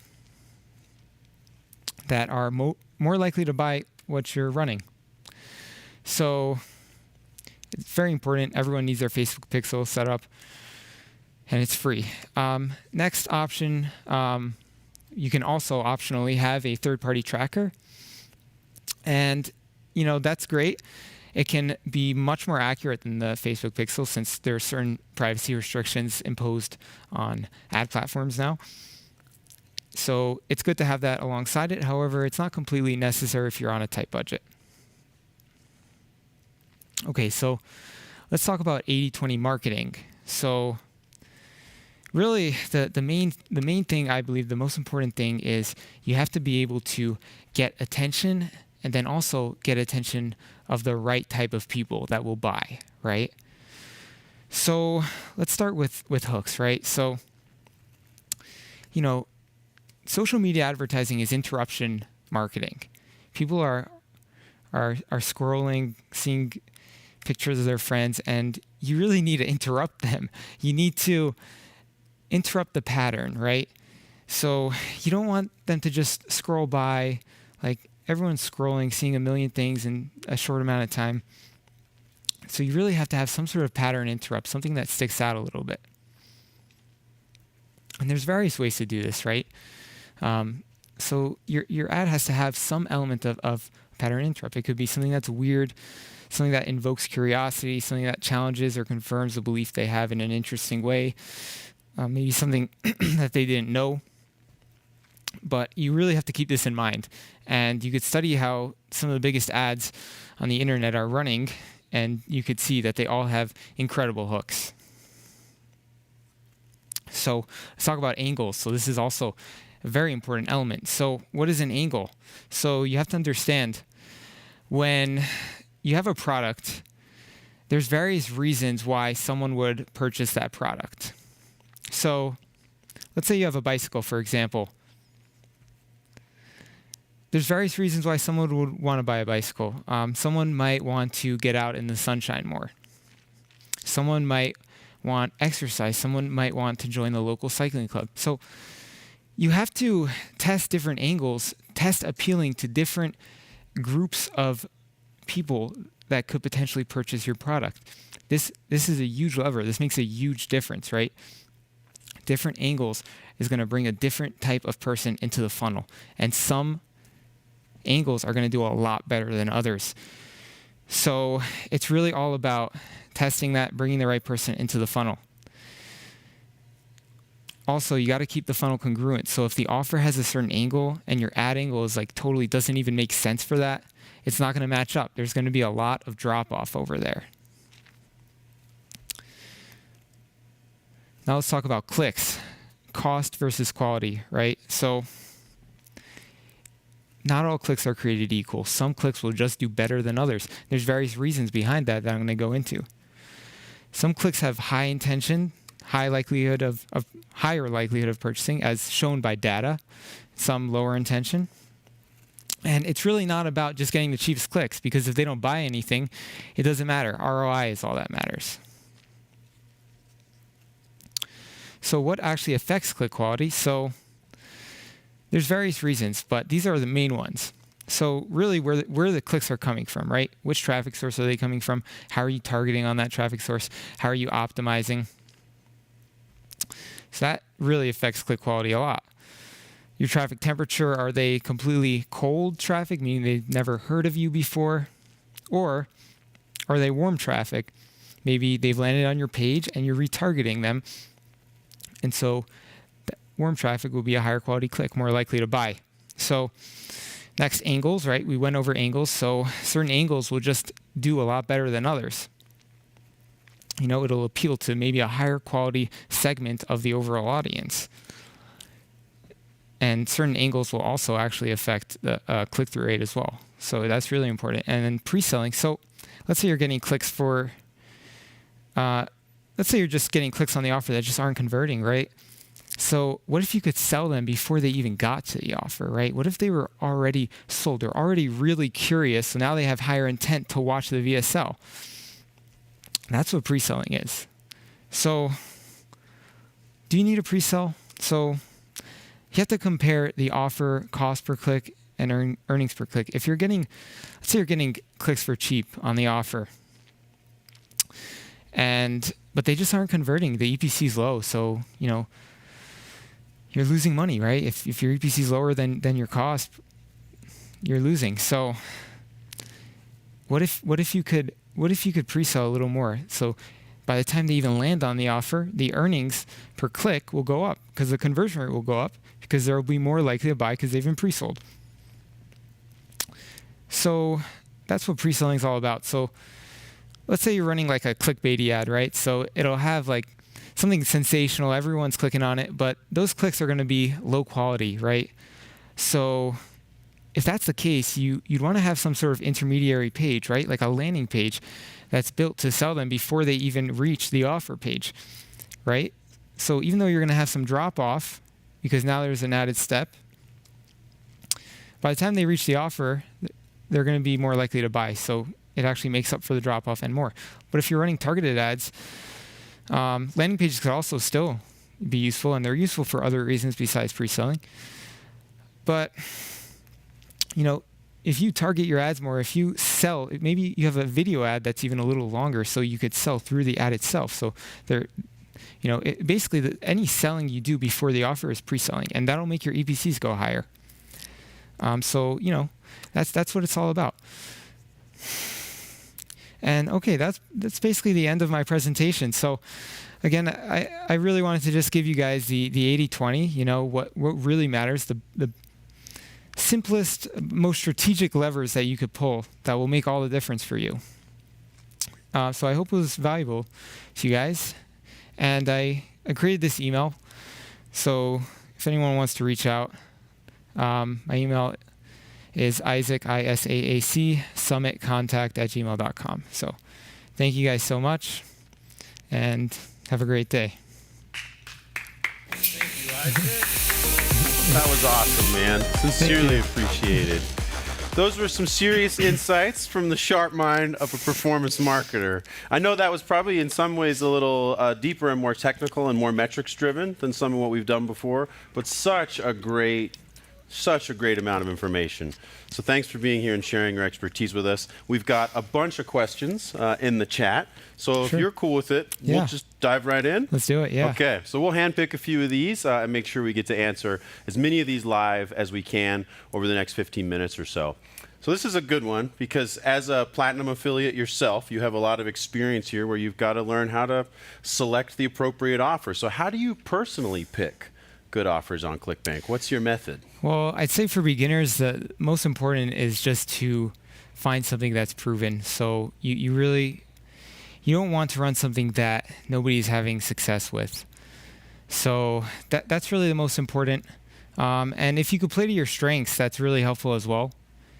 You know, if you think you'd be better at running a certain offer, then go for it. But again, don't run something that's not proven.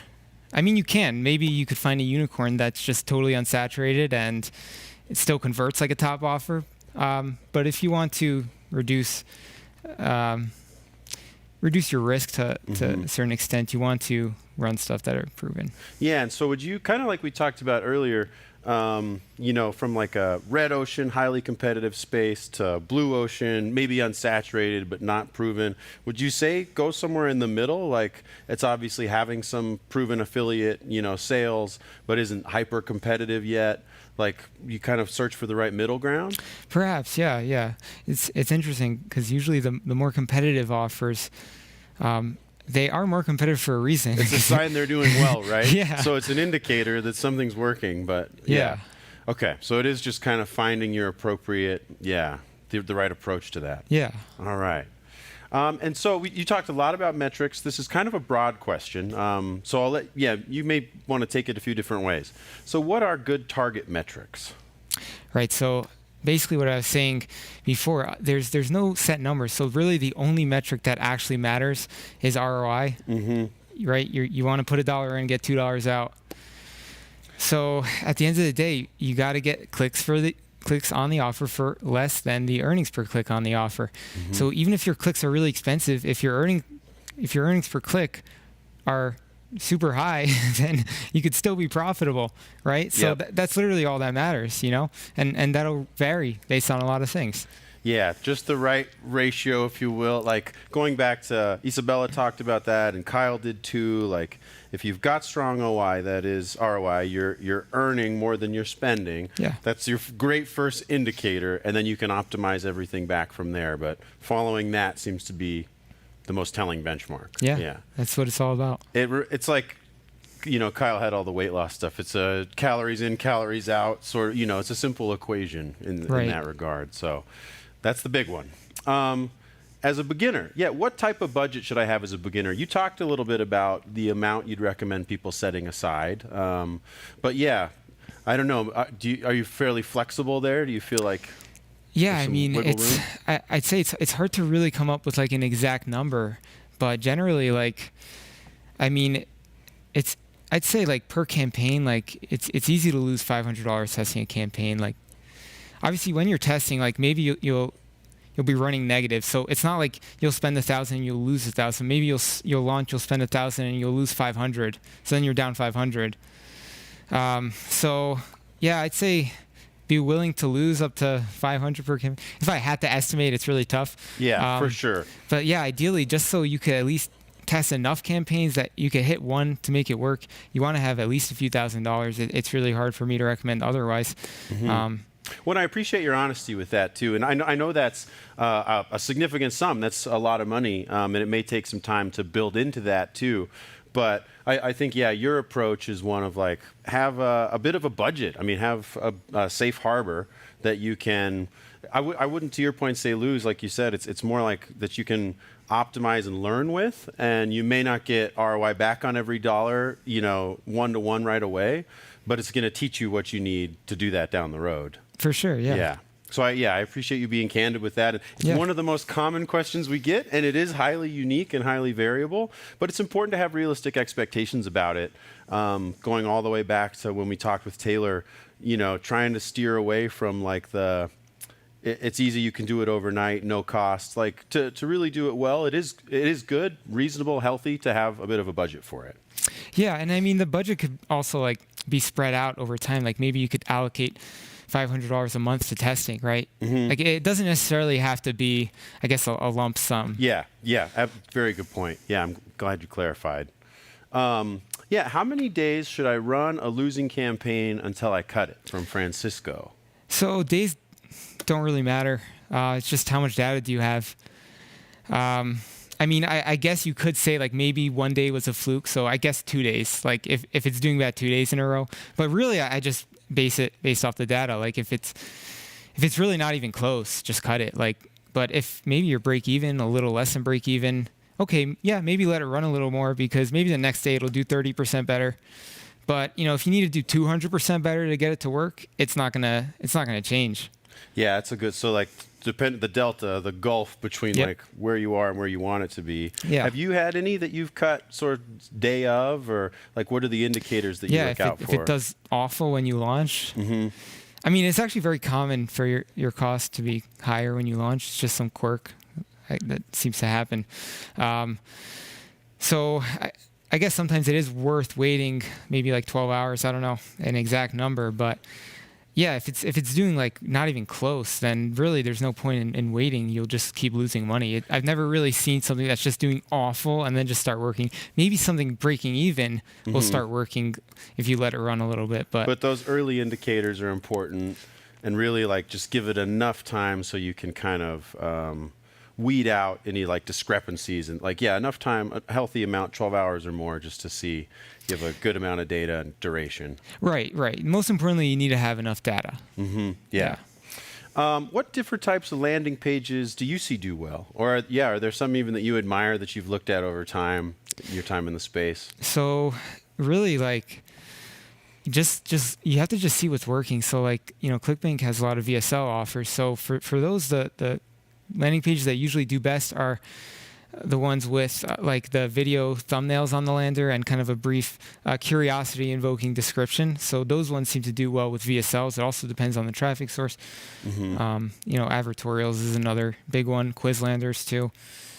But yeah, for the VSLs, that like play button style lander seems to be the most successful overall. Yeah, so you're kind of looking for something that is interactive, piques the curiosity, and looks like there's an interactive element. So again, it comes back to the concept of the pre-sell, right? So invoking curiosity is one element of pre-selling, because if you can invoke curiosity through the lander, then they're going to watch more of the VSL. Yep. They watch more of the VSL, there's a higher likelihood of buying. Yep.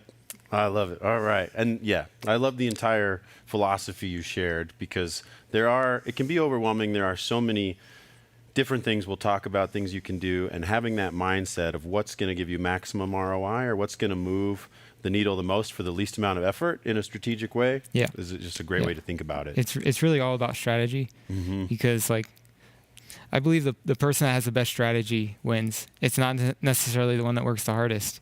It's the smartest. Yeah. I like it. Work smarter, not harder. Another one. This is another take this where you will. What's the best way to split test, and can you split test on free traffic? So yeah, you can split test on free traffic. Again, it's really just about having something you're testing and then setting up the test in a way where your results are somewhat statistically significant. You can make sound database decisions based off of that. And yeah, like I was saying in my presentation, I prefer multivariate testing, which is when you're testing completely different variations, because now you have that chance to get, triple-digit percentage differences, right? One landing page could do 100%. That means double, like 100% ROI better than the other one. Like if the click-through rate is just double, it, might produce double the revenue as well.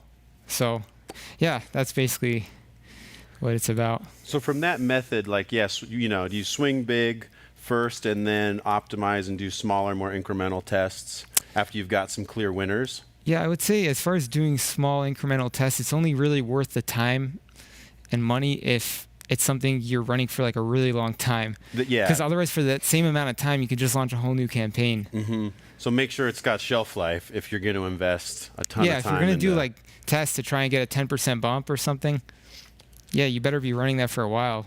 So you're looking for big swings. Yeah, because with that time, you might as well just launch a new campaign, and it's almost the same amount of time. Yeah. And I like that you have a view where your time's finite, your energy's finite, so it's like do the things that are going to have the biggest payoff. How can someone come up with content to post to result to sales? I guess high converting content from Taiwo. Yeah. So content that converts. Yeah, I guess he's referring to people like creating YouTube videos or some sort of organic content that links to affiliate offers. I actually don't know much about that, so I have a hard time answering. I do purely paid ads. I don't produce content. And we did talk a little bit about kind of, you did too, the ways to come up with various creatives for those ads. But if it's specifically about, say, organic content, we are going to talk a little bit more about that both later today and tomorrow. So hopefully, Taiwo, you'll stick around. We're going to get back to you on that. We do have some good stuff coming up. This is another, what's the measure of statistical significance? Through each offer, ad, traffic source, and audience, is it different? Are there any generic heuristics around this? Example, minimum 100 clicks, minimum 10 sales. Yeah, that's a smart question. So there's actually statistical significance calculators online. If you just Google it, it's pretty easy to find. I used to base my decisions off that when I was kind of starting to get some traction, but like as you get more experience, you kind of just get a feel for what's statistically significant. I mean, it's interesting. Like even if you don't have that many clicks, if one does like really blow, like if one variation really blows the other out of the water to an obvious extent, like it may not even show as statistically significant in a calculator because it doesn't have clicks, but like just with experience you can kind of tell what's statistically significant. So what I would recommend, like if you're a beginner, you just use a calculator, and then as you're running tests, you literally just get a feel for it. What's the Neil Patel, I think, has a free one. Oh, I think he does have one. There are some great free calculators, and if you punch in your numbers, they'll tell you if you've reached stat significance yet based on the data set. And to your point, I bet with experience you just start to sort of see it, like, oh yeah, this is a runner, I'm going to make my decision. Yeah. It makes sense. It's very intuitive. After you get a it's feel. database, but it's also intuitive. I like it. It's the art and the science of it, right? Yeah, exactly. Do you use any other ad platforms? And if so, how did you decide what was best? I run ads on other social media ad platforms as well. Oops. Ooh, nice catch. That was smooth. Yeah, Spider-Man. So which one's best? There's really no best answer. I mean, every large ad platform has people doing big volume. They all work. I like social media just because, you need to find your edge somewhere, right? So with social media ads, if you're good at creating incredible ads, that's really where you could get your edge in running social media. So that's really what I like to focus on. For example, native ads, all the ads there are kind of more aggressive. They're all kind of already the same. So I feel like the edge there is not necessarily being able to come up with unique and very good creatives. And there's other edges that you have, like being able to spend a lot of money on native is one of the edges. I'm not too experienced with it, so I can't talk too much about it, but I do like social media because I can get that edge through like my creativity and strategy in producing very good ads. So you have to play your strengths. Nice, yeah, and it's really like, looking for what you're able to influence beyond just how much you can spend, or where you can really find your competitive advantage. Last question for you. You're obviously experienced and also extremely well educated. Oh, maybe not the last question. We might have a little more time. But you're experienced here and obviously really well read and well educated, in the field. So are there any go-to resources, tools, or books you recommend for people to either read or start to watch, especially as they're starting out? Yeah, it's tough because I feel like a lot of stuff on YouTube, it's not so specific towards paid ads. That's more, from what I've seen, the stuff you could just readily find online is more so based around making content to get sales. So, as far as like specifics, there's courses. Really, they're expensive though. There are courses on paid ads. That's really the best stuff you could focus on. And then besides for that, it's just studying what is working, seeing other successful affiliates, not just affiliates. You study internet advertisers and just see what's working. I think that everyone's touched on that a little bit. Kyle on the psychology of it, and your own presentation, Izabela, just kind of seeing what's in the ecosystem already is a sort of a self-education way to do it, autodidactic. This is another really good one.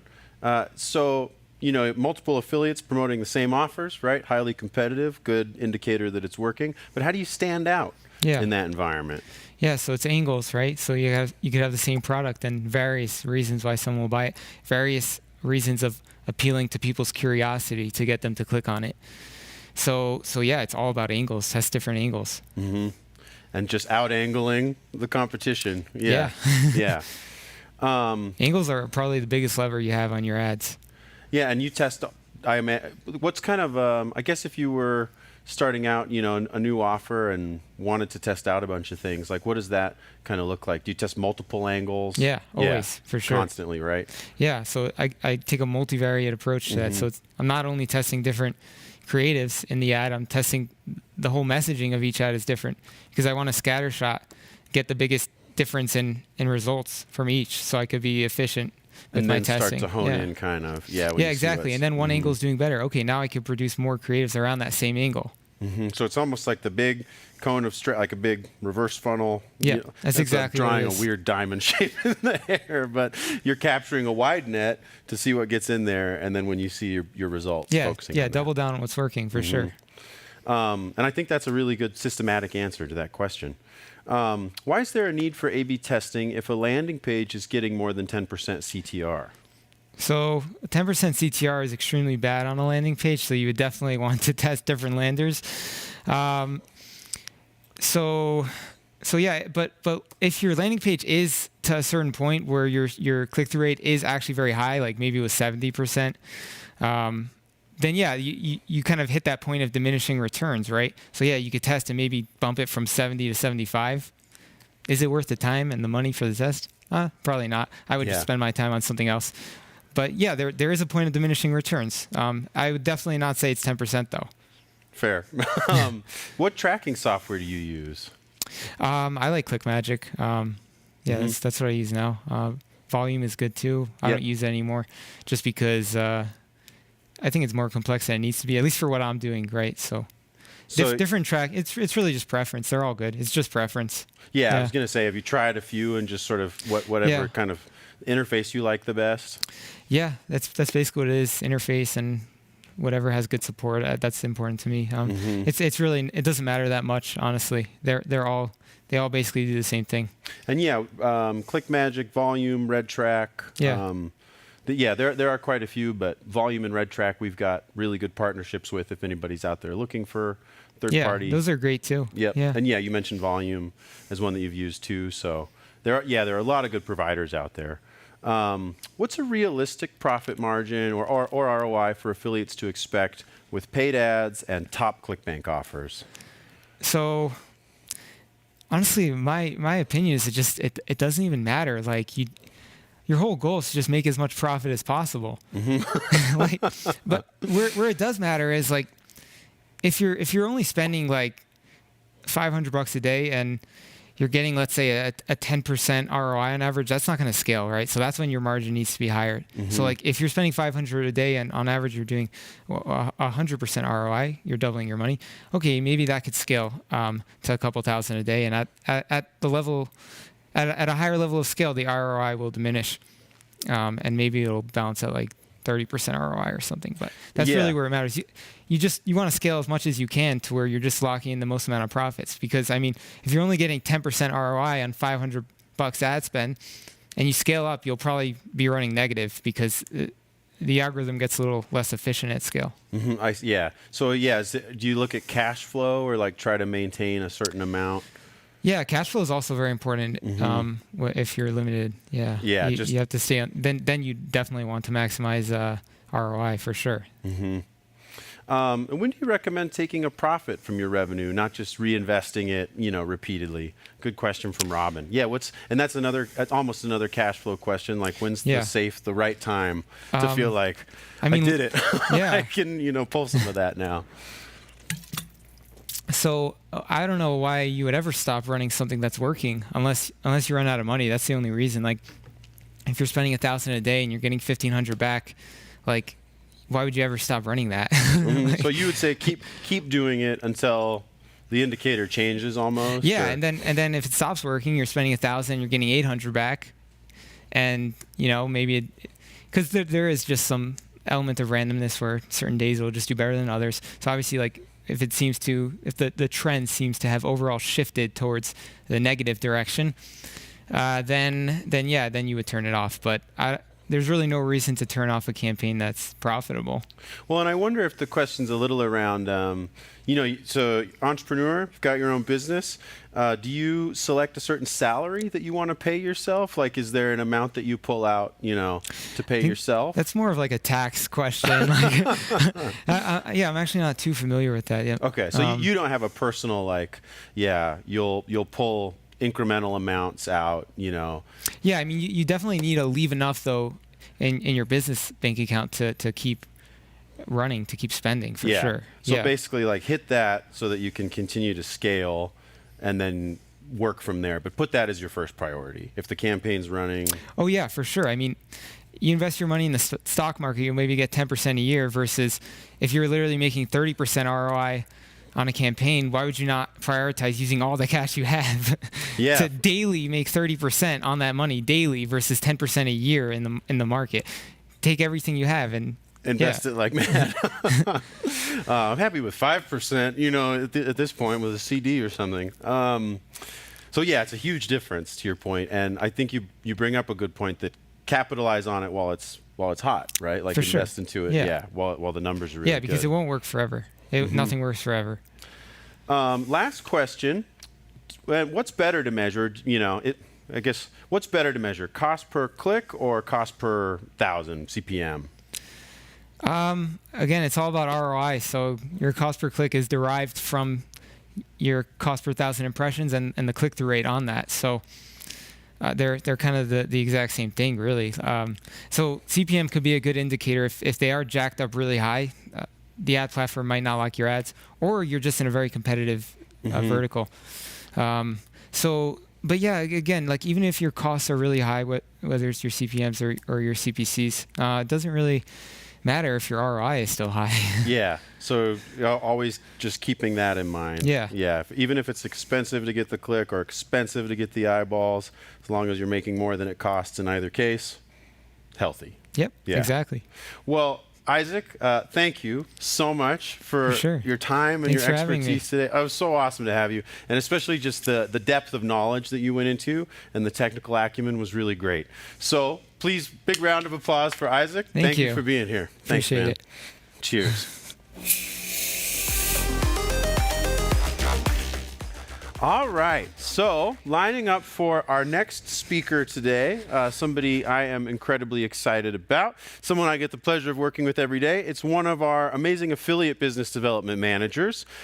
She has the privilege of helping affiliates on ClickBank learn how to grow and scale all the way from the platinum into the diamond level. So she works with our top tier clients, helps them take advantage of platform features that they can use, to more effectively scale their growth and make connections. And she's going to share a few of those insider secrets today. So that's one of the cool things about this role is she has a front row seat to seeing what successful affiliates do well and gets to learn from that every day. And she's been willing to put some of those things together in a presentation and share them with this group. So please welcome to the stage the one, the only, the amazing Anna Steward. Thank you, Hi. Anna. Lovely to see you. Thank you. You too. Thank you. Wow. Hi, guys. It's so great to be here. Thank you so much, Chris, for that awesome introduction. I am super stoked to get to share with you guys. Just honored that all of you guys would show up, and really cool to be here. So I would love to share about some strategies for growth, specifically on the ClickBank platform at kind of an intermediate level. So not exactly beginner level, but kind of the next step. So we'll go ahead and jump right in. As Chris said, my name is Anna. I am an affiliate manager at ClickBank. What that means is I have a portfolio of platinum and diamond affiliates. Those all do $250,000 in revenue or more per calendar year. My diamonds do $5 million in a calendar year. So I have a lot of folks that I get to support and get to know, which to me is the best part of the job, is getting to know these people and how they're running their business. What does that mean in a practical sense? Essentially, first step, it means I'm a connector. A big part of my job is connecting affiliates with sellers. So that can be really beneficial because as the affiliate, a lot of times you're looking for opportunity for a commission bump or you need additional resources.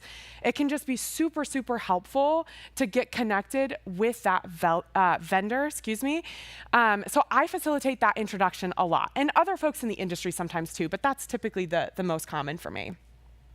I'm also a researcher, so I spend so much time in ClickBank data. So I'm in reporting all the time, looking at offers, seeing what's performing, taking a look at just performance metrics that I know my affiliates care about that I can share with them. And then lastly, I'm a problem solver. So we have a lot of affiliates that have questions that are just specific to their account, or, hey, I would like to change my banking details. Can you help with that? Anything like that. I'm kind of a catch-all. So once you do hit platinum, and if I have the chance to help serve you as your affiliate manager, I can hopefully help solve your problems. All right. Next up, I want to talk just a little bit about who this presentation is for before we dive in. This is, as I mentioned, not exactly at the beginner level. This is for someone who's made a few sales on ClickBank. So you're familiar with the UI, you've been in your ClickBank account, you have some traction, you've gotten a paycheck from ClickBank already. So a lot of folks will start out on ClickBank as sort of a test. And maybe they're working a full-time job and they log into their ClickBank account once a month, twice a month, and they're like, I really want to get into this, and I just haven't really gotten the chance yet, but I really want to learn more. These are for folks that are in their ClickBank account every day. You have a business mindset. You're saying, hey, I'm ready to grow my business on ClickBank, and eventually, maybe you're not there yet, but you want to take this to the next level where you are doing this maybe full time. Okay, next point is you have the funnel on lock. You understand direct response, affiliate marketing. None of those words are scary. You understand a pre-lander, what that pre-lander typically looks like, what a VSL looks like, some things that you're looking at in a VSL. You understand how a creative drives to a pre-lander, which drives to a VSL. All of that is on lock. You've got it under control. Okay, so that's who this is for. If you hear all of that and you're like, Anna, you totally lost me. I don't know what a pre-lander is. Isaac's presentation, I'm so lost. I don't have any of that. That's okay. Totally okay. We have so many people like that, and we're really glad you're here.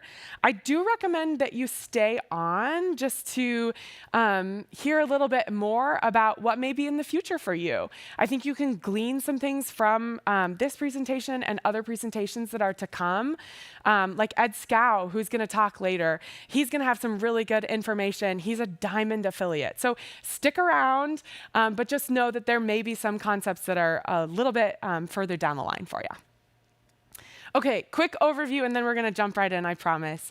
The biggest thing that I'm going to talk about today are affiliate metrics, conversion rate, EPC, APV. I know those are all big buzzwords.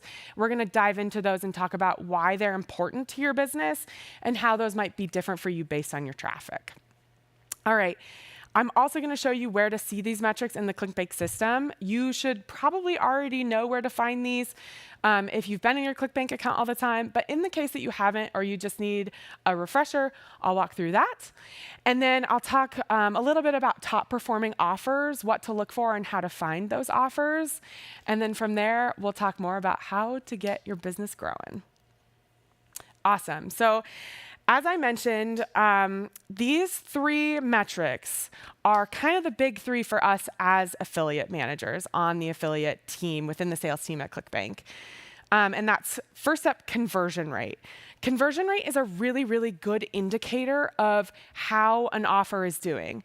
Now, it's not the only thing that matters, and the thing I want to stress more than anything is that this is all dependent on your traffic source, your niche, the offer. All those things are really, really dependent on what you're doing, but conversion rate will often give you a good idea of if there are good bones in that offer.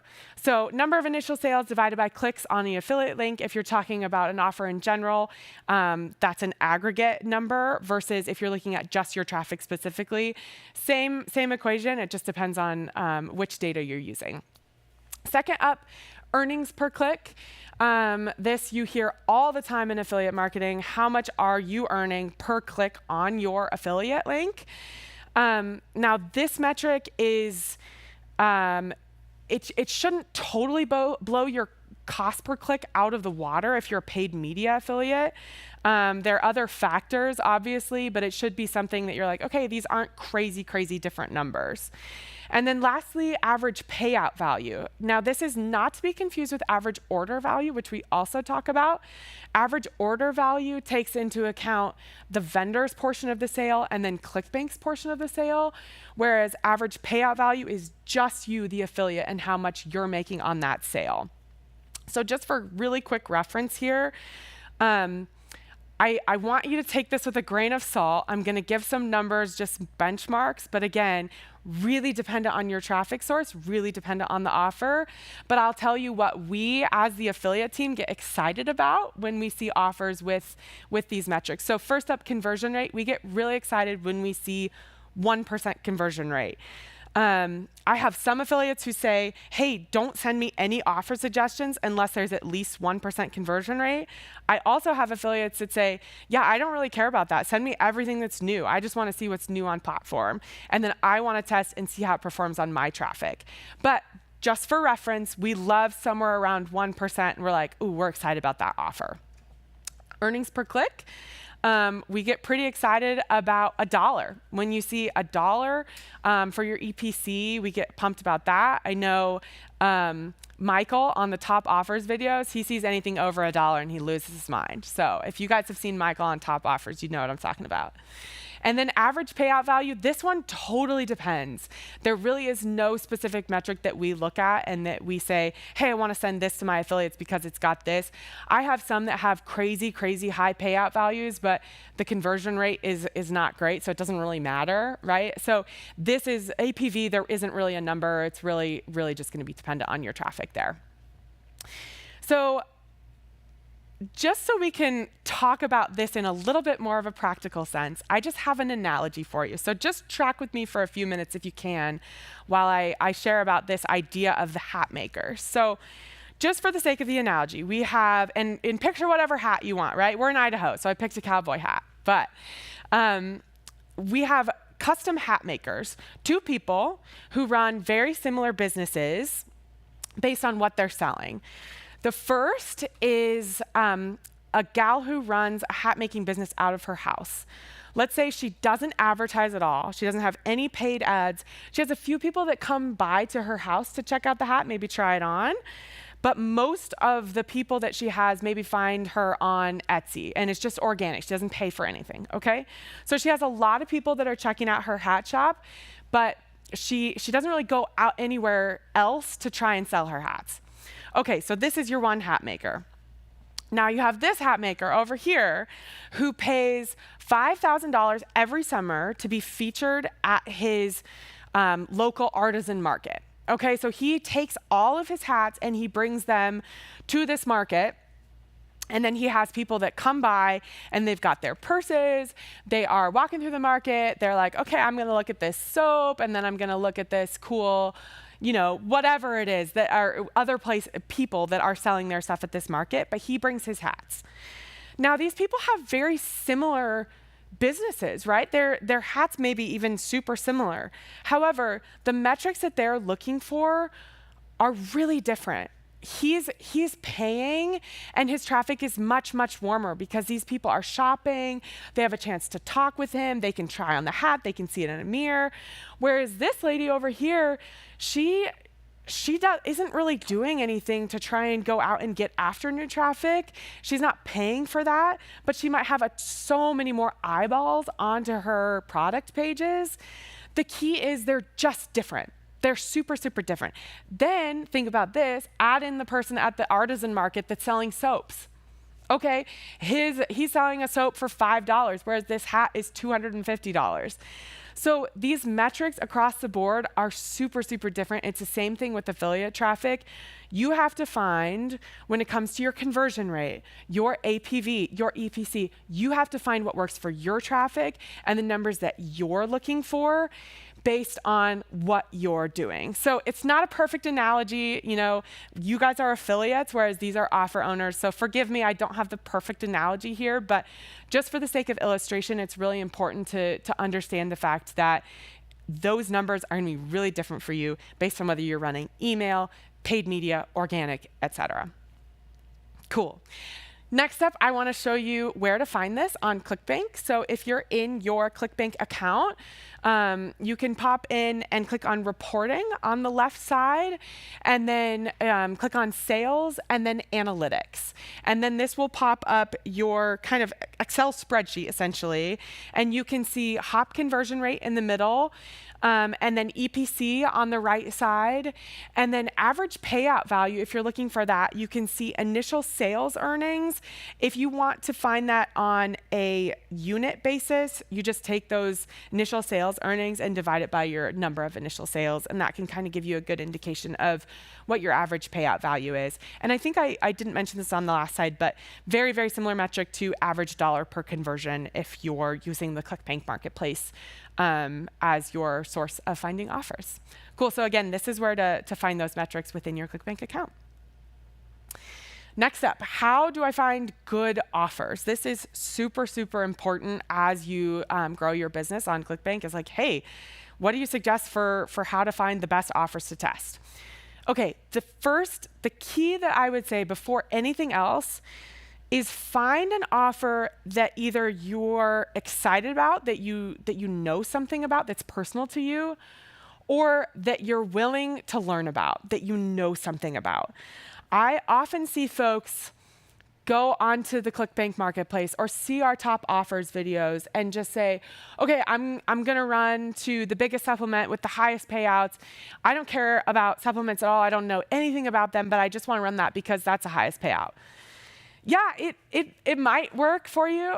I think the issue there is when it comes to creating your own funnel, your pre-lander, making sure everything's set up for a customer to journey through, you may miss things if you don't at least understand the product. So finding a product that you are excited about promoting or know about, and then that you can create unique ad sets for is huge. My successful affiliates are all into unique content, and that just helps keep things fresh. You really have to keep it something that you're excited about that can be unique and creative so that it's not just what everybody else is doing online.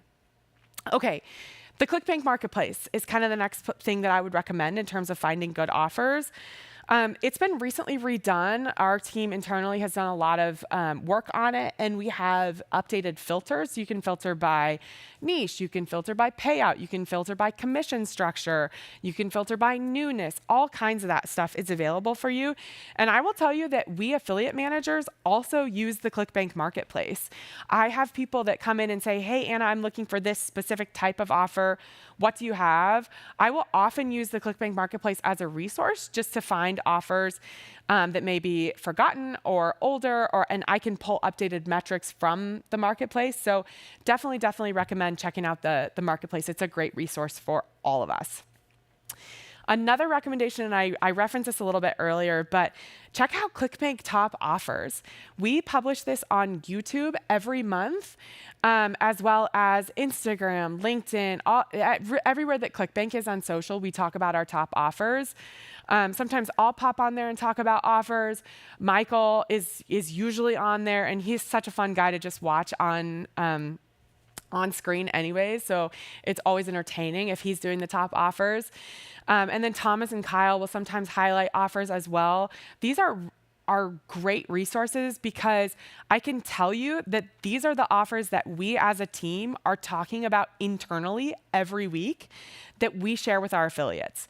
I have one platinum affiliate that I had a meeting with at the end of last year, and I said, "Hey, how do you typically find offers to test? What are your go-tos?" And he was like, "Oh yeah, I just run everything that you guys talk about on the top offers." I was like, "Man, that's super affirming for us as a team, but also super cool to see like, hey, this is what's performing. We're seeing this in our data. We recommend it, and then folks pick it up." So definitely take that seriously. And the last thing I'll mention about the top offers content that's killer is that Michael or whoever's doing it is always talking about conversion rate, EPC, and APV.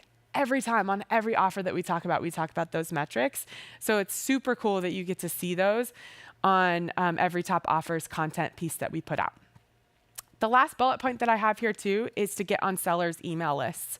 So we have sellers that come out with new offers all the time that are really, really skilled at building different offers for ClickBank direct response. I definitely recommend once you run an offer and you like an offer, it goes well, see if you can connect with that seller and see if you can get on that email list to be notified about when they have new offers, when they have contests on an offer, any updates to the offer, etc. That's a really, really great place to get connected. Okay, I'm gonna pause for 1 second, just get one sip of water here. And I know what you guys are saying, and that is, okay, this is a presentation about growth. Anna, you're just telling me about metrics and offers. Like, let's get to the growth part. Well, unfortunately, the thing is, guys, in order to grow your business, you have to have your metrics on lock. And I say that because I see that every day when I work with my affiliates. All of these affiliates know their metrics super well. They know what they're looking for when they're looking for a new offer. And all these guys are after the offer. When there's a new offer, whether I hear about it first or whoever hears about it first, they know about it, they want on it. The offer is absolutely key, and the affiliate goes where the offer goes.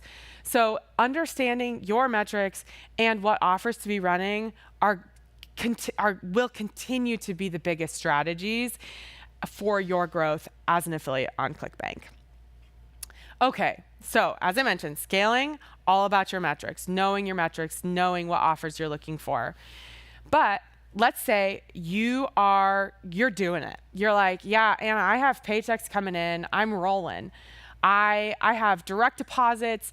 We're doing this. It's a business. Okay, that's great. Congratulations. I'm stoked for you. I will tell you this. You have to be profitable. And I know Isaac talked about this too.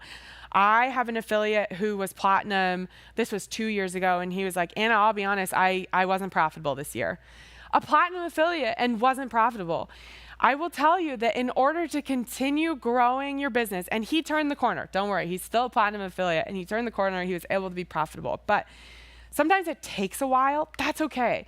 It may take a while for you to be profitable, but in order to actually scale your business and grow your business on ClickBank, you have to have more kind of money coming in than what you're spending. Sometimes I think it's easy to know that. And then when you get your ClickBank paychecks and you're like, I'm getting paid. Okay, but are you getting paid enough to cover your costs? That's key. Once you are profitable, and it does happen, I promise, you can throw more money at your ad spend if you're a paid media buyer.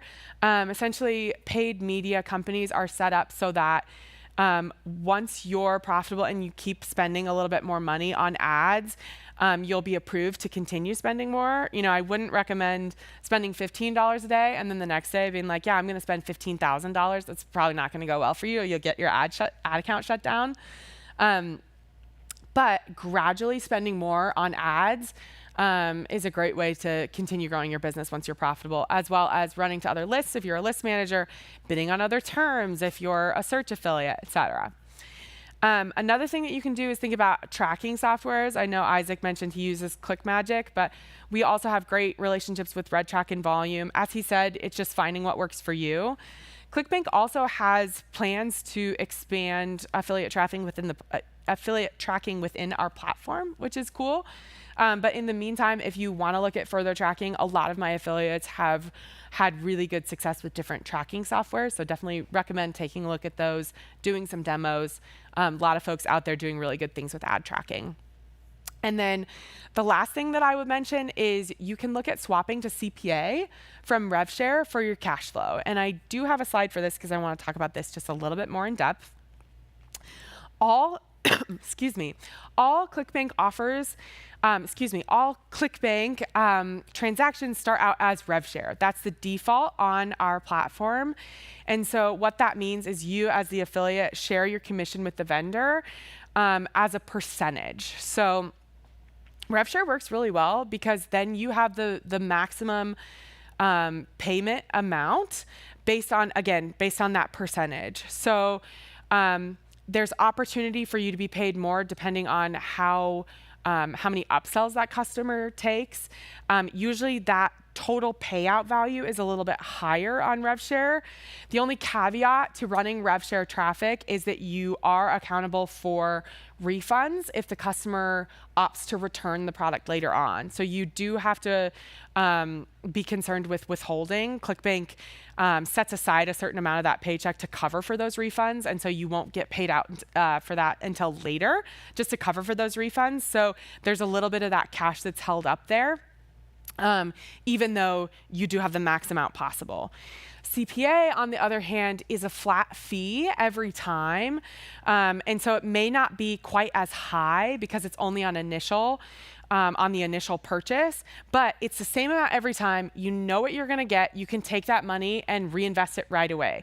There's no withholding on CPA. So you have that money. Most Platinum affiliates are set up on twice weekly payments. That's another perk of a Platinum program.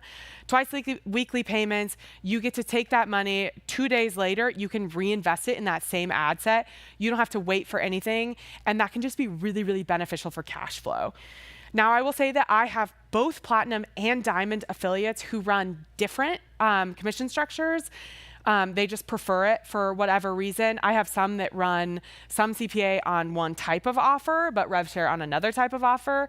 It depends on what the vendor will offer you. So again, not to be wishy-washy. I know there's a lot of like, hey, it depends, but it really does. It really depends on what works best for you and what works best for your cash flow. But as you're scaling, and if you're really, really starting to scale, CPA can be really, really beneficial for cash flow. So it's just a good option for you to know that you have.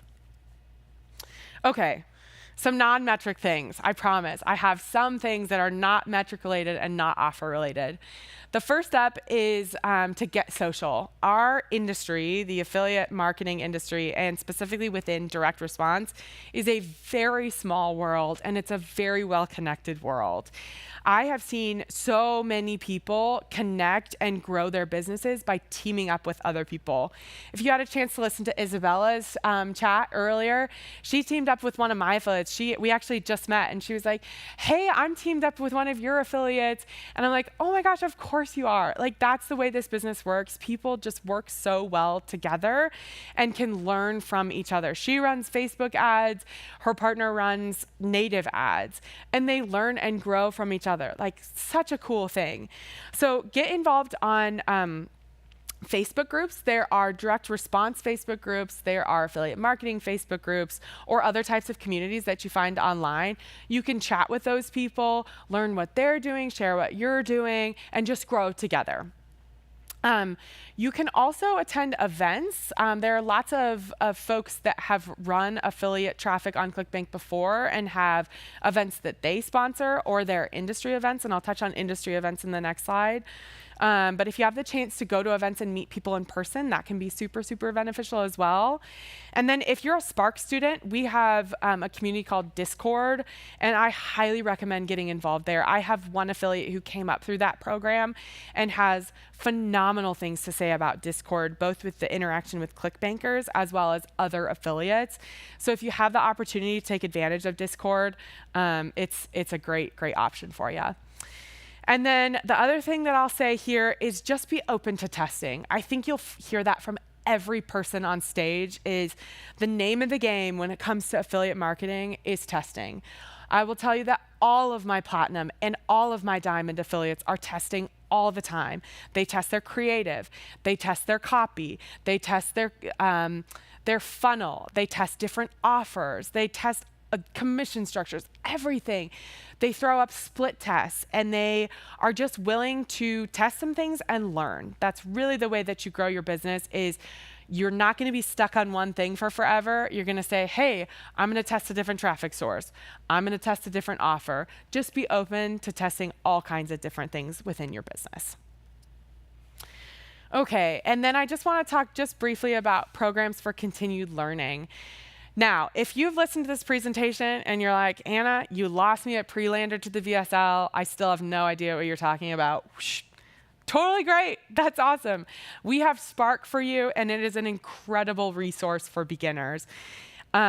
Spark really does a good job of taking this mountain of information on affiliate marketing and breaking it up into really digestible pieces. So Spark is not only a great place to learn, but as I mentioned, connect with other affiliate marketers who are new to the game via Discord. So highly, highly recommend if you're a beginner to get connected with Spark. Now, masterminds, again, I mentioned this, but a lot of successful ClickBankers have put up their own courses on how to run affiliate traffic or even how to sell on ClickBank. If you have the opportunity and that seems like a good fit for you, that can be a great fit. I've definitely had folks come through who have learned from other ClickBank affiliates. And then the last piece that I'll mention is affiliate events. So if you are domestic within the US, Affiliate Summit and Traffic and Conversion are affiliate marketing events that are a great way to meet people.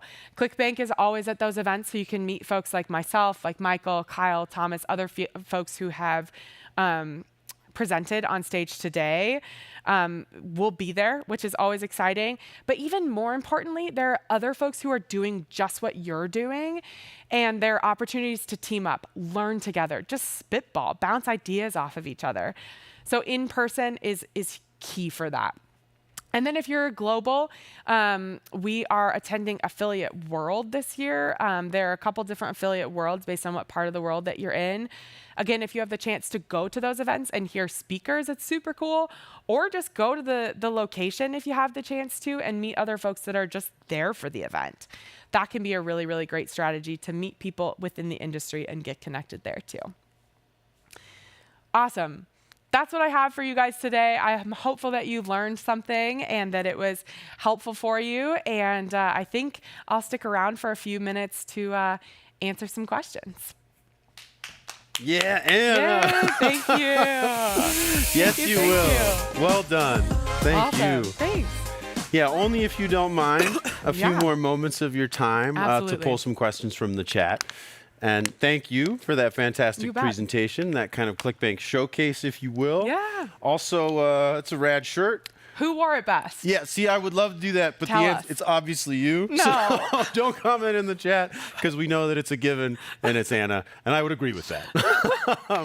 Okay, well, let's dive right in. We've got about 20 minutes, so we'll make the most of your time, and we'll start Awesome. pulling out some of the great questions that you've received. This is a recurring one throughout the day. We've touched on it lightly, but what the heck is gravity? Oh, Please man. explain. And I'm sorry if I mispronounced that. It's from Teshepo. Awesome. Yeah, thank you for the question. Really good question. If you want the actual metric, it's available on ClickBank. You can find more information about gravity.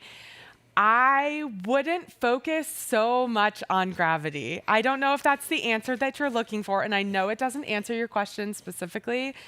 I think that gravity can be emphasized in a way that's too much.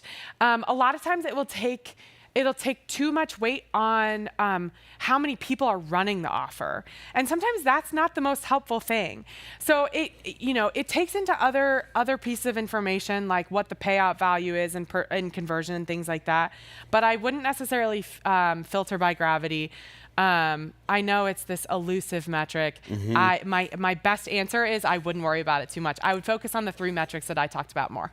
Yeah, and there are other great metrics available in the marketplace that you can see with each listing that are nice complementary metrics. Like, Yeah. I think gravity gets a lot of eyeballs because it is kind of mysterious, Yes. right? And it is a proprietary algorithm that does take into account a number of factors. And yeah, like Right. you said, there's a great blog that may have been shared in the chat already. Exactly. That goes deeper into gravity. But yeah, to your point, it's an attractive metric, but maybe not the only one. For sure. Yeah, so it's good to have a whole picture. Yeah, not the worst to keep an eye on, but again, I think it's sometimes overemphasized, and I would focus on those metrics that I mentioned, and specifically how they affect your business, right? And what metrics you're looking for within your account to match up when you're looking at new offers to test.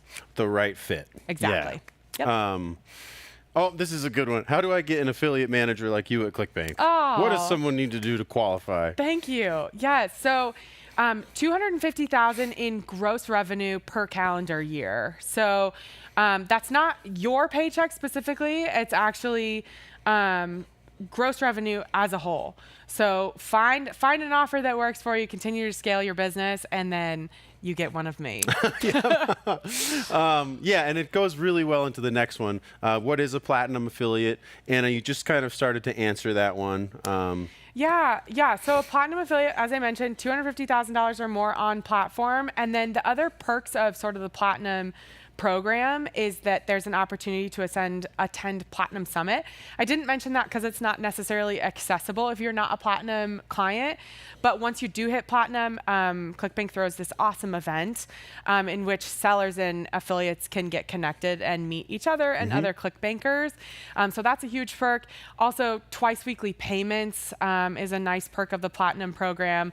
The biggest thing is having an account manager that can kind of help support you and answer questions, kind of be that person that I talked about at the very beginning of my presentation. But in very short answer, $250,000 in gross revenue per calendar year.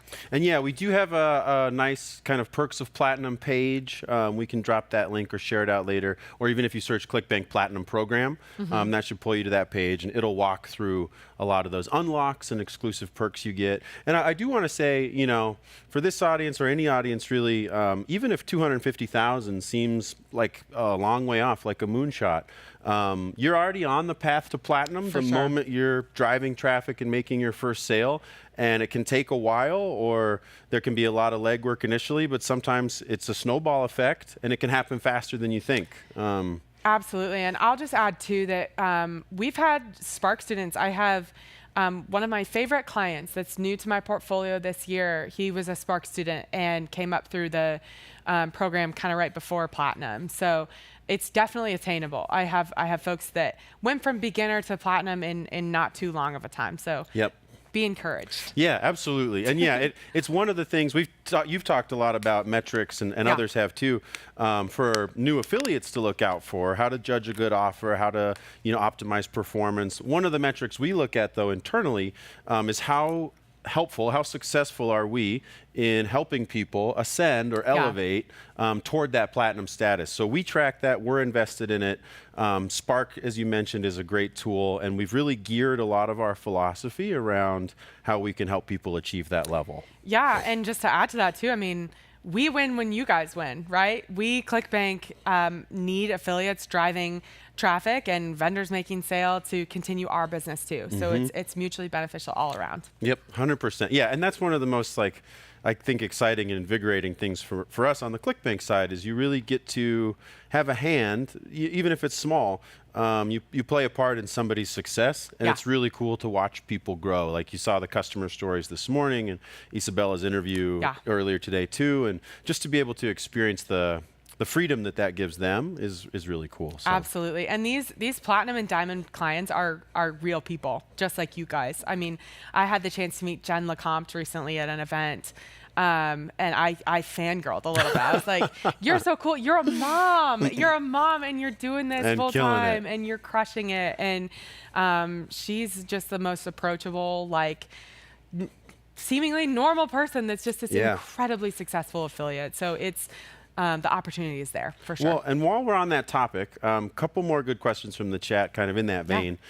Do you happen to know what's the average time an affiliate takes to become a platinum? Oh man, that's a really good question. I have folks that have been platinum clients for years on ClickBank that have just been running. I mean, gosh, well before I even knew about affiliate marketing myself. They're like, oh yeah, I've been running ClickBank traffic for a long time, and they've been part of the ClickBank program, Platinum program for a long time. And then I have people who hit Platinum within weeks. I had a Diamond that hit Diamond within like 3 weeks. So honestly, I wish I had like, I don't know. We'd have to do the math to average it out. on actually the average. We definitely could. Yeah, but I would say it's attainable within a year or so. I think that's a pretty reasonable timeline. Yeah. And sometimes it's like, it may be a year and change, but the change is really the first start in figuring things out, and And depends on how much time you're investing too, right? If you're saying, hey, I talked about this at the beginning of my presentation, but if you're saying, I log into my ClickBank account once a month, a year is probably not going to be realistic to hit Platinum, right? It's just going to take more time, more testing, honestly, to get that up and running. But if you're consistent, I think a year is a reasonable amount of time. Yeah. And another Platinum question: do you know a rough number of campaigns a Platinum might be running at a time? Super good question. And that's from David. Thank you, David. I have an email affiliate who runs, I don't know, upwards of 100 campaigns at the same time, like different lists, different offers, just running all kinds of things. He's a list manager, right? So he's running all kinds of different things at one time.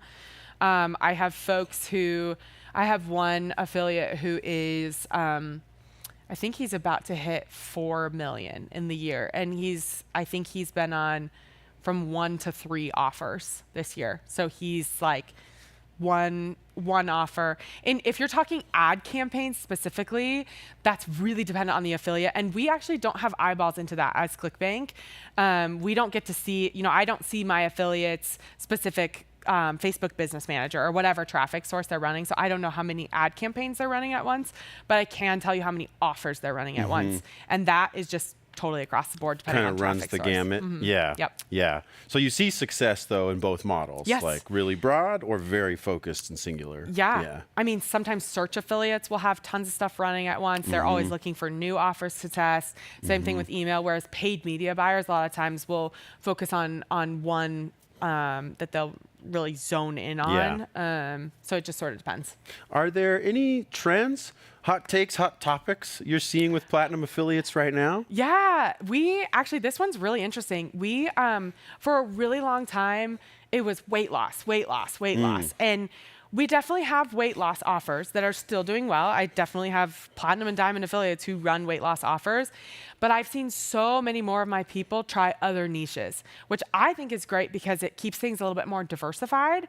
If that's your strategy, I like the idea of testing different funnels. I have some native affiliates that really like to try hearing offers and vision offers and all kinds of different stuff. And they before were really just primarily running weight loss. And sometimes that makes a difference too, based on how well your ads are doing. If you have account problems with weight loss, I've had some folks with account issues there, some who haven't, but just being open to testing other offers in not only health and fitness, but other niches too. That's been a huge trend. Like big affiliates testing all kinds of different offers. But it does sound like even in the general, say, health wellness umbrella, there is a diversification from just weight loss to other unique like health aspects, right? Like we've seen dental health, 2-point vision, probiotics. I mean, blood sugar control, which ties to weight loss, but for sure, all of those, and then digital products too. I mean, we have great like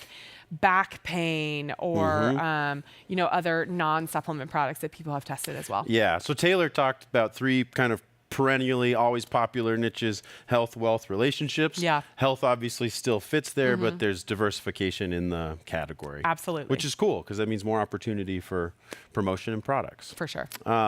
Is it possible from the beginning to start on CPA, or do you have to start on rev share? Good question from Mick. Love this question. If you're not connected with the vendor, you have to start on rev share. That's the way that it's set up. If you're connected with the vendor's affiliate team, they can set you up on CPA.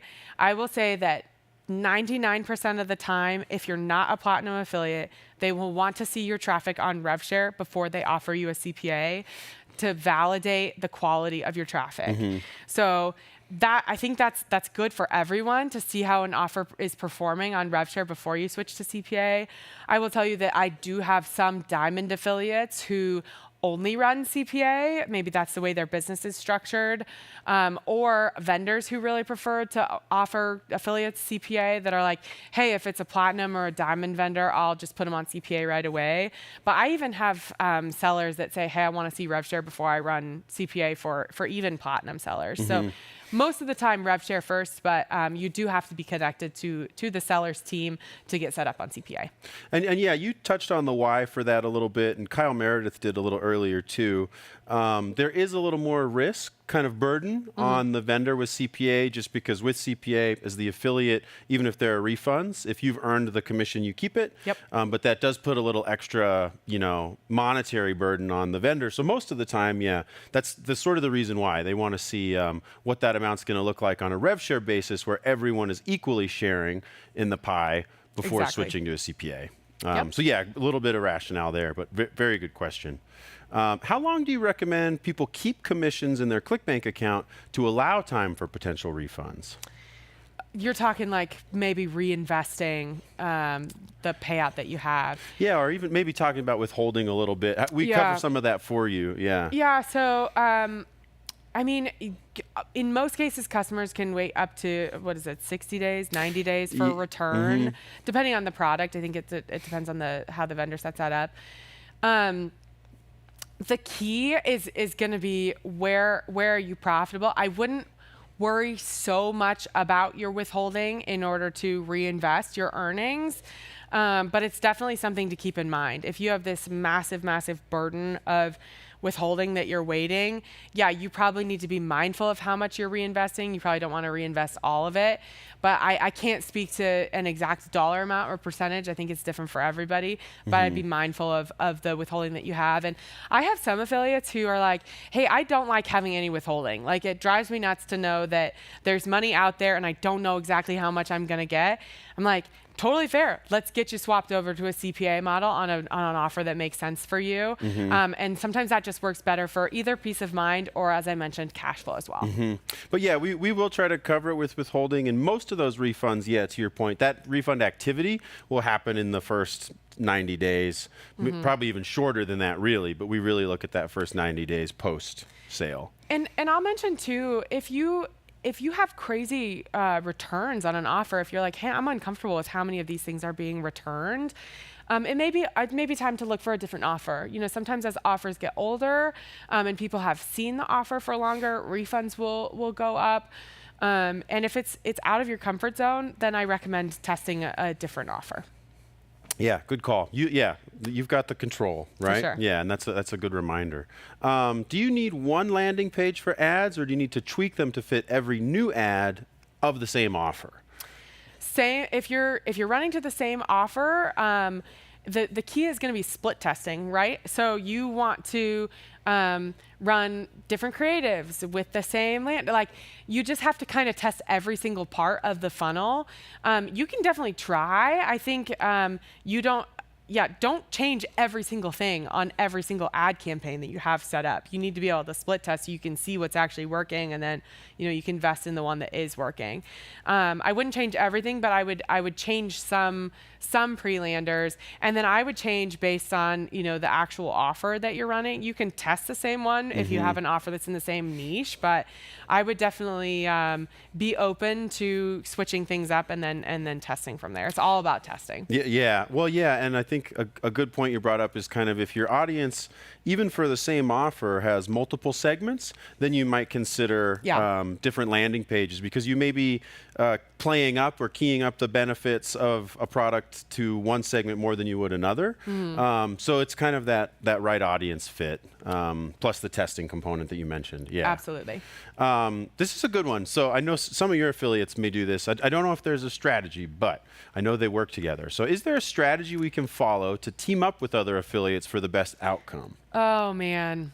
I'm going to give you the same answer, where it's like, it depends. And I know that's not what you want to hear. But I think it depends on where you want that partnership, right? If I have affiliates who run the same traffic source, that run the same types of offers, and they just bounce ideas off of each other. Like two of my very favorite clients, they're both in the UK. They run very similar type of traffic, similar type of offers, and it's helpful for them to have each other as a resource to say, hey, did this do really well for you yesterday? I'm seeing phenomenal success. And the other one being like, oh, I didn't see that. Let me tweak this. Or did you have an issue with your account here? Oh no, that's just this thing that I have set up. They're running similar things, so that partnership is really helpful. Whereas Izabela and her partner, who's one of my affiliates, they run totally different traffic sources. And she's like, oh yeah, he can keep an eye on my Facebook ads, and then I can learn from him about the traffic source that he's running, right? So I wouldn't say there's necessarily a best strategy. Right. Unfortunately, there isn't. It's not cut and dry, but there's so much opportunity there. And I love that question because I think, man, if you take one thing away and you get to team up with other people and learn from other people, I think that's huge. Yeah. Oh, yeah. And you talked about the importance of events, for that. And that could be an online networking event like this all the way to an in-person one. And it's a couple questions down, but because you mentioned events, are there any top of mind for you that are coming up this year that you'd recommend? I know we have a few on the calendar. Yeah. So I would say, obviously, Platinum Summit is a big one. If you're close to hitting Platinum, I'm sure there are some of you guys that are close to Platinum. And if you have the chance to go, that's a great event that ClickBank puts on. Affiliate World is in Barcelona in July. Yeah. I'll actually be at that one. So you nice. can meet me, which would be really fun. I'd love to meet you if you're in Europe and it's accessible for you. There's also the affiliate summits that are in the US. There's one in New York and then one in Las Vegas. Traffic and conversion, I believe, is in Las Vegas as well this year. Or maybe it's early next year, but that's upcoming. Yeah, but Affiliate Summit East, the New York one, is November? Yeah, I think. Yeah. But if you were to search Affiliate World, Affiliate Summit, that gives you a good option. And Affiliate World has the one that's in Asia. There are a few different Dubai regions. and then in Bangkok for Asia. So searching either of those, you'll see the upcoming dates, and those are really key just because they draw such a big audience and they give you a chance to meet so many people, many of whom you may have worked with online. So it's kind of connecting that person to a face, and then even we typically try to have some presence or booth or an event that coincides with those events to help foster some of that networking too, because it can be intimidating just trying to go out and shake hands and meet people. Absolutely. So we do try to help with that. Yeah. Okay, our last question, and just our few minutes remaining, and this is a broad one, but so what traffic sources do the best affiliates use? Oh man, you guys are gonna make me do it again. It's every question. I wonder if we narrow it, because the answer is probably every traffic source can be really lucrative. Yeah. I see a lot of Diamond clients that do run paid media. I think it's a success. It's an accessible way to grow quickly. If you find a creative that works and you have the capital to invest. I do have a lot of affiliates that run paid media. However, I know Ed's going to chat later, and he's an email list manager. He's also a Diamond client. So I think the best traffic source is whatever makes the most sense and is the best for you. What feels most natural to you, what makes the most sense to you. If you're like, I can't get on board with paid search, great, no problem. Let's try email. Let's try paid media. I think finding the one that's best for you and that makes sense for you, that's accessible to you, is going to be the best traffic source. Yeah, and then staying consistent with it for long enough to sort of bear results, not hopping traffic sources too early, or at least maybe running them concurrently. But one of the ways we split up the education coursework that Anna was talking about in Spark, traffic source is so important that we organize topics around that a little bit, just because where you're running ads or where you're generating that traffic matters a great deal. So we try to give instruction in there on multiple different traffic sources to help you navigate that. So kind of a complex answer, but a very good question. For sure. And yeah, as you mentioned, so after this presentation, we're going to take a brief 15-minute break again, just to give everybody a chance to use the restroom, get refreshed. We're going to grab a snack, yeah, maybe a coffee. We're going to reset the stage, and then at 3:45, so in just over 15 minutes, Mountain Time, we will have Ed Scow. You mentioned Ed, really a legendary email list manager. Don't miss this one, you guys. Yeah, he has an awesome beard too, which I'm forever envious of. Oh, yeah. But an incredibly sharp guy who has worked with and built an incredible business in the industry over the past many years. And we're going to do kind of if you were here for Izabela's chat earlier, we're going to do another kind of chilled out conversation Q&A with Ed to really close the day. And yeah, I have a feeling that's going to be full of really great personal moments, but also just tactics and tips, and especially on a traffic source like email that we haven't had a chance to talk much about, at least so far today. So I think that'll be a really unique perspective. That being said, stick around. We'll be back. And thank you, Anna, for your expertise and your time. Awesome. Round of applause. Thanks, guys. See you in 15.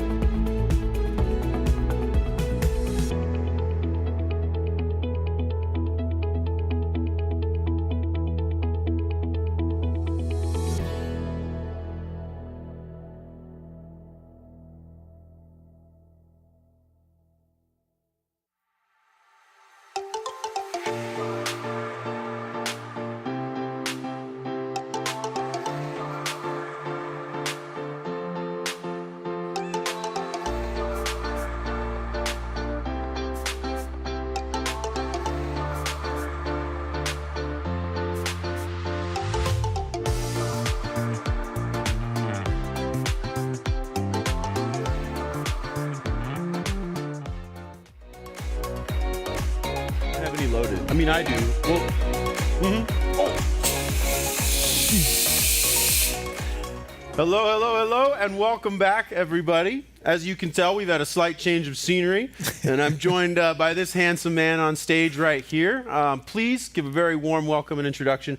This is Ed Scow, a longtime ClickBank client, partner even, email list manager in the space. Ed, thank you for being here. Thank you very much. Appreciate it. I think we missed an opportunity here. I think we should have done it between two ferns sort of setup. We need a Zach Galifianakis. I think that would have been a very good. Oh, 100%. And thank you very much for the description of me. That was very flattering. Well, I mean, I had to do my best. Yeah, I hope it didn't run afoul. No. If we get loopy by the end, we'll switch to a between two ferns style. Okay. So, Ed, first and foremost, if you don't mind kind of talking about your start in affiliate marketing or direct response, even just very early days. So, and I guess before I dive into that, for a little bit of context, maybe first talk about where you are today and the company you work with, and kind of paint that picture a little bit. Yeah, so like right now, partners with Mike Geary at Our Early Marketing, and we have multiple other partnerships that we have, supplement space, all sorts of, different things. We manage, so we have our big list, and then we manage about 40 lists for people as well. 40 email lists. Yeah, 40 email lists. Yep. Some of them are duplicate lists, but a lot of them are primary lists. And so, yeah, like that's kind of what I'm obviously known for right now is email marketing. Yep. I got my start. Gosh. We got to go back. So I used to be a personal trainer. I had my own personal training studio. And then in 2007, I reached like a breaking point. It's like, there's only so much money you can make as a personal trainer. Right. Yeah. You can only charge so much, especially where I'm from in Nebraska, like in Lincoln, Nebraska. Yep. You can't charge Beverly Hills rates. Yeah. And only so many clients you can only take. so many clients I can take. And so it was either like expand my space and hire more people, which sounded terrible to me. So like build out that business. Yeah, because personal trainers are terrible employees. At And so least want to work out all the time, right? And it just kind of coincided with, I don't know if you recall Personal Trainer University. Oh yeah. Yeah. I do. Yeah. What's the guy's name? Jonathan? Is that right? No, yeah, I do though. Yeah. And so, I was very active on those forums, trying to figure out new ways to basically earn more money. And that just kind of coincided with a very OG and Craig Ballantyne deciding to do a conference in Florida and about teaching people how to build their own programs and sell them on ClickBank. Oh wow! So do your own workout build your own workout programs, nutrition programs, and I was like, that sounds pretty cool. And the whole like make money while you sleep sort of thing. Yep, as an appeal. Yeah. I was like, this sounds kind of fun. It's like I think I can do that. And so I went there, and that's actually where I first met Mike too. And I tried it. I failed at it. I made so many mistakes. So you built some ebooks, basically, right? Oh, yeah. I built a bunch of ebooks, wrote some training programs, a ton of videos, and which I've since removed from YouTube, the internet. Yeah, because they're like making a video from 2008 doesn't actually look very good. Oh yeah, in these days, right? Cutting edge then though. Yeah, but yeah, so I just threw everything against the wall to try to make something work. But I still had my personal training studio. Like I said, made a ton of mistakes, especially in the affiliate world. And was it at that time from the offer owner side? Like you were, when you were trying to work with affiliates? They were my own offers, but I didn't try to attract affiliates. I was like, no, it's like everything has to be me. Like every email has to be like customly wrote by me. No content other than my own. I'm not going to promote anybody else's stuff. It just has to be mine because I don't want to give these hard-earned customers to somebody else. Right. Which is honestly, it's one of the biggest mistakes that you can make when you're trying to be an internet marketer. Not sharing, you mean? Yeah, not sharing. Trying to keep things too not tight. sharing, not interacting. But yeah. Well, and to your point, even so, yeah, I mean, it makes sense because you want to have control over your product and your brand. But yeah, it sounds like another, just to kind of call out mistakes for people, is trying to have too much control. Yeah. Right? It's kind of a. Right. Yeah, too much control, trying to do everything. I tried to do all the tech stuff myself. Okay. Which, yeah, it's like, you know, looking at like source code and stuff like that. I was like, I can figure out this HTML stuff. Yep. You know, and be like working for like 3 hours trying to fix something, and then I would actually have somebody that was smarter than me in that area, or fluent. Like, like I can't figure this out. Can you do it? And they're like, and then in like 5 minutes they make, yeah, it's done. Close the it's div. like, or, damn it. Some rant, right? So what was the transition there? Do you feel like, did you just get spread too thin, or I guess what was the spark that you were eventually like, hang on, this other side of the business, the affiliate side, is better geared? You know, so another part of the story is I had paid Mike for some consulting a few times. You know, like I would go visit him, and I'd be like, I want to like you're the best at, like, he was the best at Google at that time. Yeah. And if you don't mind, so just for some context for people watching, Mike Geary has probably been on ClickBank since 2001, or has been doing a long time. Yeah, affiliate marketing or direct response for 20, kind of an OG in the space is probably fair, right? Yeah, for sure. And he was like when I started to get into it, like he was the biggest he was doing such amazing things on Google ads, like getting 1 cent clicks and stuff like that. And I was like, I heard an interview and I was like, this is amazing. Like I need to learn this. Like this is what I want to do. I want to get great at paid traffic. And so I paid him for some consulting, and, you know, we did that.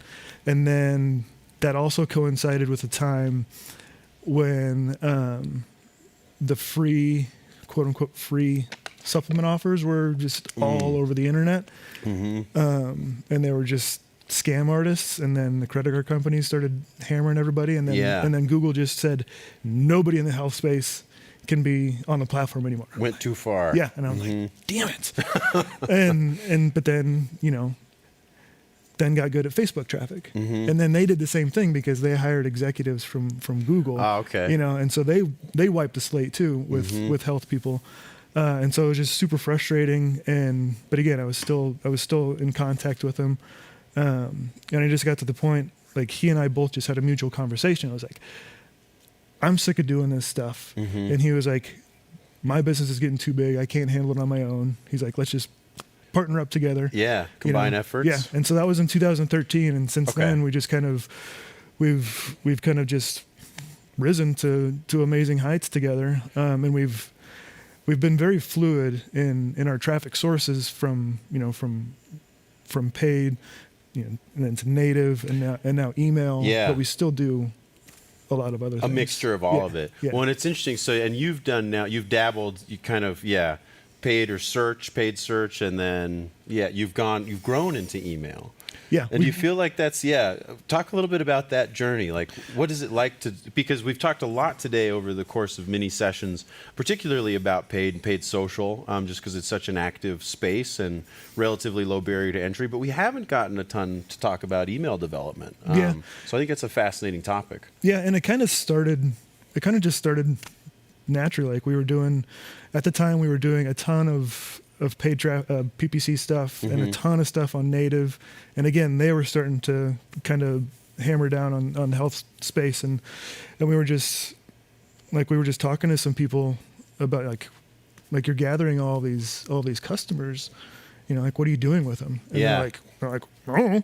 Yeah, right. Well, you know, we sold them something. And, you know, and they're like, well, let us handle it. Like, we'll give you a huge percentage of the pie, and then we'll handle everything else from there, from figuring out what to send, deliverability, you know, all the ins and outs. Yeah. So you guys had built sort of your own following, but you didn't at that time know how to capitalize on it? Yeah, I don't even know.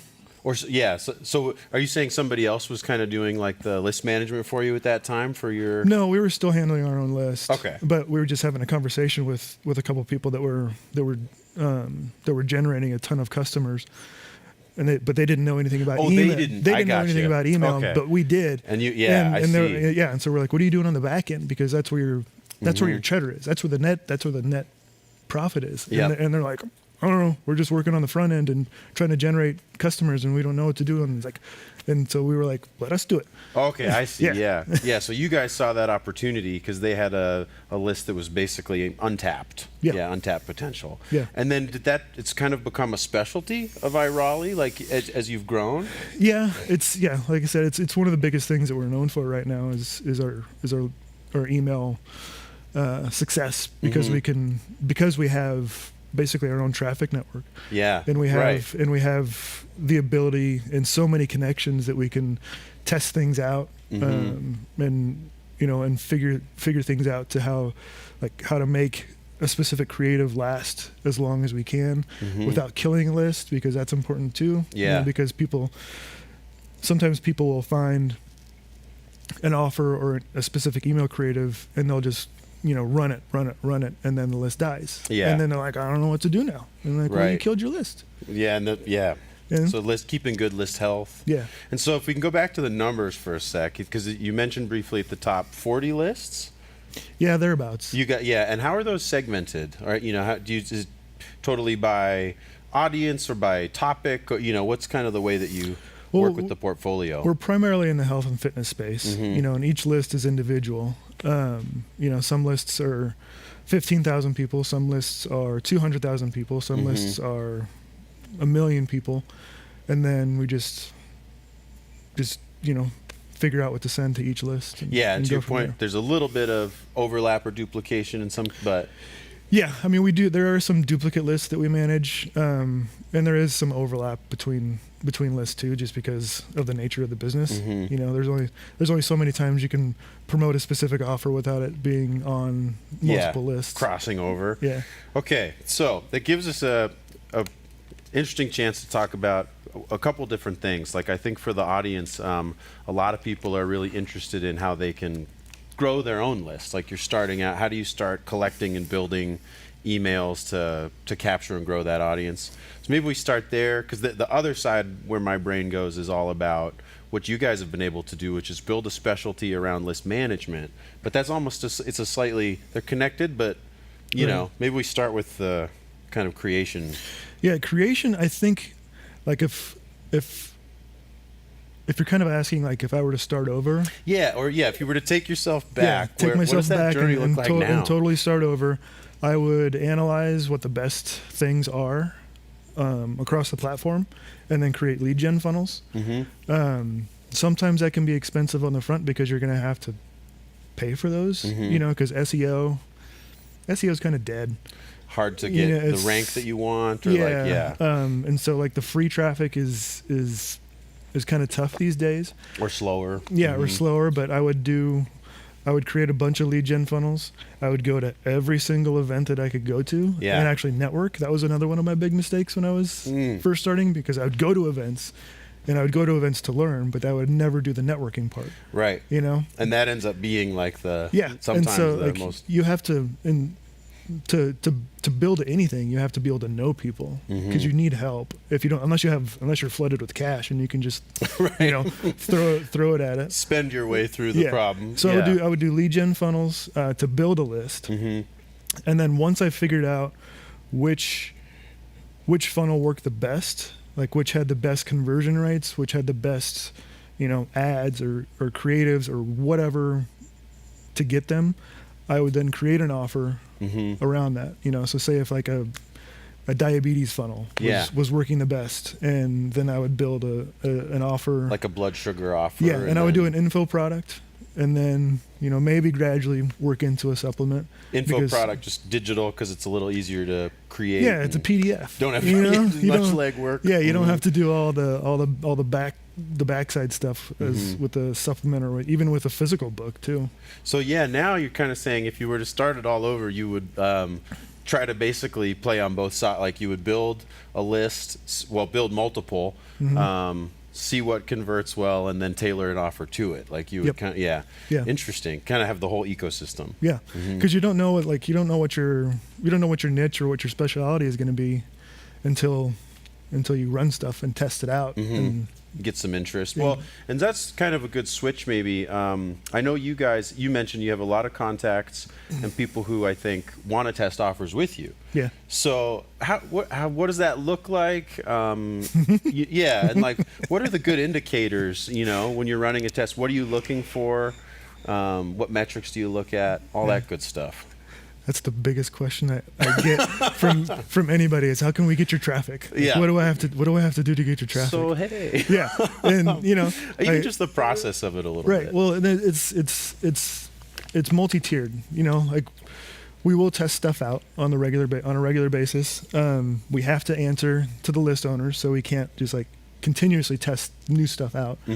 There's obviously friends and people that we know that take priority. Like if Brad Howard, like he was texting me earlier, he's like, like, hey, I've got this new stuff, like test it out. I was like, okay. Yep. Like, for sure. You worked together for a decade. And he's got a proven track record. You know what I mean? He's made multiple products over many years that have all in their own way been big hits or bestsellers. Yeah. And so there's that too. And then, because we have our own traffic network, essentially, like it's always in our best interest to promote other people's offers whose lists we manage. And then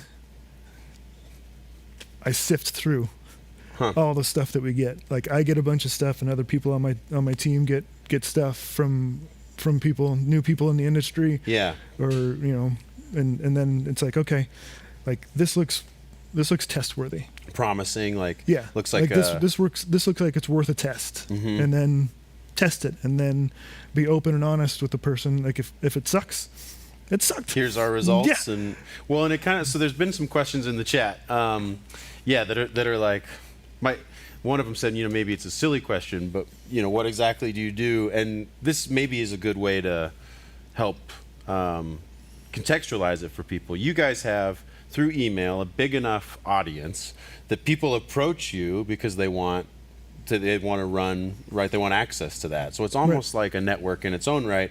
It's just not necessarily on social or places you're used to seeing it. It's through email. Yeah. Is that fair? Yeah. Or how would you kind of do that elevator pitch? Yeah, I mean it is our own traffic network. Yeah. You know what I mean? Because and it's largely because of, we work so much with ClickBank and stuff like that. There's no worry about paying for native ads or or Facebook ads and having to worry about going into massive debt to try and figure something out. Like it's just it's on the platform. We run it. We get a commission. It's all handled, nice and breezy. And so that's very attractive for a great number of people. Oh, for sure. Well, and it's taken you guys, a lot of time and expertise and specialty to develop that. Do you think, someone starting out in email, is that as easy or harder than other traffic sources now? Well, I mean, you have to build the list. Yeah, it's you know what I mean? biggest. And so it's like you've got to figure out the front end, and then gradually build things up. And I get questions from people like, how much money should we be able to earn per person on the list? And I'm like, I don't know. Yeah. That fluctuates. Right. But yeah, I think email. I've always told people that we work with that the back end is always like I said earlier. That's your cheddar. That's your net revenue. That's your net profit. Anything on the front that you're acquiring, like figure that out, build the list. Yeah. And let somebody like us handle it, and get paid a good amount of money. Right. And then keep that money. Well, yeah, I feel like we should break that down a little bit too, because if you're new to this, it's kind of like what you were talking about earlier. Like at first, you acquire a customer, you get an email, and you don't realize the value you might have in your hands right there. Yeah. Right? So, can you talk a little bit more about like how to maximize that email, like the sort of what you guys do to take an email and expose it to other things and make that back end? Well, we just find the best offers and Send them to that. and send them. Mm-hmm. And we have a very unique style that we're in terms of how we send email as well. It's different than pretty much everybody else in terms of, you know, being able to send specific offers for a longer period of time. So a lot of the stuff that we send to the list that we manage, or, you know, we still do high six figures in our own paid email traffic as well, where we rent other people's lists. The majority of those things have already been tested on our internal list, so we know the best subject line, we know the best from name, we know the best type of content. Yep. And then even if we don't, like, you know, we see something promising, but it didn't really perform all that well, then it's like, all right, you know, maybe the clicks are super huge, but the revenue is a little bit low. All right, let's figure out how to test some things, like add an image. Yeah. You know what I mean? Stuff like that. So you look for one like really good metric, like had a really strong open, a really strong click through, or something that indicates like this could be a hit kind of. Yeah, and like and then, you know, like I've said on the podcast that I've done with Kyle too, you know, like EPC is not the first thing I look at. Yeah. In email, I don't care. Like, where do you go? Go to total revenue, because that's how you pay the bills. You don't pay the bills with an EPC. Right. You know, that doesn't keep the lights on. Yep. And then once I look at total revenue, and if it's great, blast away. If it's moderate, like, okay, how can I make it better? If it's low, it's like, okay, you know, maybe clicks were super high, revenue is a little bit low, which means EPC is going to tank. Like, can I work with this person in order to make things work? To optimize. Yeah, but it's always looking at total revenue first. You know what I mean? Well, what's great about that, for people in the audience watching, everybody who's spoken today has kind of said some version of that, regardless of their traffic source. Like, first and foremost, what's your ROI? You know, what's your revenue, like, or your ROAS, or how much money are you making, and are you profitable? Yeah. And if that's your main thing, if that's really good, great. And, you know, if that could be better, then you start backtracking into the other, like, potential leaks in the bucket, I guess. Yeah. Where it's like, okay, but the clicks were really strong, or, you know, opens were really high. Figuring out effectively, like, backtracking into where do we need to optimize. Yeah. So it's interesting that even with email, it's the same, you know, kind of high approach. It's for sure. And, like, you know, going back to people reaching out for us to send their offers, you know, they'll send a lot of times their pitch will be a conversion rate and an EPC, and like, that doesn't tell me anything. Right. You know, you can have a 20% conversion rate, but if it only generated 100 clicks, that's not going to make any money. Yeah. You know what I mean? Yeah. And then an EPC, like, that's like, tell me if and the earnings per click, just to put out so many acronyms sometimes. Earnings per click. Yeah. And so then it's like, you know, has this been run before? Tell me what revenue is elsewhere, because I don't know any, like, that doesn't tell me any data. Yeah. So the metrics that people use like that in isolation are like in traffic, you know, vanity metrics almost. Like they look good if you have a high EPC or a really high conversion rate. But are you kind of saying, like, you need the total picture? Like those in isolation aren't enough. It's really like, how much did it make? Right. Because, like, if a list does on average, you know, like $1,000 a day, and then, you know, somebody says, oh, this creative or this offer did, you know, 5% conversion rate or 10% conversion rate, and then I send it, and it doesn't click well, it doesn't open well, and we only make $500. Right. That's, you know, big deal. Yeah. Like that's not a sexy metric. The sexy metrics are the money. Yep. Eye on the prize, as it were. Well, I want to start. We'll start pulling in some questions from the chat here soon. Okay. But before we do, I wanted to talk kind of the tactical side of email, because we get a lot of questions just about email cadence and how often to send and deliverability and that kind of thing. What do you guys do? What's your approach to monitoring all that? Do you have best practices? So it varies on the list specifically. So, like, our internal list, we on average we'll do 2 sends a day. the full list size will be anywhere from 1 million to 1.4 million people. Yeah, big, and then because we're in the health space, we've built segments. So like people who have clicked on a diabetes offer, they get put on a diabetes segment. Blood pressure gets put on a blood pressure segment. Men's health gets put on a men's health segment. And so then we have all those other segments. So we do 2 emails a day, but they're different sizes. Okay.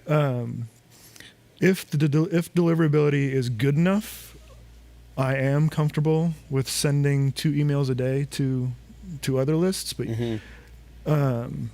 it can't be overly aggressive. Yeah. Like it can't be like, it can't be like hard promo twice a day. You'll just there has kill to the- be there kill has the to be interest. some type of content. It doesn't have to be Yeah. like full content, but just something that's nice. That's like that builds trust in the person, because that's honestly what it's about. Like you want these people that you're working very, very hard to get on your lists to trust you, to still get value. Yeah. And right. Be eager to open your email because it's going to give them something valuable. Yeah. So and then beyond that, it kind of depends on deliverability. Like if I see open rates and on average start to tank, or clicks on average start to tank, then no, I'm not Throttle back, basically. Then maybe play around with doing 2 emails a day a couple times a week, but then going back to just one a day. Yeah. So 2 a day is kind of the max. Like, would you?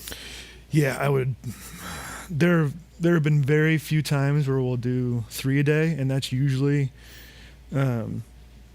because something got messed up. Like a one whoopsie in there somewhere. Yeah, it's like crap, I forgot to send this. Let's do 3 today. The bonus email Right. kind of thing. Yeah. So for people out there who may have email lists of their own, I think those are just good general best practices, right? Like 2 times max is probably the most. But then I think another good practice that you mentioned was varying the send between like sell and a value or promo and a value. Yeah, always being willing to give something away. And another thing too, like we're going back to when we were talking about building a list. A very important thing is having a quality autoresponder series. Like different platforms call it different things, but it means like once the person gets on the list, they go through a sequence of things before they get on your main broadcast list. And I've always felt like a welcome series. A welcome almost. series. Yeah. I've always felt, not everybody feels this way, and those are the toughest list owners. I've always felt that in at least the first week, you need to work very, very hard to send a lot of content to build that trust in those people that you want to continue opening and giving you money. Yeah. Yeah. You know what I mean? So going back, just give like sort of the real world example, or even maybe it's still hype, but your personal trainer, you get somebody to sign up because maybe you're offering a free, like your free 10 tips, on triceps training. They sign up and then, they go into that sequence. But for that first week, you're just delivering them more good value. Finishing moves, and superset, all that. Yeah. Before you even introduce a product. Yeah. And it's easier for us just because we have a massive blog that we can just pull so many. And you have a big content library? We have a big content library. We have a lot of friends that also have a content library, so it's easy for us to pull those things. But like going back, if I was starting over, like I would do that, and then like the first week I would do like build on more. You know what I mean? Like tricep training. Okay, now let's do leg day. Complement it with and basically just add on, and then at that point you can after that you just add them to like your kind of main drip. Then they just get put on the daily broadcast list, and that's and then start promoting. Yeah, but build value, have a good welcome series, don't overdo it. It sounds like, and then the metrics that you monitor the most for kind of list health, what are you kind of always keeping an eye on? Well, once the iOS update happened last year, that really kind of skewed what you see as open rates. Like I'll look at how an email did, and it'll show 70% email or 70% open rate. I'm like that's crazy. Like that didn't happen. That'd be awesome. It went to 200,000 people. It did not get a 70% open rate. And so then start to look at if the platform allows it, I start to look at specific ISPs, like how did Gmail click? Okay, yeah. So really been starting to focus a lot more on click data than open data. Just because the open data got kind of skewed. Because the open data, you can't fully trust it, with Gmail specifically, and so you still look at it because it's still an important metric, but then I directly go to clicks, and then I'm like, all right, did this do shitty, or what was the CTR? Then it's like, what happened? Like, did it do okay?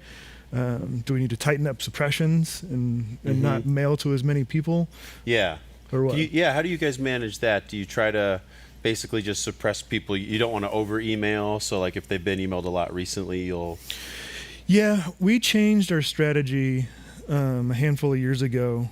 So we used to like send to the full lists and then suppress like people who haven't opened, unengaged kind of thing. Yeah, but now we've switched it to sending to active people, so people who have opened and clicked. So maybe people who have opened in the last 15 days or clicked in the last 6 months. Okay. So it's basically like if you see interest, they're qualified. But then and so like if somebody hasn't been active on your list for 9 months, a year, you don't want to keep mailing them because it's going to damage your reputation and across the board. Like you're gonna start hitting spam traps. You're gonna start getting bounce rates and stuff like that. Because even inadvertently, you're kind of sending unwanted emails even if it's not intentional, but right. It's like this person hasn't engaged with me in X number of days or months. Like it doesn't make any sense for me to continue mailing to them. So do you drop them off or just suppress? Or we just suppress, and then we do. I don't know if this would make sense. We do have specific emails where we do what are called reactivation campaigns, where we'll send to like, all right, this email did bonkers. It clicked like crazy, like across the board. So we're gonna send this very specific email to every list to try and re-engage some of these people who haven't been active for a while. So it's almost like you've got a home run. This one's big enough; it could probably pull some people back into activity. Like on our main list, the total is about 4 million people, and like I said, we send to 1 to 1.5 million people, and there have been a handful of emails that we do. Like this has been like this crushed. It's worth sending to all 4 million people. And we can sometimes get like we've gotten like 200,000 people to re-engage and stuff like that. Nice. So it's worth keeping them because there's always the chance that somebody could reactivate. You just have to be strategic about it. I've never liked the idea of scrubbing a list unless you get paid, unless you're paying per subscriber. You know what I mean? And then like if somebody hasn't engaged in 9 months or whatever, then yes, get them off your list because you're wasting money. You're putting money out there. And you can't do anything about it. So But other than that, I've never been a big fan of scrubbing a list. Just suppress and just play around with the numbers. Okay, well, thank you. So I know for people watching, it's been probably on me a wide-ranging conversation, but we'll hop into some chat comments. And before we do, I think those kind of takeaways and summaries from this chat are really important.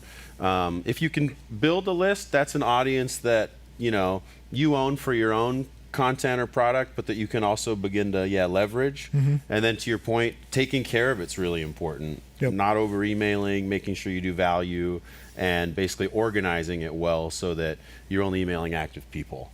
Those are at least some, I hope, best practices before we kind of hop into and testing. What would you add on that? We've always been a very, very big believer in split testing pretty much everything. But you mean like headlines all the way through different email bodies? Or so like if we are working in a platform like MaraPost, who's going to talk tomorrow, we can split test everything. Like we can split test run 10 different segments to split test 10 different subject lines to find what works best, and then use that to run everywhere else. And then, you know, like I said earlier, like if we find a creative that clicks really well, but did moderate revenue, like, okay, what can we split test next to boost the revenue? So yeah, leads you down the path. Yeah, and including like if we find a creative that does well right out of the gate, I'm like, all right, the next thing I'm going to do is I'm going to split test images, and I have a very specific methodology with images that's proprietary information that I cannot share. Yeah, except for the low price. Right.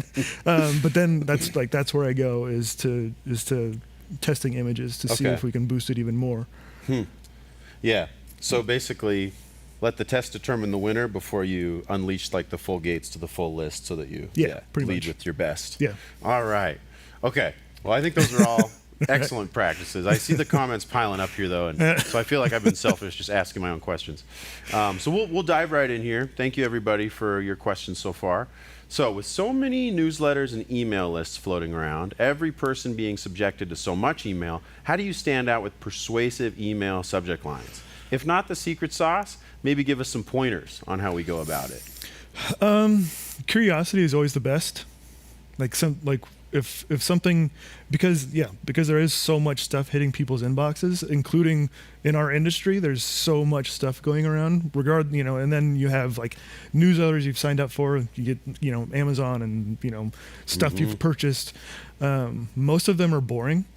And so if you can pique somebody's curiosity, that's going to be the best. Like not like in a perverse way, right? Yeah, that could work too. Yeah, but if you can do anything that just makes the person stop in their inbox and be like, I wonder what this is. I'm going to click on it. Yeah. Because ultimately that's what we do. Right? Like when people ask me what I do for a living, it's very dry to say I'm an internet marketer, right? Because nobody understands what that means, and then I'm like, all right, how do I describe this? And so then I start to say, well, I get clicks, because that's what our goal is. We want, whether it's a Facebook ad, a native ad, an email, you want that person to click. So you want that person to open the email by being curious, like making them curious. Yeah. You want them then to click on whatever you have in that email, and then you want them to click on the buy button. Yep, ideally, right? But yeah, piquing someone's curiosity is always the first thing that we go to.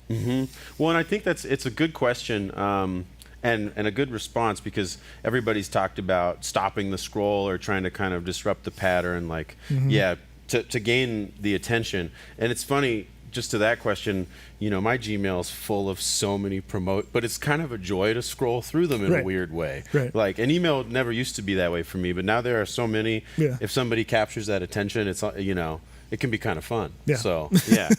It's just one of those interesting commonalities. Yeah. And we've found what we've found to work the best, especially because mobile is becoming, so primary, mobile or, tablets or whatever, versus, having a computer screen where you can see a long subject line. Short curiosity based. And then do you lines. Basically just test however many different versions of similar headline that's intended to pique curiosity and let it play out? Yeah, basically. Yeah. And we test from names wherever we can too.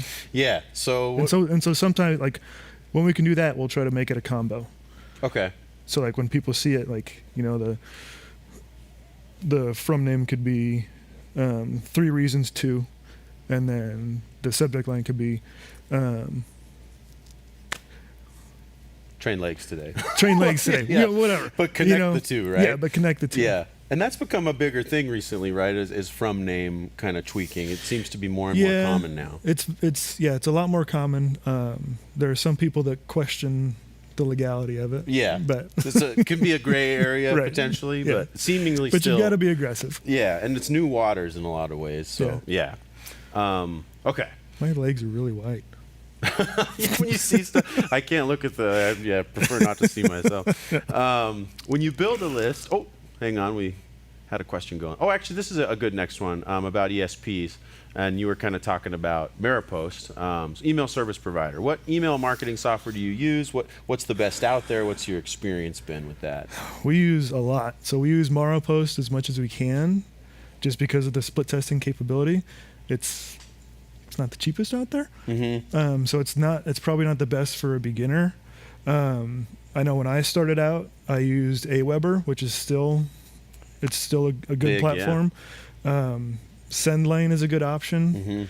SendLane has some of the similar things that you can do with Maripost. We use ConvertKit. We use Blastable. We use, because we don't own, like, when we manage a list, we don't actually own the account because we don't take a high enough percentage. You know what I mean? But, But so you've got experience with several. Yeah. But yeah, Maripost is probably... It's the most robust. It's the one that allows you to do the most in terms of segmentation, monitoring, ISPs, split testing, that sort of thing. So most testing and most data back, even if it's not the least expensive initially, Right. Okay. But yeah, and I think even if I was getting started again, I would probably still go back to Aweber until I made enough money that I could move to a more robust platform. Like scale up. But that's a good point too, is the tool kind of matches where you are in the journey. So does building a list using lead magnets, giving freebies, reduce the quality of the list, especially considering the intent to sign up was for the freebie and not necessarily join an active list? A lead list is generally going to be tougher to monetize versus a customer list. But I do still think it's the easiest way to build a list. And, like I said, that's why I would do that first and then figure out what works the best and then build an offer to build customers, because a customer list is always going to be a lot more valuable than a cold lead list. And depending upon where the leads come from, they can be even less valuable. But it kind of goes back to that strategy you mentioned too, where it's like first with the lead, just give value, give value. Build trust. Yeah, to kind of get over that hump potentially of and there's when you build a leads list, there's going to be people that kind of die off a lot faster. Especially like Facebook leads are going to die off a lot faster. And it's just part of the... It's just, because it's just like people are just like bored out of their minds. Like, I'll click on that. Right. I'll give you my email address. It's easy. Yeah, and then they're like, I forgot what this is for. I didn't know it. I don't remember doing this. Unsub. Or they'll be like, I don't remember signing up for this. This is spam. It's like, no. You signed up for it yesterday. Yeah, exactly. As long as they don't swear at you. Right. Get that a lot. And that could happen too. This is a good one. How have segmented email inboxes affected the business? Like in Gmail, priority mailbox, promotions, social, everything kind of getting split. Has that, reduced engagement or helped or hurt? Hitting primary or updates is obviously the biggest benefit. There's a huge... Like when I look at stats, I can tell exactly where the email went. Did it go to promo? I can tell by the stats. Did it go to primary? I can tell by the stats. And there are some tips and tactics that we utilize to try and ensure that we hit primary all the time, because it can be like the engagement can be 20-30% more.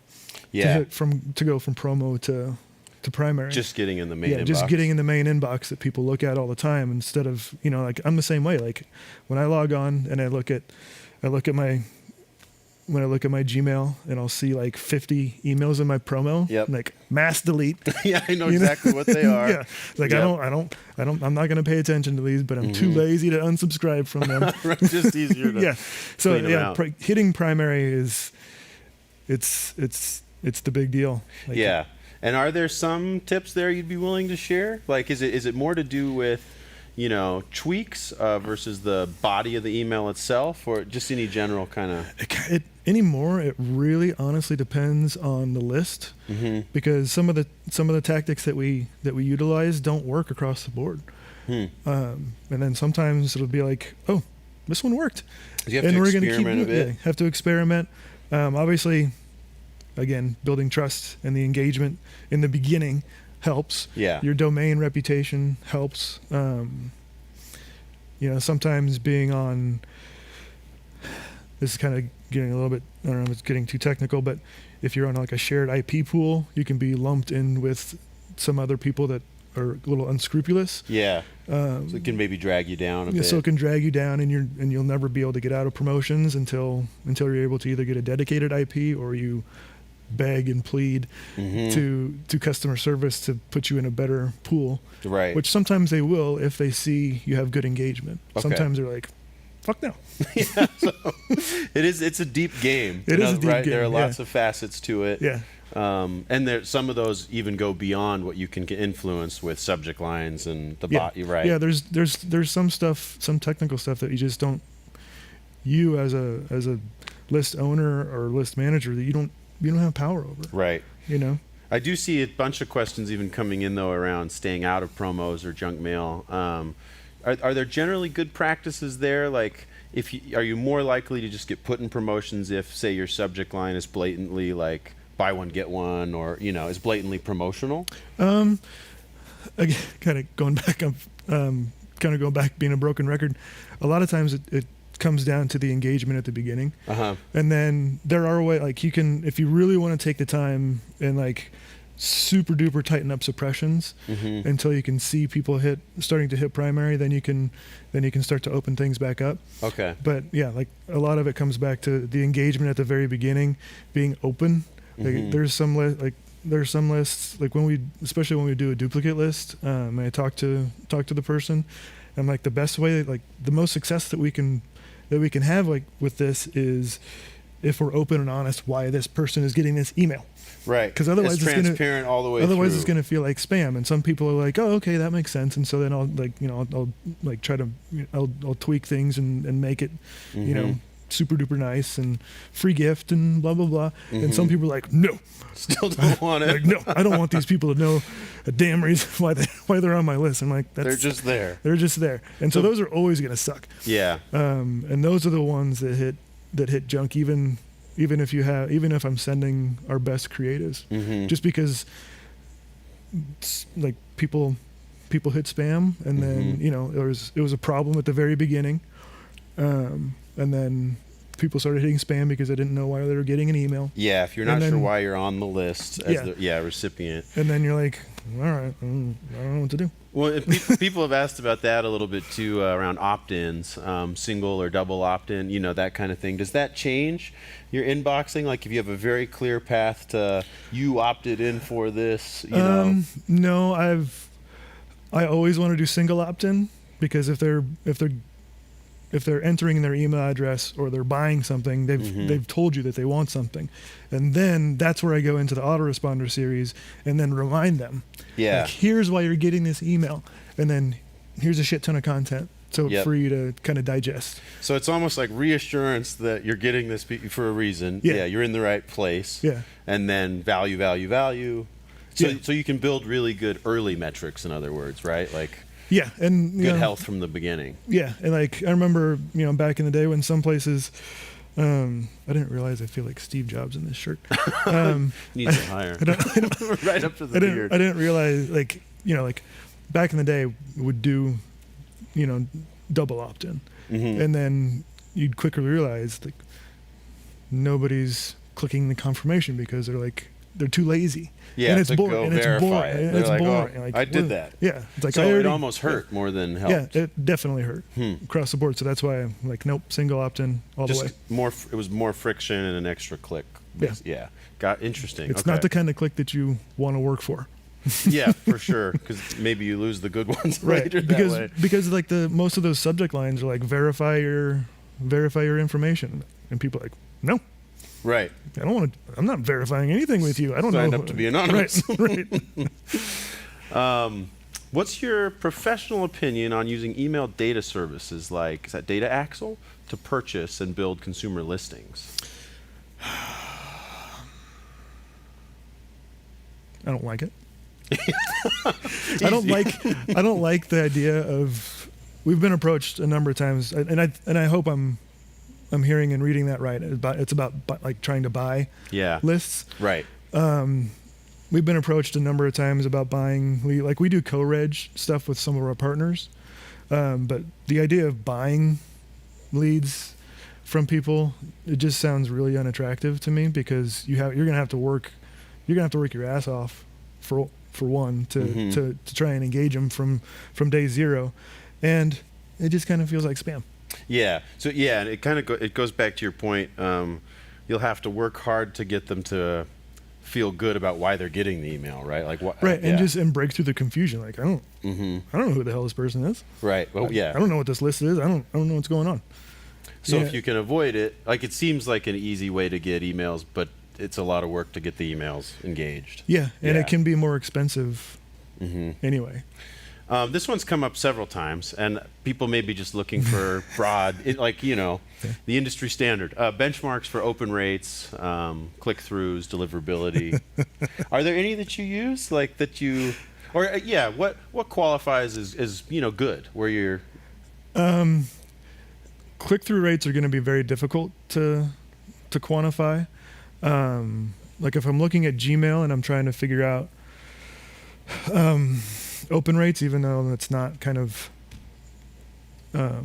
accurate anymore, and again, there are some people that say they can guarantee like a 25% open rate.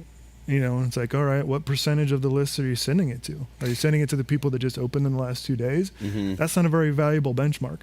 But I try to always stay above 20% open rate. And there'll be times when there's, when we do like the re-engagement campaigns where it's going to be lower.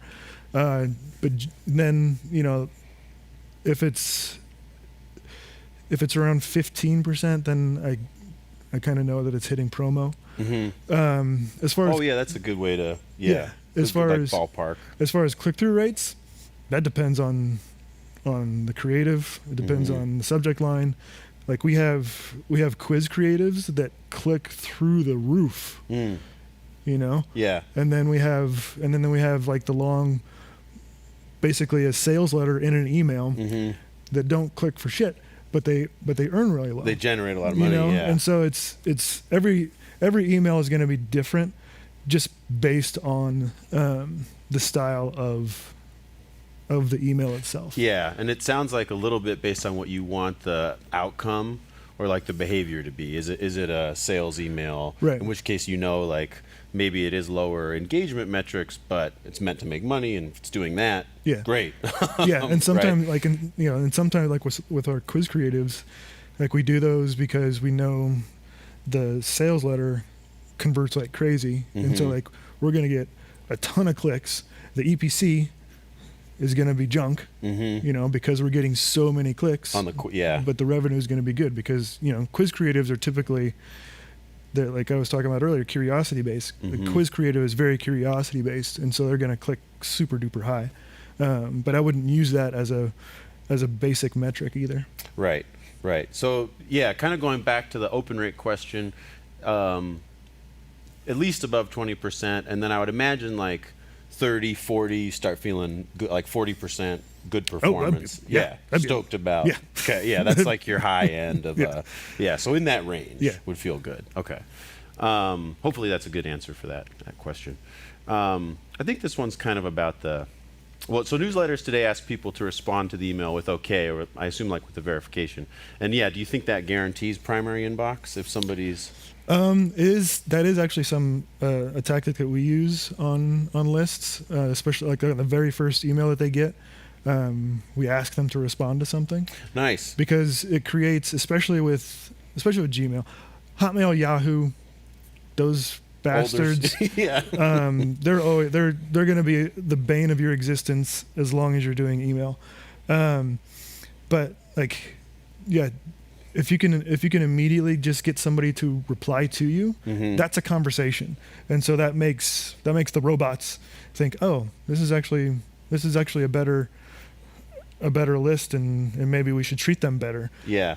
It's like that interaction right Yeah. out of the gate. Yeah. Yeah, is that authentic conversation. Yeah, like back in the day when we were like when things really started to get funky with primary and promo, and we were working things out. We actually did a 3-way conversation.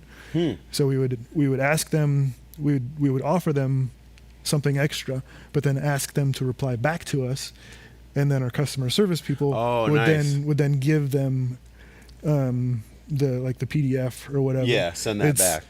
It was very, very time consuming A little for ping our pong. customer service people, but we're like, this is just going to be temporary. But yeah, anytime you can have any sort of at least 2-way conversation, they're going to look at you better. Well, and that gets you out of like the no reply mailboxes. And yeah. So stay in interactive territory, in other words. Okay. That's really good advice. Okay, we have time for just a couple more. How do you have so much new content to send? Where do you source it from? It gets sent to me. It's a good problem to have. Right. And that's why, like I said earlier, is like people always ask, like, how do we get your traffic? And I'm like, we have massive Google documents with creatives that people have sent us that we have to sift through and decide what we want to run. Yeah, to see what looks good. Like it's a very, very good problem to have because it means people want our traffic, and they'll send us their best stuff, and we can go from there. But it's just still time and that's a smart ass response, but it's because people send us so much stuff. Well, how do people hear about you guys? What's the most common like referral source that you see? Like where you're getting, people sending you guys stuff? Like it just kind of built. Is a lot of word of mouth? It's all word of mouth. I've obviously been doing more stuff with you guys as of late, but which I hope has helped. But it's just it's been word of mouth, and then interacting, like going way back to the beginning, interacting with people at events, which I'm not very good at. I'm trying to get better. You're good at it. It's maybe not your favorite. It's not my favorite you're thing. You're good at it. But yeah, just like networking with people, having conversations with people, and then just like sometimes they'll just say like, "Hey, I heard you do list management." And like, yeah, like let's open a conversation. Like, when I get home, we'll have a phone call. Yeah. Here's my email address. Simple as that. Yeah. Or I'll be like, "Hey, what are you doing with your email? Do you need help?" So yeah. So it's all word of mouth, and there's no advertising. Yeah, I didn't think you guys were out, looking, which is the best form of, successful marketing you can have, right? It's that word of mouth demand. It's free. And it has clout. Okay, this is a really good maybe last question, especially with how hot of a topic this is, and we've been talking about reply mechanisms, maybe if AI fits in there. So are there any interesting things you're using, AI for in email right now? No, I've heard mixed results on it, and I just honestly haven't experimented with it. I'm not opposed to trying it out, but there's so many copywriters out there too, and there's also like a weird, just growing up in the 80s and the 90s and like worrying about the robots taking over, and like I don't know that I want this thing to automatically write copy for me. I want to use a person. Still something strange. But I'm not opposed to it. I just haven't really taken the time to fully digest it. Well, and there aren't not any immediate advantages over using a really good copywriter that you see today, right? So maybe, but not quite yet. Maybe. Well, and we do rent our lists. So where was that one? Do you want to talk a little bit about that? We've got. Well, I just saw it in the thingy. Do you sell traffic or rent your list? And yes, we do. We rent out the lists that we know we have stable enough revenue for that we can come up with a fair price. Okay. Yeah. Well. Okay. So last couple of things. If people want to get in touch with you. So one thing is you can get more from Ed on clickbank.com on our podcasts. We've got a really good growing library of content with a lot more of your knowledge on there. But yeah, for list rental and anything else like that, do you have kind of anything you'd like to leave people with? I don't want to say put your email out there, but is there a contact or anything like that? No, I mean, you can, the main point of contact would be the easiest one would be me. I'm not gonna blast out my team's email addresses because they'd be like, what's going on? But no, Ed at iRaleigh Marketing. And they can always get in touch through ClickBank too. I think we've got you featured in a couple spots. And a lot of good content with Ed on the site. And as you mentioned, doing more. So a growing library there too. Yeah. I'm sorry we didn't get through all the questions. Yeah, I know. There's been a ton of demand. So one of the things we're going to do for a follow-up is get each speaker the questions that we didn't get to. So I hope that at some point in some format we get to return to this, and that could be in a future podcast with you. But yeah, we will try to track back to this and make sure we capture it. So if you don't mind, last time I'll say this. I know you're at home, so it's weird to clap by yourself, but round of applause for Ed for joining us at ClickBank Summit today. It's been such a pleasure to have you, Ed. I sincerely appreciate it. Yeah, it's been awesome. Cheers. Thank you, man. Yeah. Thank you so much. And then we are going to clear this really quickly and just kind of move to our final couple announcements. So if people can just kind of give Ed, we'll get some smoke and some music here to thank Ed for his time. There we go. Thanks, man. Appreciate it. Appreciate it. Yeah, I'll see you in a little bit. All right. Thanks again.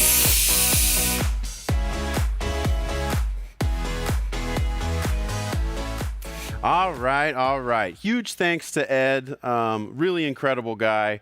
That was like an hour masterclass in email marketing, and I know it was wide-ranging, but I hope everybody got a lot out of that. And huge thanks to all our speakers over the course of the day today. We have an incredible info-packed lineup for tomorrow, too.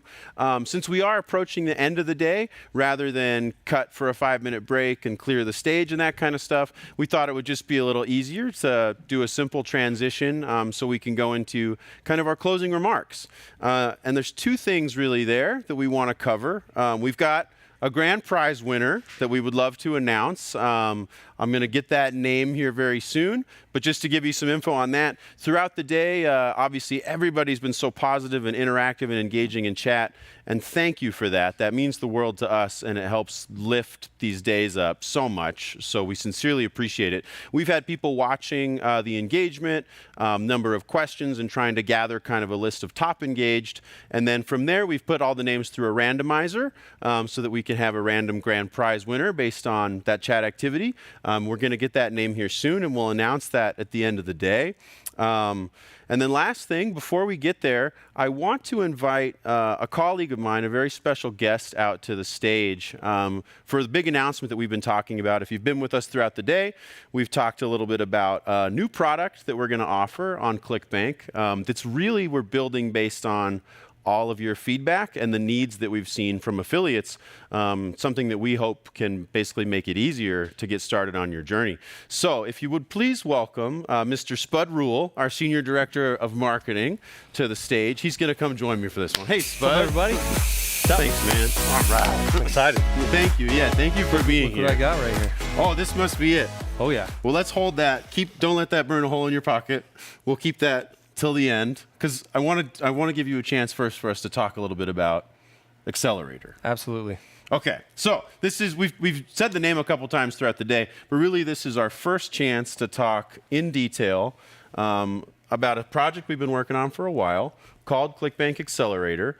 And Spud, maybe you can just kind of kick us off and walk us a little bit, first through the need for this, where it came from, and then where we're going. Let's start there. Okay. Actually, it's a perfect thing to follow up with all the conversations you just had with Ed, for example. A lot of tools today, but you'll notice in the chat we have the Discord community as we've been discussing throughout the day. There's a lot of different areas where we as a team listen to what is important and what's needed, and basically what kind of pain is out there that we can help solve. Yeah. And one of the big things here, as you can see on your screen, there is a very clear pain around a lot of the things you've been hearing about today. Landing pages, blogs, websites. We've been talking about bridge pages, pre-sales pages, squeeze pages, all which isn't what I'd heard. All the things. There's that. There is a pain around how expensive it is to try to stitch together all of those. Then you've got that email component. And how do you integrate that with all of it, the integration piece of it.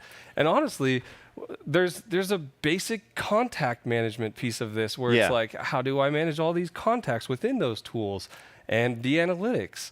and the tagging within all of that. And it really becomes a pretty big pain point. Yeah. And so we're really excited today to introduce a brand new, first of its kind solution that ClickBank has been working on, and we're calling it Accelerator. Accelerator. We could not be more excited about this. Yeah, and thank you, Spud, for that, and for showing the comments in Discord, and even all the ones throughout the chat today. Yeah, to your point, make it really clear that that landing page area is of critical importance, but there's a lot of confusion around, like, who do I use to build one? What services do I need to stitch together, to your point? Yeah. And would you say, I mean, that's really our goal with Accelerator, right? Is not to replace any of those individually, but to provide a streamlined bundle for people just getting started. Is that kind of what you describe it as? If you're just getting started and looking for all of those solutions in one place, and in a very simple and clear way that is very friendly for getting started, that is what this tool has been designed for, and it's the first of its kind in that way.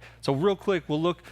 This is the first sneak peek we're ever sharing. Yeah. So you guys, thank you for being here and for experiencing this. We're so excited to show you a few sneak peeks. So what we're looking at right now, we'll just flip through a few quick slides. One of the most exciting things inside this tool that you'll find is actually the onboarding, and we're calling it a funnel generator. And so basically what you're looking at here is within the first few clicks, you are going to be asked some very basic questions about the niche you're promoting in, the traffic source, the traffic type that you are running, and from that, we will generate recommended funnels and funnel types, and within 3 clicks, you're going to build your very first funnel, and it's going to be based on all of the intellectual property, the insights, and all of the expertise within ClickBank that is behind that algorithm. And at the end of it, we'll suggest the best thing for you.